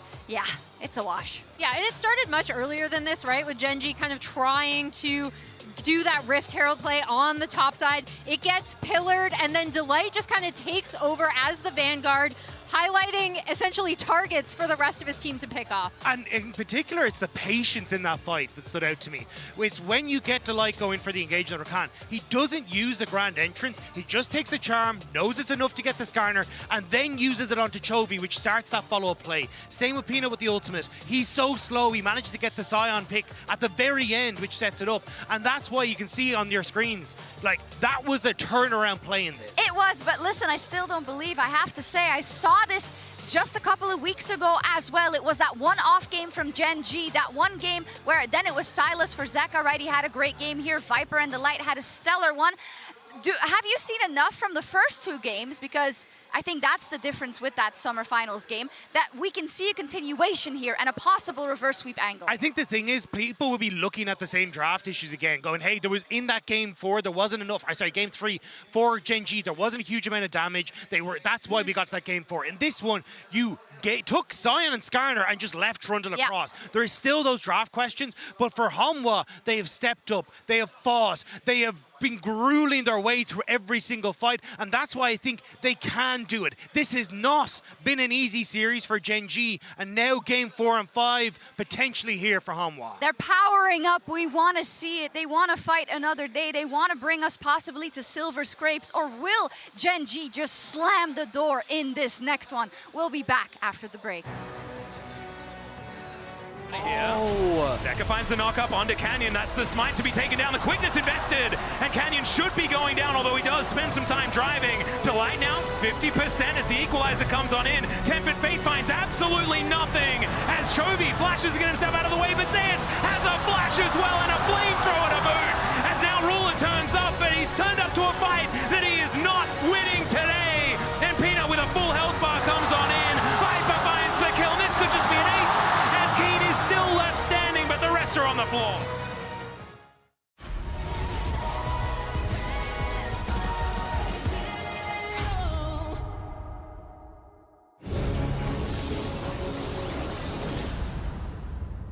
We have a new mode for you that we're calling ARAM Mayhem. It's ARAM, but with augments. It combines all the fun, augment-fueled variations of Arena with 5v5 ARAM gameplay. We want every champion to feel special and get to explore some combinations and fantasies that they don't normally get outside of Arena. It'll be live with patch 2521, so look forward to some mayhem coming to the bridge soon.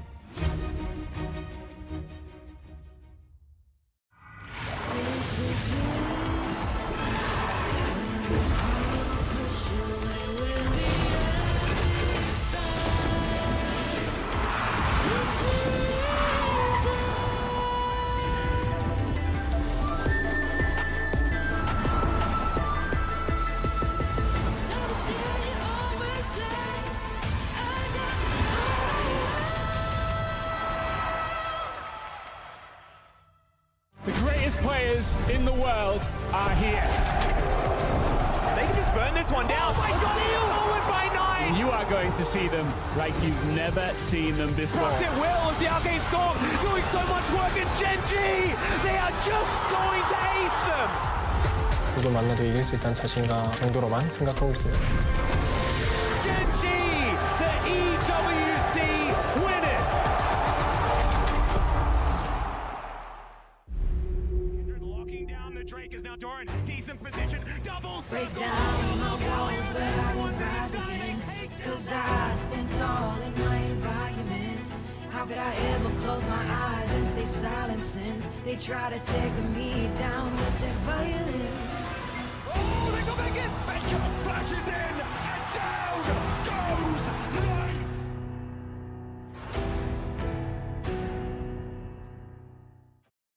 Alright guys, I just landed in China. Let's go.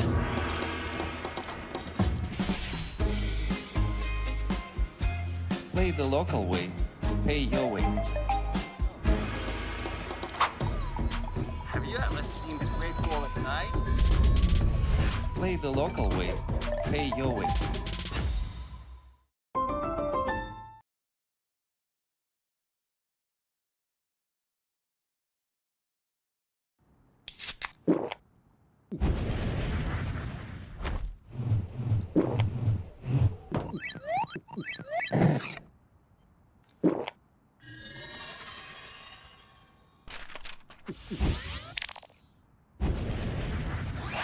Red Bull gives you wings.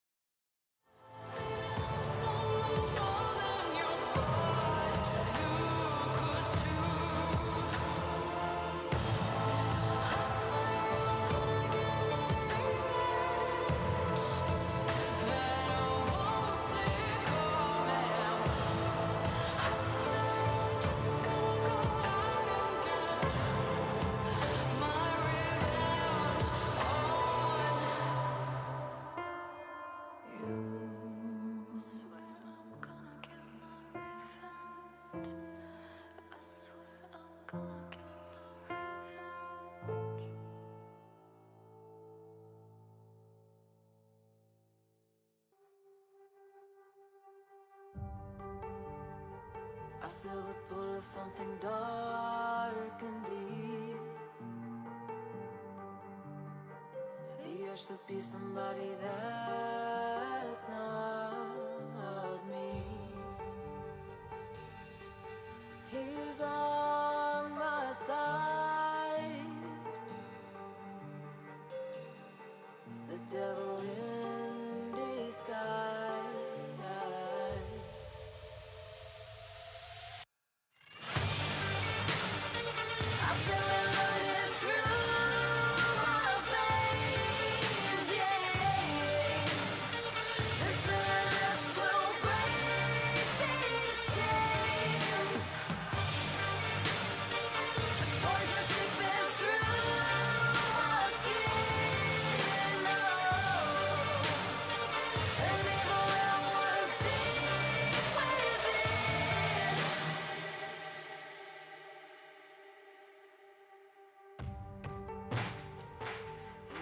with you in your darkest dreams.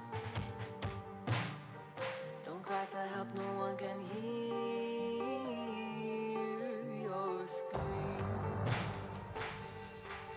He's on my side. The devil in disguise.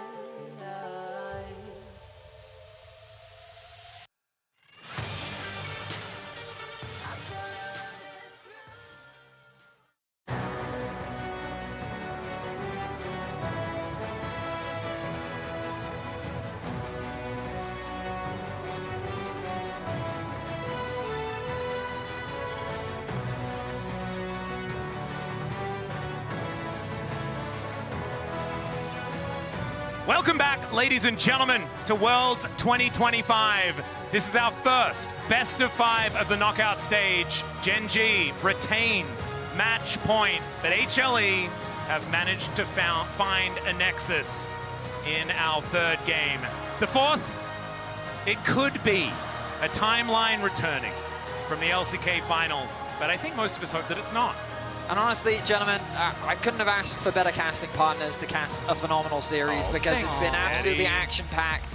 You two have been absolutely on point, and I'm hoping, for our sake, we get a game 5, but I know that Gen G wants to end things right here, right now, and it is a Caitlyn to start off the ban list. Yeah, this is kind of crazy because we often do see teams choose red side when we get this deep into Fearless because counterpicks become that little bit more valuable. Gen G are electing to stay on the blue side, or at least choose the blue side this time.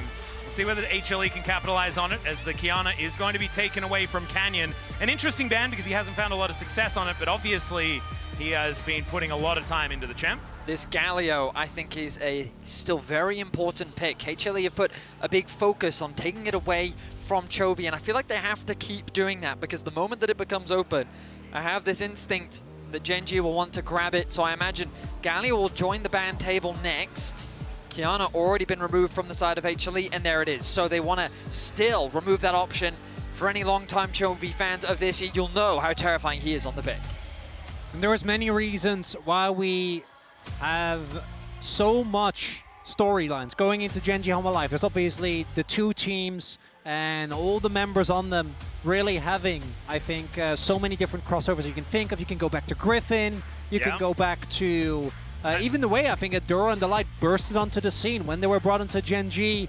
Not to mention Peanut and Delight leaving the team and going over to HLE and sort of forming the other version.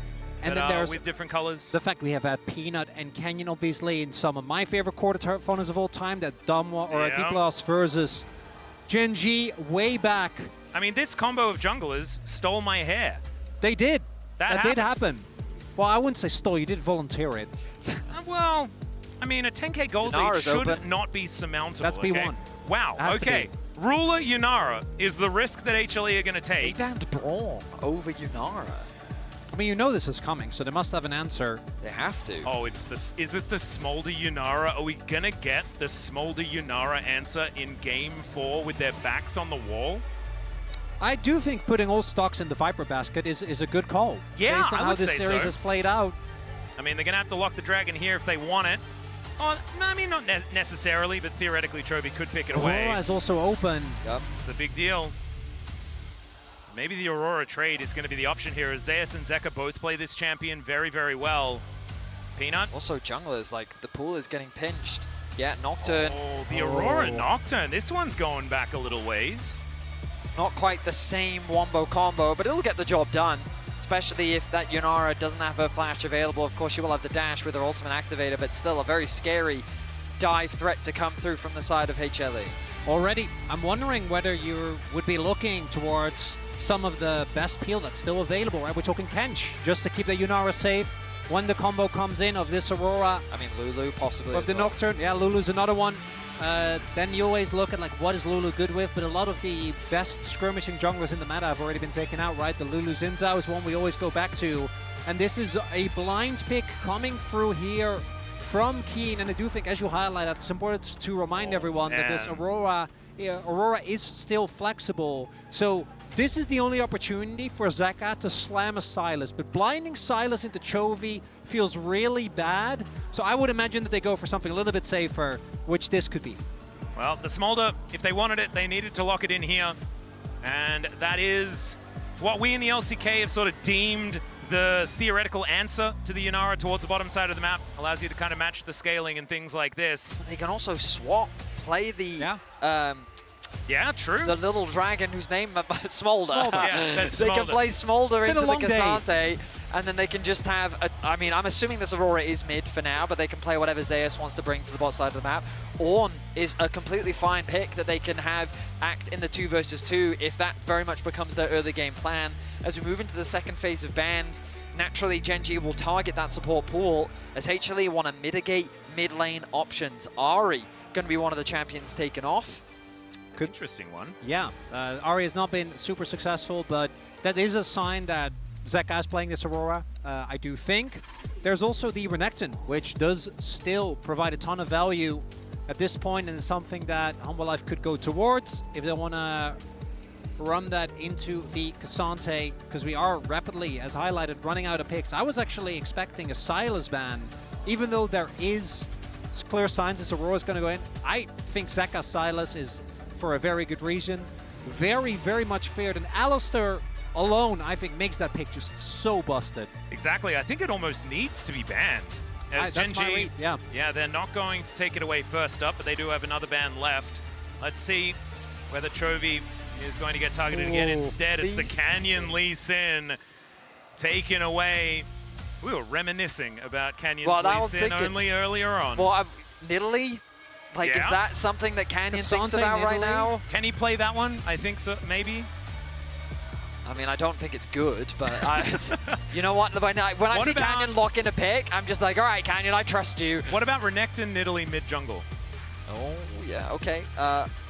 No Renekton. No Renekton's allowed, as they're going to ban it away themselves. If a part of me would think Zeus would be considering something like a Camille right now, if it weren't for the fact that I very much expect HLE to swap.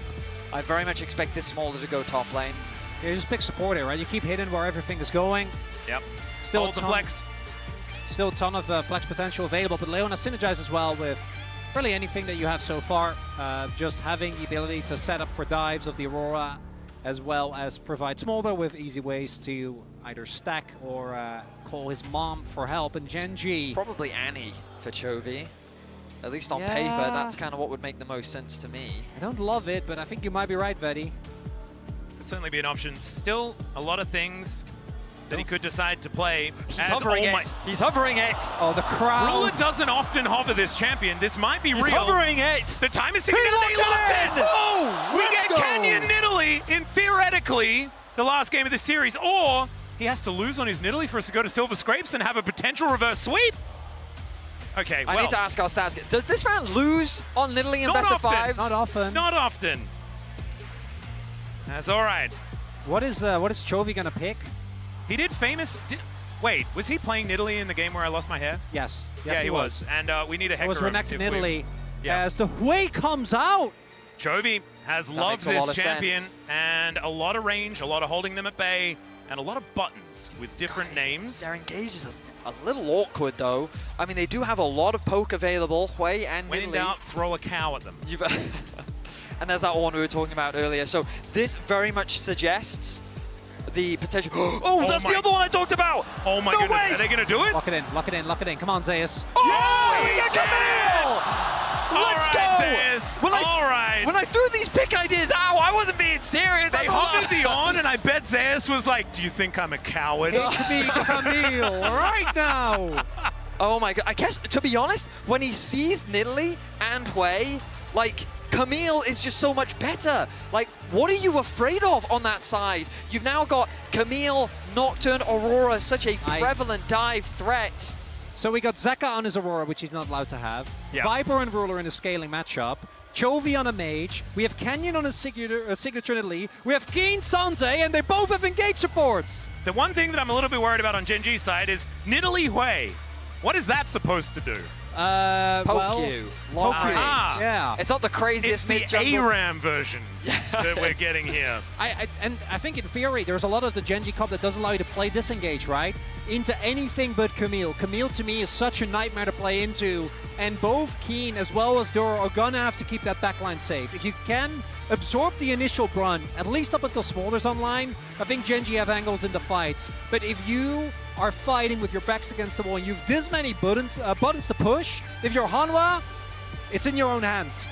I would agree, but I do think that there is an element of execution that wasn't there in the last game. They have to be on the same page. They have to get these R buttons working together. And man, we are staring down the barrel of silver scrapes and a potential reverse sweep for our first best of 5 of the knockout stage. Is it weird that I really like HLE's comp? No, it's not. It's a really good-looking comp. It's not weird at all. Because also I'm just You do love Nocturne, though, so I'm glad that you checked your bias. That is a little, yeah. But the Smolder ulti on top of everything as well, Yep. I just feel like that they've got so much threat. They do. So much threat. And I don't feel like Genji have enough protection. I mean, I'm excited, if nothing else. As you guys mentioned, so much comfort on the lineups of both sides. And when I predicted the Nidalee and the Camille, I didn't really think it would come through. But the reason why I thought it was because when your backs are against the wall, when you have to feel like you have to perform, sometimes you have to default to comfort. And we're getting to see that here in Game 4. We are. And Canyon has taken over games to the point where the compositions don't actually matter. Right? Oh, absolutely. On a champion like this. Like, Peanut could just find himself with no camps left on the map and unable to do anything. As Canyon is playing his own skin, which is always a nice I mean, flex. this is like by a million miles the best Nidalee skin, and she has great skin. I really want to highlight as well, because we have cost our fair share of Nidalee Canyon games. In recent times, I swear there's been like 3 matches where he gets killed early and you're like, oh, that's... Oh? Speaking of killed early, Chovy in a bit of trouble. Keen coming on over to try and keep him safe. Okay. Ooh, as not Chovy start walks with it the off. Q. Okay, a little bit awkward there, potentially for the top laner. Well, both top laners. Zeus has started with E. Yeah, not ideal. And we also have standard lanes as well. So it is going to be Cassante into Camille to start this one off, as our scaling ADs just going to be doing battle. And they're both scaling ADs as highlighted. I do think that the Yunara we have seen, Bruder in particular, look extremely impressive the moment level 6 gets available. Not unlike Zeri, where her all-in potential actually catches a lot of players off guard. Now, with Viper's performance thus far in the series, I don't think he's going to fall for that trap, but they will have to pay their due respect. And then we have, of course, both junglers looking to do very different things. Canyon just wants to get involved on the map. This is his trademark pick, won a World Championship, he has his skin, and even if you go back as recently as last year at MSI, this was one of the standout picks that Genji heavily relied upon, versus Peanut, who just wants to get to 6 as soon as possible and then is looking to take over the game. And I'm going to obviously defer to you, Vedi, as the de facto Nocturne expert. Well, you've got to be careful about me being a Nocturne expert, because my expertise is very much centered around Nocturne mid lane, which Riot nerfed into the ground after justifiably a so, pro or two picked up my Yeah. suggestion. It was a problematic champion. No, it was fair, balanced, and enjoyable for the whole family. I think it was just a In missile. any case. It was a missile, and then everyone died. I have many fun facts about Nocturne, so if either of you are interested, please don't hesitate to ask. Are we All right, what is the best Nocturne skin? The And best why is it Nocturne Spooky skin, Ghost? that's the second best. What is the Eternum is the best Nocturne skin. No, it's It not. absolutely is. The sound effects are I'm glorious. Team Spooky. Yeah, Spooky. It's just so the little ghosts on the Dustbringer. That's true. That are like, ooh, that's so good. All right, Zeus and Keen doing what we expect, which is just fighting one another over and over again. But this is the Keen Sante, and this is Zeus on a hard carry in the side lane as well, as Canyon searching for an opportunity here. Zeka taking a bit of damage already here in this lane. So, Keen Sante doing some work here as Zeus gets the physical shield, but there to keep is himself alive. Yeah, but Keen is building a really big advantage here towards the top side. Actually, he just uses Cookie, but still has a pot. Zeus needs to be careful. He does have a ward, so he should not get hit by this. And I think going for a dive is overly ambitious, so they're not going to decide to do that. But it does mean that there's a little tempo advantage here for the Gen G top laner. If the ward wasn't there, it might have been an angle. Might have been enough, yeah. If they sure. had have actually hit the spear, but gets a lot of heads up as far as where that was going. It's all right. Another little headbutt comes on through here from Duro. Knocks up Delight as we head back towards the mid lane. And we have a Zenith Blade going in. Achu is going to connect here as Viper. I mean, I don't even think he minds about what the trades do. He hit 2 people with an Achu. Well, he's feeling fantastic. He's actually running PTA as well. So, like, in these short trades, he actually does a good amount of damage. Zace is still here. Not really where he wants to be. As the Q is going to connect Keen. Can he get the solo? He cannot. As he tanks up the turret. My God, this top lane has been insane. That's not bad for Zace, though, because he has TP. So he's able to, if he trades help, it actually might end up favorable for him. Yeah, I mean, the fact that he's still here is the most... He's staying. He's like, I've got to get this wave. He wants to get a juicy base off. Just one more wave. Come on. Just fine. one more wave. Oh, the cannon. Oh, Zeka picks it up. Nice zoning there from Chovy, though. Okay, Zeus. All right, I'm frightened on Zeus' behalf. Okay, but the Q3 has 1 off from Keen. He will get a tower plate, so a little bit of extra gold for him. And Zeus does manage to get the cannon. That's kind of the main thing, as Keen takes another turret shot. Oh, he got that all. Shield. Beautiful farming. Oh, it's Chovy doing great in terms of health, but Zeka not really too bothered. Actually, when it comes to the CS department, doing a great job here on the Aurora. And obviously the range advantage is always going to be there for Chovy. But for me, his struggles start post-6 when both Zeka have easy ways to get on top of him, and he's going to have to contend with the threat of a Nocturne at any given point in time. Exactly, and Peanut, as we can see, level 5 now is just booking it, trying to get towards that level 6 as quickly as possible. And oftentimes, Canyon is able to abuse jungle matchups because he farms so much more quickly. Nocturne will be able to keep up for the most part, doesn't necessarily have the same kind of gank potential, but will definitely be able to eat through the jungle. As we're going to have a look here, 46-11 is a relatively good record, as 9-2 on the international stage. He's only lost 2 games internationally on this champion. That's terrifying. Yeah. Yep. You can tell why he chose Nidalee as his champion in 2021. In 2020. Oh, Ruler might be in trouble. There's 6. Zeus waited. There's a Hextech ultimatum, and Ruler, when asked the ultimatum, he says, I got nothing. He flashes to try and get out of the way, but the flash from Viper, and first blood for Smolder. And of all people that got the kill, it's Viper. And it's a setup from this Camille. Zeus happily sacking his own lane if it means he can set up. He did TP back here. He's but immediately he's fine. in the bottom lane. There's coverage. Peanut's there. Spots out this ward, knows that it's there, is unable to clear it just yet, as Canyon shares in some of this plate gold. Okay, he is really going to be falling. Yeah, okay. So the experience he will get, but he is falling very far behind when it comes to farm. Might also set up a dragon here for Genji. Still Peanut. Zeus hasn't based yet. No, and he doesn't have TP. He's getting a lot of value out of that Doran shield. I mean, but he really so he needs teleported right to the bottom lane. Is that what he did? Like, yeah, he was top. He was waiting in the brush, cancelled his base, ulted Ruler, made sure he was dead, and then he TP'd the bot lane, which he probably should have based first. I just imagine being Peanut pressing tab and thinking, my Camille still has no items. Hello, Camille, can we spend some gold, please? I mean, Keen is doing a really good job of keeping him underneath the tower. So Keen got a plate in top lane. I don't know if he got both plates in bot, but he's sitting at a 635 gold lead right now. Previous crash. A 20 CS lead. Zeus, you need to back. No, he needs but he needs can't the wave. back. There's too much far. And they know, I think, as well, that Peanut's towards the top side of the map. Yeah, do you think they know what's happening in the bottom lane, Genji? Like, look at that vision. Look at all of those wards. Zeus is going to base. This is his moment. We are so excited about Zeus going back home. Guys? This is one of the biggest moments. He hasn't even channeled it yet. All right. The next wave, no, Conker lining forward. There's no way he's not basing. No, he's playing the game where you need to build full items. Full Trinity Force coming in first up. I hope that's not the case, but Canyon moving on over here as they start up the grubs. HLE in position to fight as Zeus still hasn't based. They can't contest this. Keen is going to be here. No, but Ruler isn't. He's walking down towards the bottom side. It's okay. Mom comes down. Fair bit of damage comes on through. Unable to snipe that grub out of the way. So it should be 3 going over to Genji as Peanut gets in there to try and steal his... There we go. Finally, he goes back. Doesn't finish a complete Trinity Force, but Sheen and Phage nailed it. Okay, well, in theory, his trading should be significantly better than it has been. I reckon that's backed up with a fair bit of fact there, Vedius. But the awkward thing for HLE is they send their bot lane to top. which meant that they weren't really in a position to contest Dragon, especially given that Zeus hadn't base and TP'd straight to bot lane. But then Genji reset Keen after he shoves in bot side. Zeus can't TP or get involved in the fight, and given the Smolder is still scaling and their mid laner only has boots, it would have been a very risky fight for them to try and force, given their position. So first two objectives of the game going the way of Genji, and a lot of it off the back of Canyon just playing through his pressure lanes.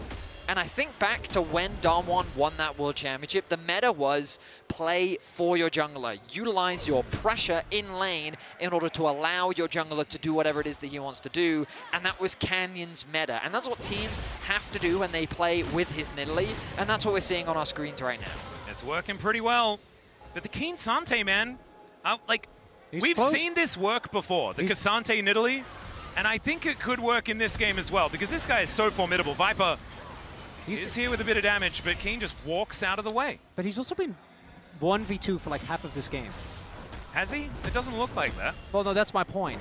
And that's one of the things you did highlight, Vedu, that one of the worries that you do have with the Camille is what is happening to, as we can see, as Zeka is now answering to Hanwha, is that they are, even though Viper's in a great spot, they're kind of behind in tempo on these swaps. So Genji have just been continuously swapping to make sure that they keep the Camille in an awkward spot, whereas Keen obviously doesn't really care being in a 1v2, was actually trying the base there to maybe rotate again. So the way you fix this if you're HLE, Nocturne presses R on Ruler. Right, and so Camille plus Nocturne plus ideally Delight is there as well, but you just set up a pick onto Zeus, and then this deficit doesn't matter because the moment that Zeus just gets a single kill to get the ball rolling, gets that first item completed, he's back in action. Well, everyone's here. Zeus does have the hookshot. Circle not going to quite be enough to do it. Zeus will be able to back away. Still hasn't died. It's kind of crazy that our only kill is onto Ruler earlier on in this game. It's so awkward now for Zeus because this wave is slow pushing towards Ruler. He can't afford to approach yet. Now we see Peanut and Delight doing exactly what they need to. Path towards bot to provide him with a little bit of freedom. And Ruler now like, okay, we'll push that wave back out. Overall though, game very even state. While Keen does have a big advantage, Viper has an advantage of his own. 20 CS, well 15 CS the lead along with that kill. Viper is looking very scary on the Smolder with 86 stacks so far. This is also a really easy game to read, and at one side, very clear, at least up until Viper gets, you know, up to his stacks and has RFC. And even then, I would argue that the comp as a whole is still dive. He just gets to do some poking. It's poke versus dive. On one end, you have Hanwha Life, who have so many tools to go in, start fights, and need to take out the key carries. And at the other end, you have Canyon, Chovy, and Ruler. They're just trying to poke or get as much damage up as possible. And Duro and Keen standing bodyguard. But the tools for Hanwha Life are really, and this keeps repeating, they're particularly the Camille Nocturne combo is so hard to actually do anything again. So I think for Genji, it's actually really important that Canyon, Chovy, and Ruler all stay in good position so that if you lose one, the other two can cover your bases. Oh, Viper picks up that cannon quite nicely here as Chovy taking a little bit of damage. And here on the bottom side, Zeus shows himself to Ruler. Canyon and Duro in the area, and it looks like HLE want to deny some dragon stacking here. The ability to equalize things is theirs. Zeus could be in some trouble though as he tries to get himself out. Canyon misses the spear though, so it looks like Zeus will be allowed to live for the moment. The rest of HLE starting off this Drake, but it looks like Peanut and Delight not going to be able to continue anything. Base we have, teleport available for Chovy, going back to base. And we'll head back in. Doesn't finish his item. Yeah, Blackfire Torch not quite done just yet.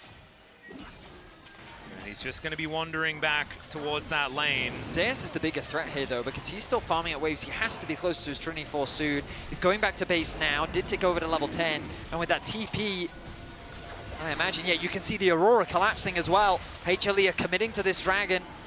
Yeah, teleport actually to the top lane. Kind of insane here as Keen can teleport back down if he would like to. Teleport in from Chovy. They are going to contest this. There's the Pulverize onto Delight. He's got the Eclipse to keep himself healthy. As Canyon comes in, there is the Smite from the Nidalee. Works very, very well. Meanwhile, fight towards the top side of the map as well as the All-Out comes on through. Zeus does have the hookshot, just gets himself out of there. Another Hextech Soul. And Genji one step closer to that soul point. And Canyon is able to not only get the dragon with the execute on the pounce, but also note, Zeus tried to TP in, or rather, Zeus also, I think, tried to join the fight and got stopped in Keen, which is why he was in the river Maybe the Camille could have been enough. No, so No, it was Keen that was trying to... Zeus TP'd to top, and so then what Zeus did was he fully committed onto Keen to prevent him from being able to TP towards the bot side of the map. Actually use exactly, but that was the whole point. Basically, Zeus was trading his HP bar to prevent Keen from TPing in, because as you identified, if Keen had TP'd into that fight, it just would have been a disaster. But they still got the Dragon. Yes, they did, because Canyon's Italy has a 9-2 record internationally. Yeah, and also an execute, which is helpful.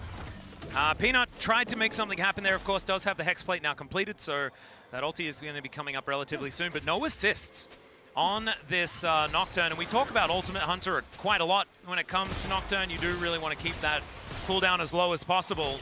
Needs to start assisting in some of these kills. My frustration with Peanut is I feel like he hasn't been pressing his ultimate enough. Yeah. I feel like that given the position Zeus was in, you want to just throw that out, if nothing else, to try and get flashes from your opposition, whether that be Chovy or Ruler, because around those Dragon fights, those flashes being unavailable is a very big deal. And also, you're not going to be out power farming the Nidalee. Like, it's just not happening, as we are already seeing.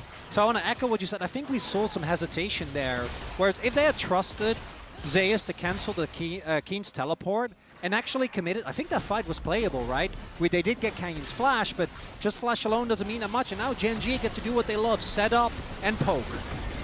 Well, it's right now just engaging onto this Rift Herald as Delight makes his way over. They know what's going on. Mom comes down, doesn't do much of anything at all, but man, that Achu doing a lot of work. Zeus moving his way in, that's going to be the steal on the Herald. Between Worlds comes through as well, but Chovy takes first blood in the fight, but now it's HLE's turn as the Keen Sante says not today, HLE! Turns around and slams them into the ground. And the trade goes in favor of Gen G. Hanwha do get the Herald though. Eye is picked up by Zeus, but that is costly, not just because of that initial trade, but top lane turret will fall. Gen G demonstrate how difficult it is to pull off this composition from HLE. They threw every single member onto a single target, but in doing so clumped up for Ruler to dish out the damage himself. And with Keen being as strong as he is at this point in the game, it is a terrifying situation. We look back at the fight, the ulti used early from Viper as Delight uses the Hex Gates to get in from behind. Keep your eyes on the positioning of Ruler here. He has to move into the brush. Fog of War, he's not the target. Now they're all clumped up. Gets ulted by Zeka, but look at over the wall. Damage after damage. Chovy with the assist, throws out the ultimate, connects onto 3, and then Keen cleans up Zeus on the back end. And even though Canyon dies, this is what we were talking about. As long as 2 of the other members are alive and well, they're going to be feeling good. And at this point in the game, Keen is also just a straight-up carry. He already had a lead. The one-item spike of that Iceborne Gauntlet is a big menace. And they got Herald, but it looks like they're going to have to pay with about a 3k gold deficit. Now their jungle is just getting invaded and Canyon's just getting blue buffs. He's just stealing it all away. Keen grabs himself a blue as well.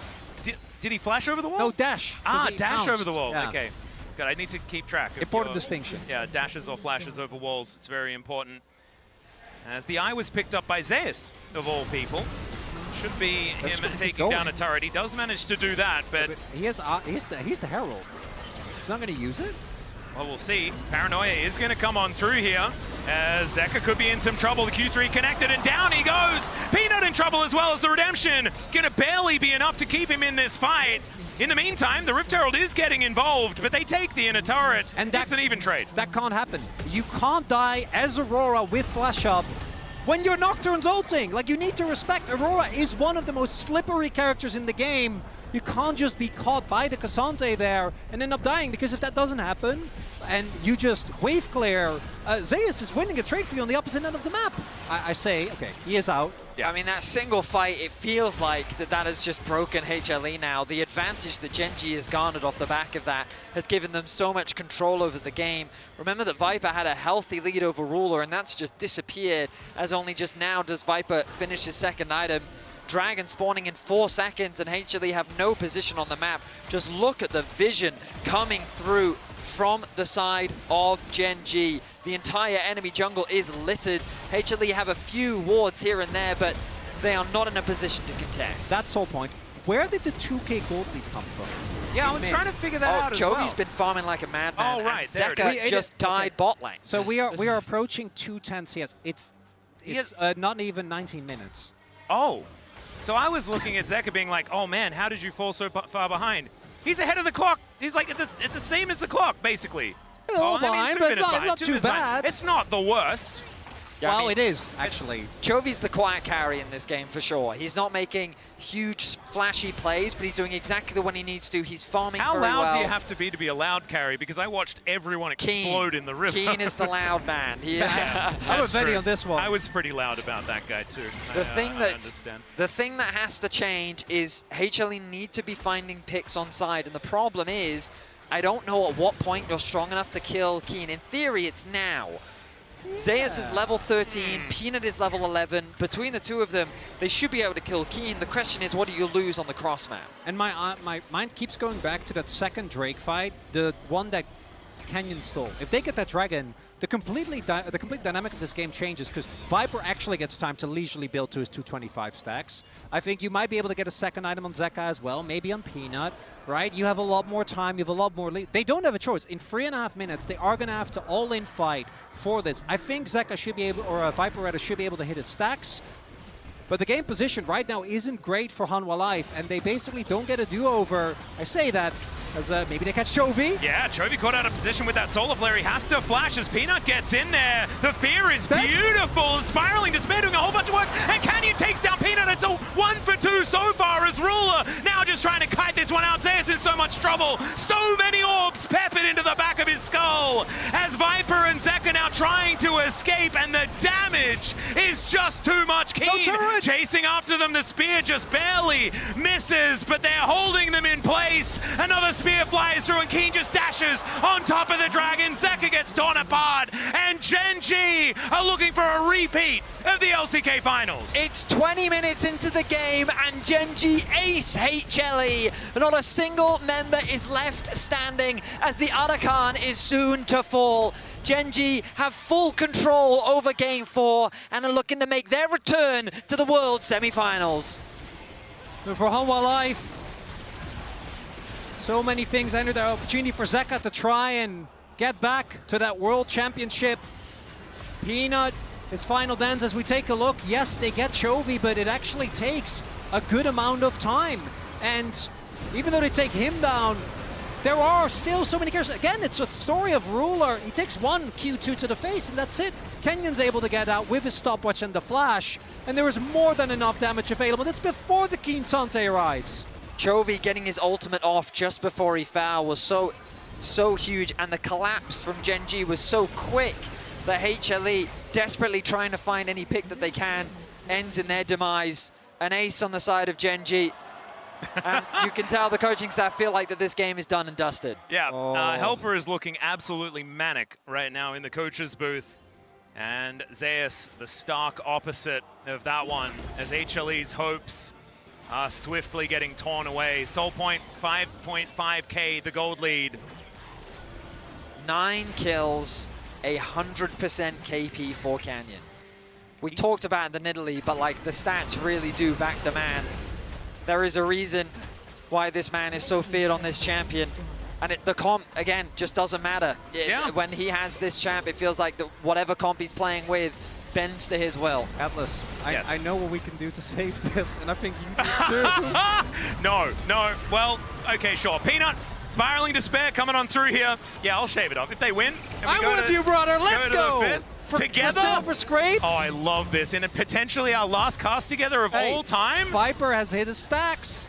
All right. There's a dream. 230. I'm getting worried, actually. These braids are really fun. Took me a long time. Okay. Delight and Viper clearing things out. Gonna have to check my biases now. Gen G, come on. 30 seconds until the Soul. I have to imagine that that'll be the point that this game is decided, because if HLE can't find a fight there, there's no coming back from that. The Hextech Soul and the lead that Gen G have is just terrifying. Hextech Soul with Nidalee and Hui does not sound like a fun and interactive gameplay experience. Like, that's just the slow, the extra damage, the chains. And the fact that you can be hit by everywhere on the map is the really problematic part. As Chovy has demonstrated before, that this champion, he is very, very good at it. Dragon has spawned. They immediately start that one up. All right, Hanwha. Oh, Zeus is in a potential flanking position.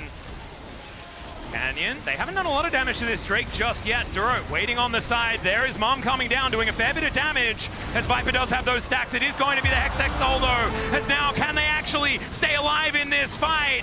As Canyon, down to about 50%, dash cannons forward. And Genji, they will just back away.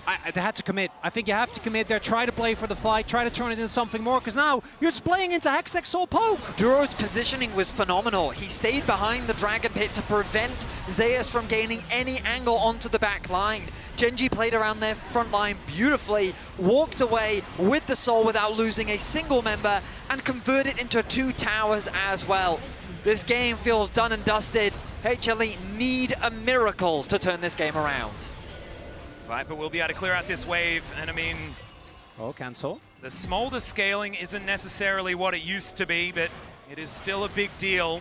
265 now. But it is just feeling like Genji have this game exactly where they want it. And like you say, that Hextech Soul cannot be overstated. It's so much power. Especially with this comp, I think there's compositions where you always get value from the abilities, the attack speed, but there are so many easy ways to proc it on multiple members. As we take another look, and even if there isn't a great angle, I really think Hanwha just not finding the opportunity. Peanut goes for the 50-50, but again, it's not really a 50-50 when it's Nidalee. Zeka gets a little bit of damage down, but because of Duro marking that flank, no one finds anything. Zeus. Bit of a 1v1, gonna turn into a 2v1 here as Keen is in a lot of trouble. Goes in. Canyon moves on down, the all-out comes through, and he's all out of there by the looks of things. They are trying to chase him down, but this Cassante able to get himself out, and my goodness, those spears hurt. The heal from Canyon enough to actually get Keen to safety. Otherwise, Zeus definitely would have won out on that 1v1. The Camille finally being a threat in the side lane, but unfortunately it feels like it's too late. Level 15 on the Camille. It pales in comparison to the advantage that Genji has right now. Viper, the late game win condition, working towards an Infinity Edge, it looks like third. Look at the CS numbers in jungle and mid. No. What is that? Don't do it, actually. Oh, now there's an Infinity Edge on Ruler. Ah. Yep. Yeah, the Yunara is quite frightening. We're going to go with that, at least for now. So, yes. What does Humble Life actually need? Like, I think this is a tough solution, like a tough thing to crack. So Kill the enemy Nexus. Okay, Max, I'm looking for extra suggestions here. So, what do you mean? That'd win them the game. We're looking at a misposition for either Ruler, Chovy, or Canyon. I stand by the fact you need to do what we talked about early in the game. You have to 2v1 a lane, and you have to kill someone. Delight has to stay alive. He does at least do that, but no flash now on the Leona. Genji are deliberately over-grouping. Right now, you've got 4 people hovering around the Baron, and obviously if you tried to kill Keen now, they would just take the Baron, but... Oh? Well, let's see whether Zeus can just kill Keen. That might be a win Well, we know he can angle. win these side lane fights now. The problem is, what do they really convert that into, especially with Genji forcing the Baron? Well, there is a back coming on through, but vision is available here. Keen is cancel. going to interrupt it. Very nicely done. Mom comes down. 4 versus 4 here around the Baron. As teleports up for both of our top laners. Keen could make his way in. As Viper singled out, and it is going to be Genji backing away from the Baron. Not biting off more than they can chew for now. What about an Elder Flip? Oh, I love that. Peanut swoops in, finds the flip, keeps the series alive. That would be extraordinary. Good brainstorm. Betty, I'm seeing some skepticism. Guys, Zeka is so weak. Like, I don't think I know, I'm trying to talk around it, Betty. He's behind almost a full item. Yup. And actually, the Baron he is possibly just dead. I think it is. As well. Actually, only down to about 50% more now. Oh my god! That damage is revolting. As Zeka caught out yet again, Keen is in amongst it. Redemption not going to quite be enough here as Zeus gets pulled out with the all-out from Keen, but he flashes to try and get away. The Guardian Angel is going to be there, but Delight just explodes with that spiraling despair. Ruler is on a rampage now as he takes down Zeus, and the Baron should be free for Genji now. No remorse as Genji pick apart HLE once again. Keen delivers Zeus to the rest of his team, serves him on a silver platter as they secure themselves 2 kills and a Baron. HLE desperately try to approach the pit, but Genji give them no room to play. There is so much poke, as we can see. There is Keen holding multiple people hostage and then also kidnapping Zeus. But you can see the health bars, they just can't stand up, particularly in this choke when you don't have any place to move, but you need to contest the Baron. You're forced into a lose-lose situation. And again, that fight starts with Keen getting on top of Zeka, taking this Aurora out of the equation, and the rest of the members just can't quite find it. And I think you're starting to see it dawn as well on the faces of Hanwha as their run at Worlds feels like it is on the precipice of ending. As well, Canyon's celebrating by breaking his hourglass as once again, the scared Yuumi every single time. But he can just do that. He retains 100% kill participation, by the way. Like the collapse just, as you're saying, Vedi, it takes too long. Well, even with Peanut here, he doesn't look scared. Chovy has an army of siege minions as well. As Zeus wants to continue fighting here, but he just doesn't really have an inroad. They have to force a fight. They have to make something happen. But it's instead Duro that tries to go for it. The ulti out from Chovy is looking to try and kill him. Redemption comes down as he's dodging all of this poke. Redemption for the snipe, but he's able to walk his way out.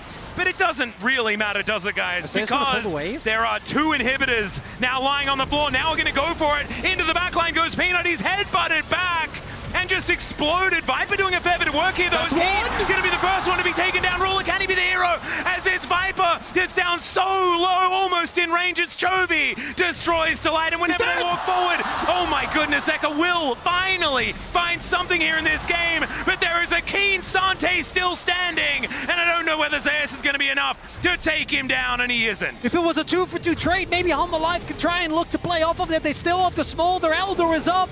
But with the trade going in favor of Gen.G, I don't know if that's a possibility. Canyon and Chovy still do so much damage here as they're moving back towards this Elder Dragon. Information will be there, but you could see it. HLE thought that maybe they could race over here to try and contest, but that would definitely be game over if they just fell and Gen.G walked up and destroyed their base. HLE, the base is in pieces, but Gen.G don't feel confident enough to actually start off the Elder Dragon.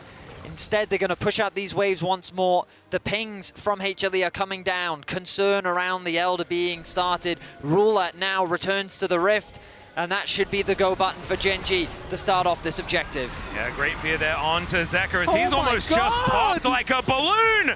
What the heck was that? Almost just one shot by Chovy alone. Look at the poke damage. Duro snipes him with the redemption, and the all-out comes through from the Keen Sante. He wants to go to the semi-finals, and he wants to go there right now. It's Zeus that's able to finally put him down, but the rest of Gen.G catch up, and it's Ruler with the double kill to send HLE home. Gen.G once again book a ticket to the semi-finals, and they're looking to continue their extraordinary run here at 2025 Worlds. And Chovy, he'll just take a little bit of a sip to celebrate. It was an incredible series. HLE really pushed Gen.G to the very limit, but the comfort picks from Gen.G in Game 4 was enough to make a repeat of the LCK finals. You can see there as well, so many hugs between these two teams. The bonds that tie them run deep within the LCK amongst different rosters, different teams, right? So much over time, and there was going to be heartbreak no matter what in this series. The last dance from Peanut is finally over, but I think there are so many moments that he gave us in the LCK on the world stage throughout all of the years of his career. And you can see there, I mean, still the appropriate response. It absolutely is. And he will take a bow now alongside his teammates, and he still has a smile on his face because that is the Peanut we know and love. A phenomenal player. He's had a phenomenal career, and he will be dearly missed. He certainly will, but it is also our last dance, Chronicler. This was the last time that we're going to commentate together, and I'm so glad that this series was incredible as it was. I want to say thank you for your undying optimism, your extraordinary kindness, and being such a great friend. I'm going to miss you. I'm going to miss you too. As the fans are not the only ones tearing up. It's an end of an era for Peanut, as the crowd gives him what he deserves. And it was an absolute pleasure to share this moment with all of you. You included, Vedi. Get in here! as the crowd. This was an historic series between these two teams. I know the scoreline might say the same thing. Doesn't do it justice. As the LCK final, but this was some of the best League of Legends I've had the privilege of watching in my far longer than it has any right to be career. Oh, man. And we have to say goodbye to Viper. Vedi, you and I were there when we handed him the trophy in 2021. Oh, what an extraordinary experience. But Chronicler, thank you for everything once again. I don't want to get too wordy because this is Gen G's moment, that it is now time for us to throw us back to the analyst desk to break down this absolute joy of a series. Thank you so much. You're going to be very missed, Atlas, and of course the duo as well. But for Gen G, they take another step forward. They do not let the mistakes of last year and the ghosts of years past bother them in this one, and they give us, it would be disrespectful to HLE to say that it went the same way it went in the summer finals, because I do feel we saw a different HLE, but the fact of the matter is, you're going up against the best team in the world. Yeah, I mean, Gen G were just a complete class act today. It felt like every single time it looked like they might be out, especially in that incredibly long game 2. Their team fighting just came out on top. And watching this team fight is just such an honor, oh my honestly. Gosh. Imagine if it happens to you. I'd be like, what? My solo queue games do not look anywhere near that. Mine do.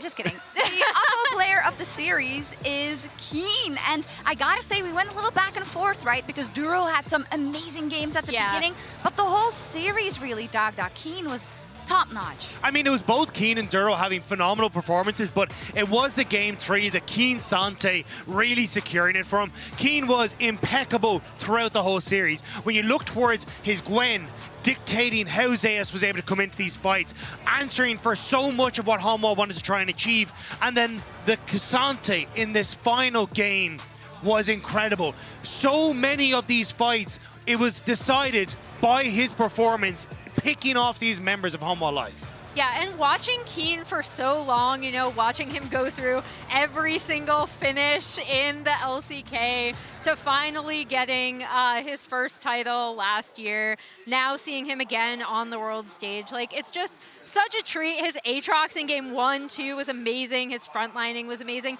And he's one of the reasons why this Gen G team is so strong in these fights. Yeah, it doesn't just feel like he won Oppo Player of the Series. It feels like he has solidified himself as best top laner in the world with this series here today. He has been incredible. Bin is gone. He's now kicked Zeus to the curb. Like, it feels like it is a Keen world and we're just living in it. Yeah, I think that's a great point. The three-peat will not be happening for Zeus. I do gotta say, I know people hate it, but an Ornn would have maybe worked better. I agree. We were calling for the Ornn. We were like, come on, Ornn. But then again, it's not like it was Zeus' fault by himself, right? The whole team got outplayed in that last one because Gen G, they didn't want to repeat the mistake. So did FlyQuest give them a harder match then? No. That's so unfair. Stir the pot. You're unable to compare the two because HLE, they fought valiantly. We will be talking a little bit more about specifically Peanut as well later. But first, of course, we need to celebrate the winners on the day. I see that the stage interview is getting set up. And if my eyes don't deceive me, it's Ruler that we'll be talking to, who again, he's always there, man. He's always doing his job in a phenomenal way. I think it's hard for a Ruler because you just expect the best of him. Yeah. Like, he sets a standard that is unattainable for like 99.99999% of other people. So when you see him being able to like pop off on things like the Ezreal and hit like every single Mystic shot, he just is above and beyond what many people are capable of. I think that's why, like, we look at people like Duro and Keen who are stepping up, but Ruler is always firing on all cylinders behind them, and it is, again, a team that every single person matters on this roster, and every one of them just works together like a well-oiled machine. Yeah, I think there were moments in every single one of the games where, you know, that Chovy hold with the Orianna ultimate to get it, Ruler being so incredibly consistent, he's standing by on stage in the Verizon post-game interview. 各位好，欢迎来到赛后采访环节，我是主持人刘航。首先要恭喜金气获得了这场比赛的胜利，也同时拿到了通往本次全球总决赛4强的门票。来到赛后采访环节的嘉宾是金气的下路选手 Ruler， 欢迎 Ruler 来先跟所有的召唤师们打一个招呼吧。Thank you very much, Ruler. Could you say hi to the fans out there? Hello everyone, I'm Genji's AD carry Ruler. 非常多支持 Ruler 的热情的观众。今天这个比赛的场馆对于 Ruler 来说应该并不陌生，在23年的春天，就是在这里拿到了 LPL 的冠军。时隔2年，再一次回到了这里，再一次赢下了比赛的勝利，这对你来说是一种怎样的感受？ First off, congratulations on the victory. Here is a place where you are actually very familiar with. 2 years ago, you won the LPL Spring Finals here. It's been 2 years since you last performed on this stage. How do you feel? 경기장을 모르고 있었는데 와 보니까 23년도 스프링 때 우승을 했었던 경기장이더라고요. 그래서 느낌 자체가 너무 좋았었고 다시 이곳에서 승리를 하게 돼서 정말 굉장히 기쁘고 이 많은 팬분들 앞에서 4강을 가는 모습을 보여드려서 너무 좋습니다. I actually didn't know which stadium I'm going to be performing at, and I realized I was going to play at the stage where I won the 2023 Spring Finals. So I had a really great feeling coming into the venue today. And then I'm really grateful that I was able to get a win today one more time and showcase that I'm advancing to the semifinals in front of this huge crowd. 也是你们的老对手了，在今年交手过非常多次了。在下半区包括也会有 KT 和 CFO 这2支战队，所以 Ruler 当你知道这个抽签结果的时候，你当时第一时间的感受是什么？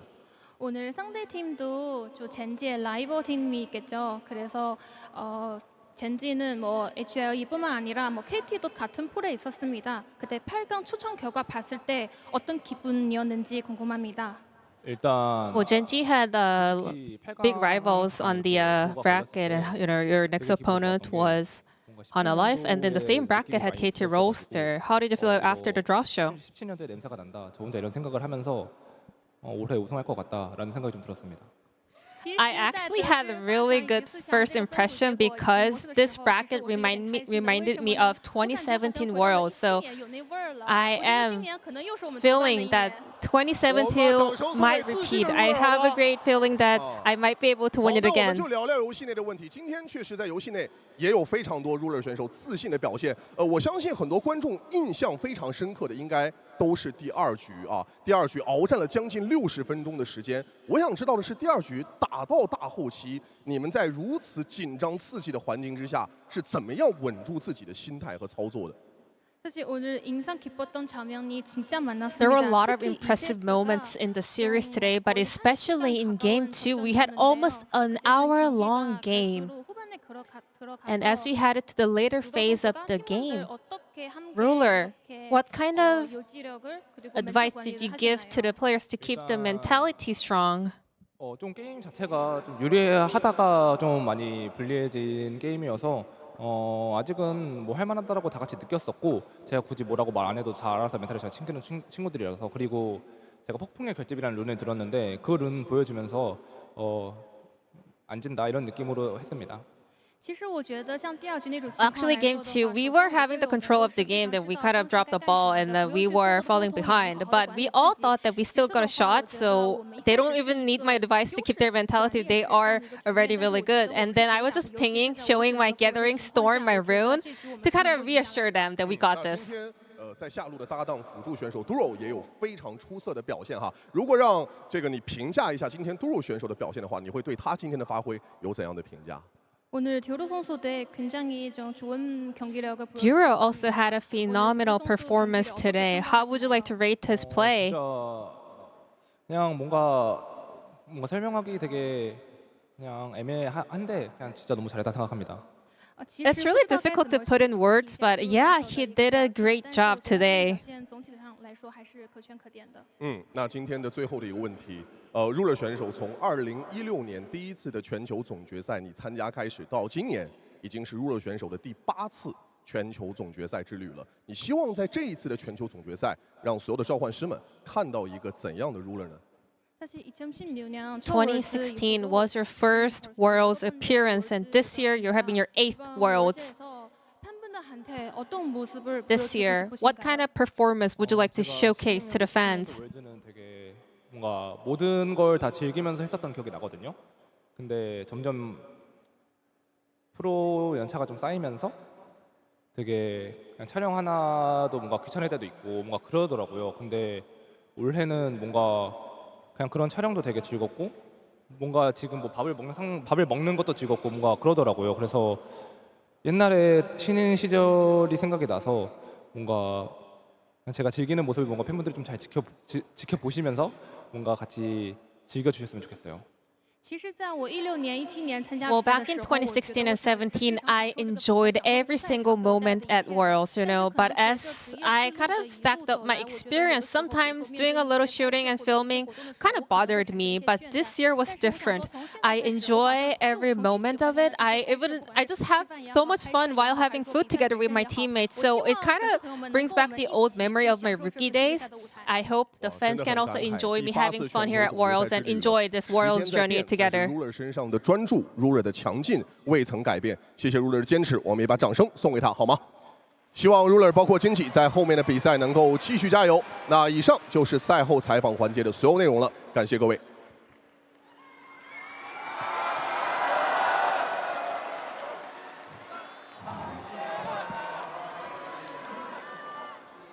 Well, Ruler invoking the 2017 memories. I love it. Got a reaction.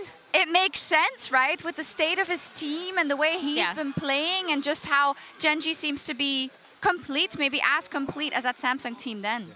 Yeah, well, we'll have to see if T1 can make the run on the opposite side, so we get them both in the finals. But yeah, I mean, he's had a fantastic performance. It feels like Gen.G again, like they came in as favorites. They are starting to live up to that expectation as well, now taking down HLE. We're still waiting to see what happens with KT and CFO, but maybe if KT can do it again, but it's looking like Gen.G are in a very, very good spot. Oh, let's pretend you didn't say that. But I think the biggest thing as we go through, if anyone wants to watch some of the best coach reactions always come out of Helper. Yeah. He's always so excited for his team. I think you hit it on it earlier, Rob, where you talked about how when Gen.G are really firing on all cylinders, it actually makes it hard to pull out and like shout out one player because everyone does their job so well, as we were talking about, from Ruler with Keen and Delight both really stepping up in so many of these team fights. And in a team fight meta where you are kind of on a clock, you show up, you're going to be 5v fighting, this Gen.G team looks so formidable. Yeah, it's the fact that they can go 3 or 4K down, and I still look at them at an objective fight and go, they'll find a way. Yeah. There is this like magic and mysticism to them where they just fully understand what they're supposed to do, like Keen buying space, Ruler so incredible, and Chovy, how does Chovy not die? I watched so many of these fights and I'm like, anyone else is dead 3 seconds ago. This man gets his ultimate off and just wins a team fight somehow. That spiraling despair that he got off, right, and it took them so long to kill him and all that damage came through. That was absolutely insane. Here we see Duro with the snipe. Redemption snipes are always fun to watch. But yeah, this is just, they're such a fun team to watch. Anyone can step up at any given time and be the best. And yeah, other teams should be very fearful of having to face Gen.G in this bracket. They should. I just want to name that in 6 minutes-ish, we're going to have an interview with Peanut where we can have an overview of his career and a goodbye also to our communities, which I would definitely stick around for if I was you guys at home. I think we're already tearing up because let's talk about that a little as well because we saw him on stage, right? And I think it's probably something where it feels inevitable when Gen.G is playing the way they do, right? And after those first 2 games where they already played so incredibly well and they got everything they almost could and threw it at Gen.G and it wasn't enough, right? I feel like he felt it coming, let's say, that this might not have been the day because it would have needed a supernatural effort. And I have nothing but respect for the way he approached this last best of 5 and everything they left on the Rift. They really did play to the best of their abilities. Yeah, my big thing is, especially with junglers, I feel like it's so hard to stay at the top because every time there's a meta shift, jungle gets hit really hard. And with Peanut, we saw the evolution of his debut where he was just this mechanical whiz kid on Najin EM Fire. Oh, you're gonna say the word. Please come in and like substitute in for us. You are our hot shot, like upstart. to the player he is now, where all of his teammates laud his game knowledge, right? They talk about how smart he is, especially in setting up their early games. It's been a wonder to watch him evolve as a player and never get like kicked out by a meta, right? Like he's stuck around. He's evolved, he's matured. It's just been an absolute pleasure watching him play over these years. Evolution is never a linear process, right? Like there have been so many ups and downs across this man's career. The fact he can hit, you know, the world finals and unfortunately not quite make it there. And then you see him kind of fall down. He moves across to LGD. We see him at Worlds. He fails to make it out of the round robin, doesn't make it to playoffs, and then manages to get his way back with teams like Gen G. Now sitting here with Hanwha Life. At one point in this year, Hanwha was the best team in the world. They took down Gen G. They went to first stand. They show what they are capable of. But unfortunately, it's a consistency you have to keep up the entire year. And we've seen teams and players not be able to live up to that. And although Peanut has had a fantastic career, it is heartbreaking to see that he just couldn't get that one last accolade, the one that evaded him for over a decade of playing. Yeah, and I think, like, I remember I had the pleasure of being able to interview his mom at, I believe, 2018 Worlds. And talking to her, she was talking about how he was always, like, such a good student, right? Like, they taught him, like, you're going to be the best at whatever. And I remember when she saw him lose, I believe it was on SKT, she was like, it felt like I could then say, like, you know what, no, you tried. Like, I'm so, so proud of you. And it was an amazing moment. Like you said, it's been because of those ups and downs that have made him such a stellar player and fun to watch. And Ji-sun touched upon it in the beginning of the day, right? Where she was like, Peanut is kind of saying where he just wants to come here and have fun as part of his last Worlds. Not that he didn't want to win, of course, because obviously he wants to take it all, but also just be able to take in the event, be able to experience it and kind of live through it, enjoy it while he can. And that's the thing, like, it's one thing to be a fantastic player. It's another thing to be a fantastic person. Yeah. And when you see Peanut, it's the fact that his teammates speak so highly of him behind the scenes and what that means to him. When you see him for the very last time in the LCK, standing there with his teammates supporting him, looking around, trying to take it all in. And even on this stage, he sat there and smiled. Yeah. He knew that it was the end, but it didn't matter. It was the journey, and it was what this meant to him as a person. Not as a player, not as anything else, just as a person, Peanut. There's so much respect and love for him. Every time you saw him in the hallway, he'd give you a smile and a hello, and really lightening up every room that he stepped into, right? And of course, he's going into military service, so maybe we'll see him again, maybe on a broadcast here or there. There's a spot maybe if you want to come analyze in the LEC. If you want to do that, you could host like Peanut in the LEC. That'd be sick. That's not going to happen now as we are getting that interview set up. Then maybe because I think a lot of focus does go over to Peanut, but if we go across the line also, I feel for Viper also, right? Looking at this series particularly, and the fact that he's also one of those players that has been kind of chasing that big success that he did get in 2021 continuously, and we can never blame his performances. No, and then, like, even when he was on EDG in 2021, he was such a focal point for that roster. It was plays like the Aphelios and the Jinxes where he was able to come alive in those team fights and completely take over. And it's just unfortunate at times where he just hasn't been able to find it at this tournament, where he still has, like, you look at that 11-kill Kai'Sa performance where unfortunately it was a loss. You look at so many times in this game or this series, it looked like maybe he would have been able to take over. That Ziggs. And it's just, yeah, the Ziggs, like, there was so often where maybe, just maybe, but again, like, maybe doesn't make champions. No.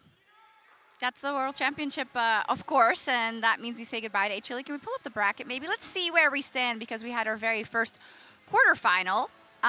But we have 3 to go, and if you didn't get the info yet, we'll have 2 semifinals right after that, which is pretty insane if we get that bracket up, because that means that Gen G do knock out HLE. And tomorrow, we can maybe preface this a little bit as we wait for this Peanut interview to start talking about KT versus CFO. How you feeling, Emily? How you doing? You know. KT.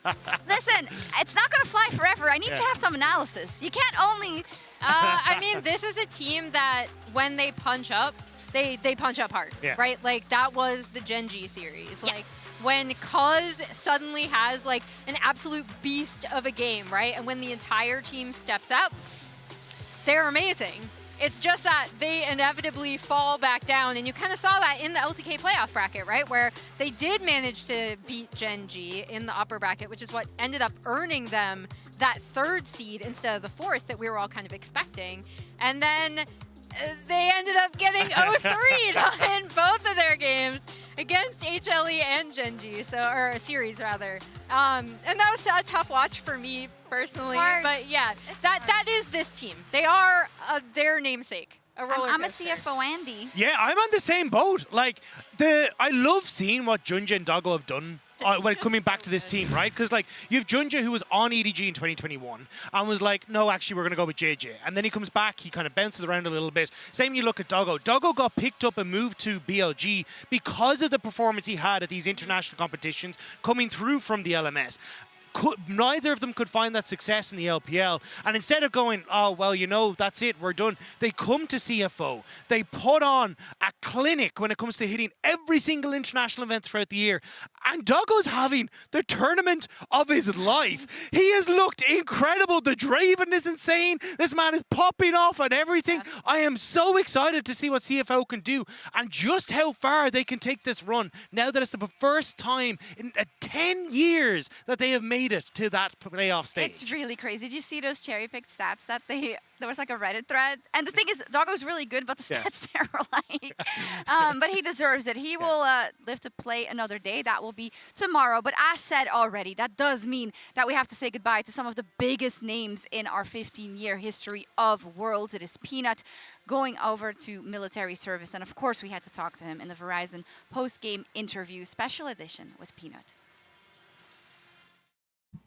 Peanut, thank you so much for joining me today. You have played at the highest level for a decade. You know situations like this, and yet you walked into today's elimination series knowing that it could be the last one. Can you talk me through your mindset and mental preparation in today's series? 네, 피넛 선수 정말 10년이라는 시간 동안 최정상에서 계속 활동해 오셨습니다. 그리고 이런 경기를 많이 치러 보셨겠지만 오늘 한 번 더 이제 지면 집으로 돌아가야 된다. 그리고 정말 마지막에 될 수 있다라는 사실을 안 채로 준비하시면서 멘탈적으로 또 마음가짐 어떤 식으로 준비하셨나요? 되게 오히려 부담감은 좀 없었고요. 그래도 단순히 어떤 생각이었냐면 그냥 오늘이 매일매일 경기 월드아사 할 때 오늘이 그냥 마지막이 아니었으면 좋겠다. 그냥 이런 생각만 가지고 대회했었고 뭐 부담감이나 그런 거는 전혀 있지 않고 경기를 할 수 있다는 거에 그냥 되게 고마웠던 것 같아요. 네. Honestly, I didn't really feel much pressure, and I had the same kind of mindset heading into the game as usual from the past Worlds and this year's Worlds, which was, I just wish this is not the last one for me. And I also thought that I was not feeling under a lot of pressure, and I was really grateful that I was able to perform. And you have been playing for a decade. You have 7 domestic titles. 5 of them are with a different team. You're the second most decorated player in the LCK with 2 international titles as well. Anything looking back that you see as a specific memorable moment in your career? 네, 피넛 선수는 7번의 LCK 우승과 그중에 5번은 또 다른 팀과 함께 했었고요. 또 2번의 국제대회 우승 타이틀이 있으시고 정말 LCK에서 두 번째로 타이틀이 가장 많은 선수인데 가장 기억에 남는 가장 최고의 순간 떠오르는 게 있다면? 너무 많고 너무 매순간 뭐 우승 아니면 뭐 타이틀 거머쥐었을 때 다 좋았는데 오늘은 그냥 딱 마지막 끝나고 퇴장할 때 관객 팬분들이 다 제 이름 불러줬을 때가 지금은 제일 기억에 많이 남는 것 같아요. There are so many, every moment that I was able to lift up the trophy. But for now, I would like to say, when I was exiting the stage today, everyone was chanting my name. And of course, they would be chanting your name. You're one of the most memorable junglers in the league history. You're such a unique person and player in league history itself. How do you want people to remember you? 네, 앞으로도 많은 분들이 피넛 선수의 이름을 계속 외칠 것 같은데요. 롤 역사에 있어서 정말 크게 이름을 남긴 정말 유일무이한 대체 불가능한 또 정글러로서 활동하셨습니다. 사람들이 피넛 선수를 어떻게 좀 기억할 것 같은지 어떻게 기억해주면 좋겠는지 궁금하네요. 굉장히 잘했던 정글러 중에 한 명이라고 기억됐으면 좋겠고요. 그리고 꾸준히 그래도 좋은 퍼포먼스 보여줬다라고 기억됐으면 좋겠습니다. I hope they think of me as one of the good junglers and also someone who had a very consistent and great performance throughout the career. If you were to look back at the young player you were 10 years ago when you joined Najin, what kind of message would you send to that young player who was about to step into the biggest journey of his life? 네, 그러면 이제 나진에 갓 입단한 정말 어린 피넛 선수에게 하나의 메시지를 남겨줄 수 있다면 무슨 말씀하시고 싶으신지 정말 앞으로 수많은 큰 무대를 밟게 될 여정을 좀 앞에 두고 있었을 텐데요. 정말 고생 많이 할 각오를 하고 각오한다고 이게 또 되는 건 아니겠지만 그냥 계속 열심히 하고 전진해 나갔으면 좋겠다라고 말하고 싶어요. You know, there's a long journey ahead of you, so please be ready. I don't know, being ready can solve every problems, but you know, there's a long way ahead of you, and yeah, keep working hard, keep pushing forward, and you'll be able to reach wherever you want. Peanut, I want to give you the closing thoughts on this interview for all the fans who cried with you, celebrated with you, cheered for you for all this decade. This is for you. 너무 감사드리고요. 응원해주시고 이렇게 같이 슬퍼도 해주신 지금까지 팬분들한테 너무 감사드리고 저는 이제 끝나지만 어쨌든 계속 많은 선수들이 계속 대회를 이어나갈 거고 대회가 있을 테니까 대회를 재밌게 봐주셨으면 좋겠고요. 다시 한번 진심으로 감사드린다고 마지막으로 전하고 싶네요. Thank you so much. I am very grateful for your support and for you crying for me. But you know, my story ends here. But there's still more players competing and performing in the tournament. So please keep watching the upcoming matches and tournaments. And one more time, very, very thankful and grateful for all of your love and support. A lot of inspirational words. Thank you so much on behalf of the whole league community. 그동안 모든 것에 감사합니다. Thank you. Thank you so much. Oh, thank you two so much for that wonderful goodbye to such an important player. I almost want to say that in these moments, you can have a lot of players that are overcome completely with sadness, but I feel like he is at peace. I mean, I don't want to speak for him, but the way he's speaking about his experiences and speaking to his experiences, because he knows he's given us an incredible journey, right? So many people have fallen in love with his playstyle, with him as a person. And I think a lot of people, you connect that to your favorite players. You know, you live their experience as they are yours. And I feel like, you know, I hope he realizes how much he has given us. Yeah, I mean, I think at the end of the day, he was truly someone who had so much fun playing League of Legends throughout all of the pressure and the ups and downs. That was reflected in, again, like as a member of media, the fact that he like always remembered who I was. He would always try to talk to me in English and I would always try to talk to him in Korean. And it was amazing. Like it seemed like he had so much joy in playing the game, interacting with people, in being around his teammates, right? So I'm glad that we could even see that here today, both on stage and in the interview. Yeah, and I think the fact that his final thoughts were not of him, but of cheer for everyone else. Yeah. The support everyone else says a lot about him as a person, as a player, and it is heartbreaking to see a legend like that stepping away from the game we all love. Yeah, he's given us so much. So he'll be missed, Peanut, for sure. And awesome that he gave that final interview as a goodbye to all of us. But it is Gen G that moves on, and it is KT time tomorrow versus CFO. Those upstarts, it's going to be absolutely historical once again. So we'll meet you right here, same time, same place tomorrow. Good night.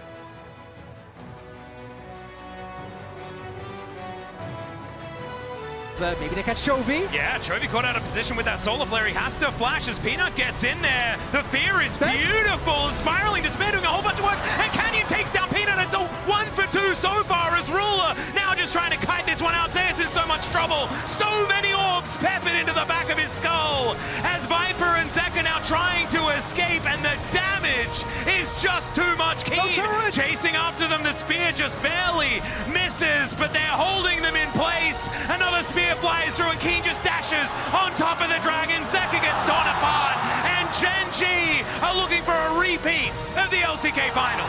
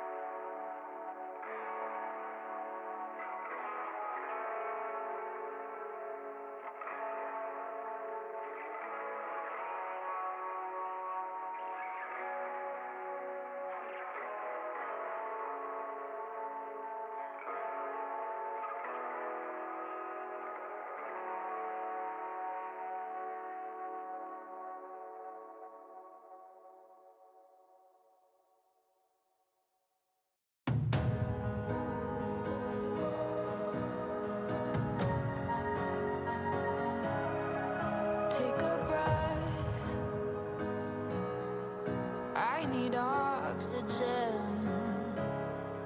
Give my best, and I watch us rise again. I'm ready to leave the past behind. I've shed my skin and made up my mind. It's a new time.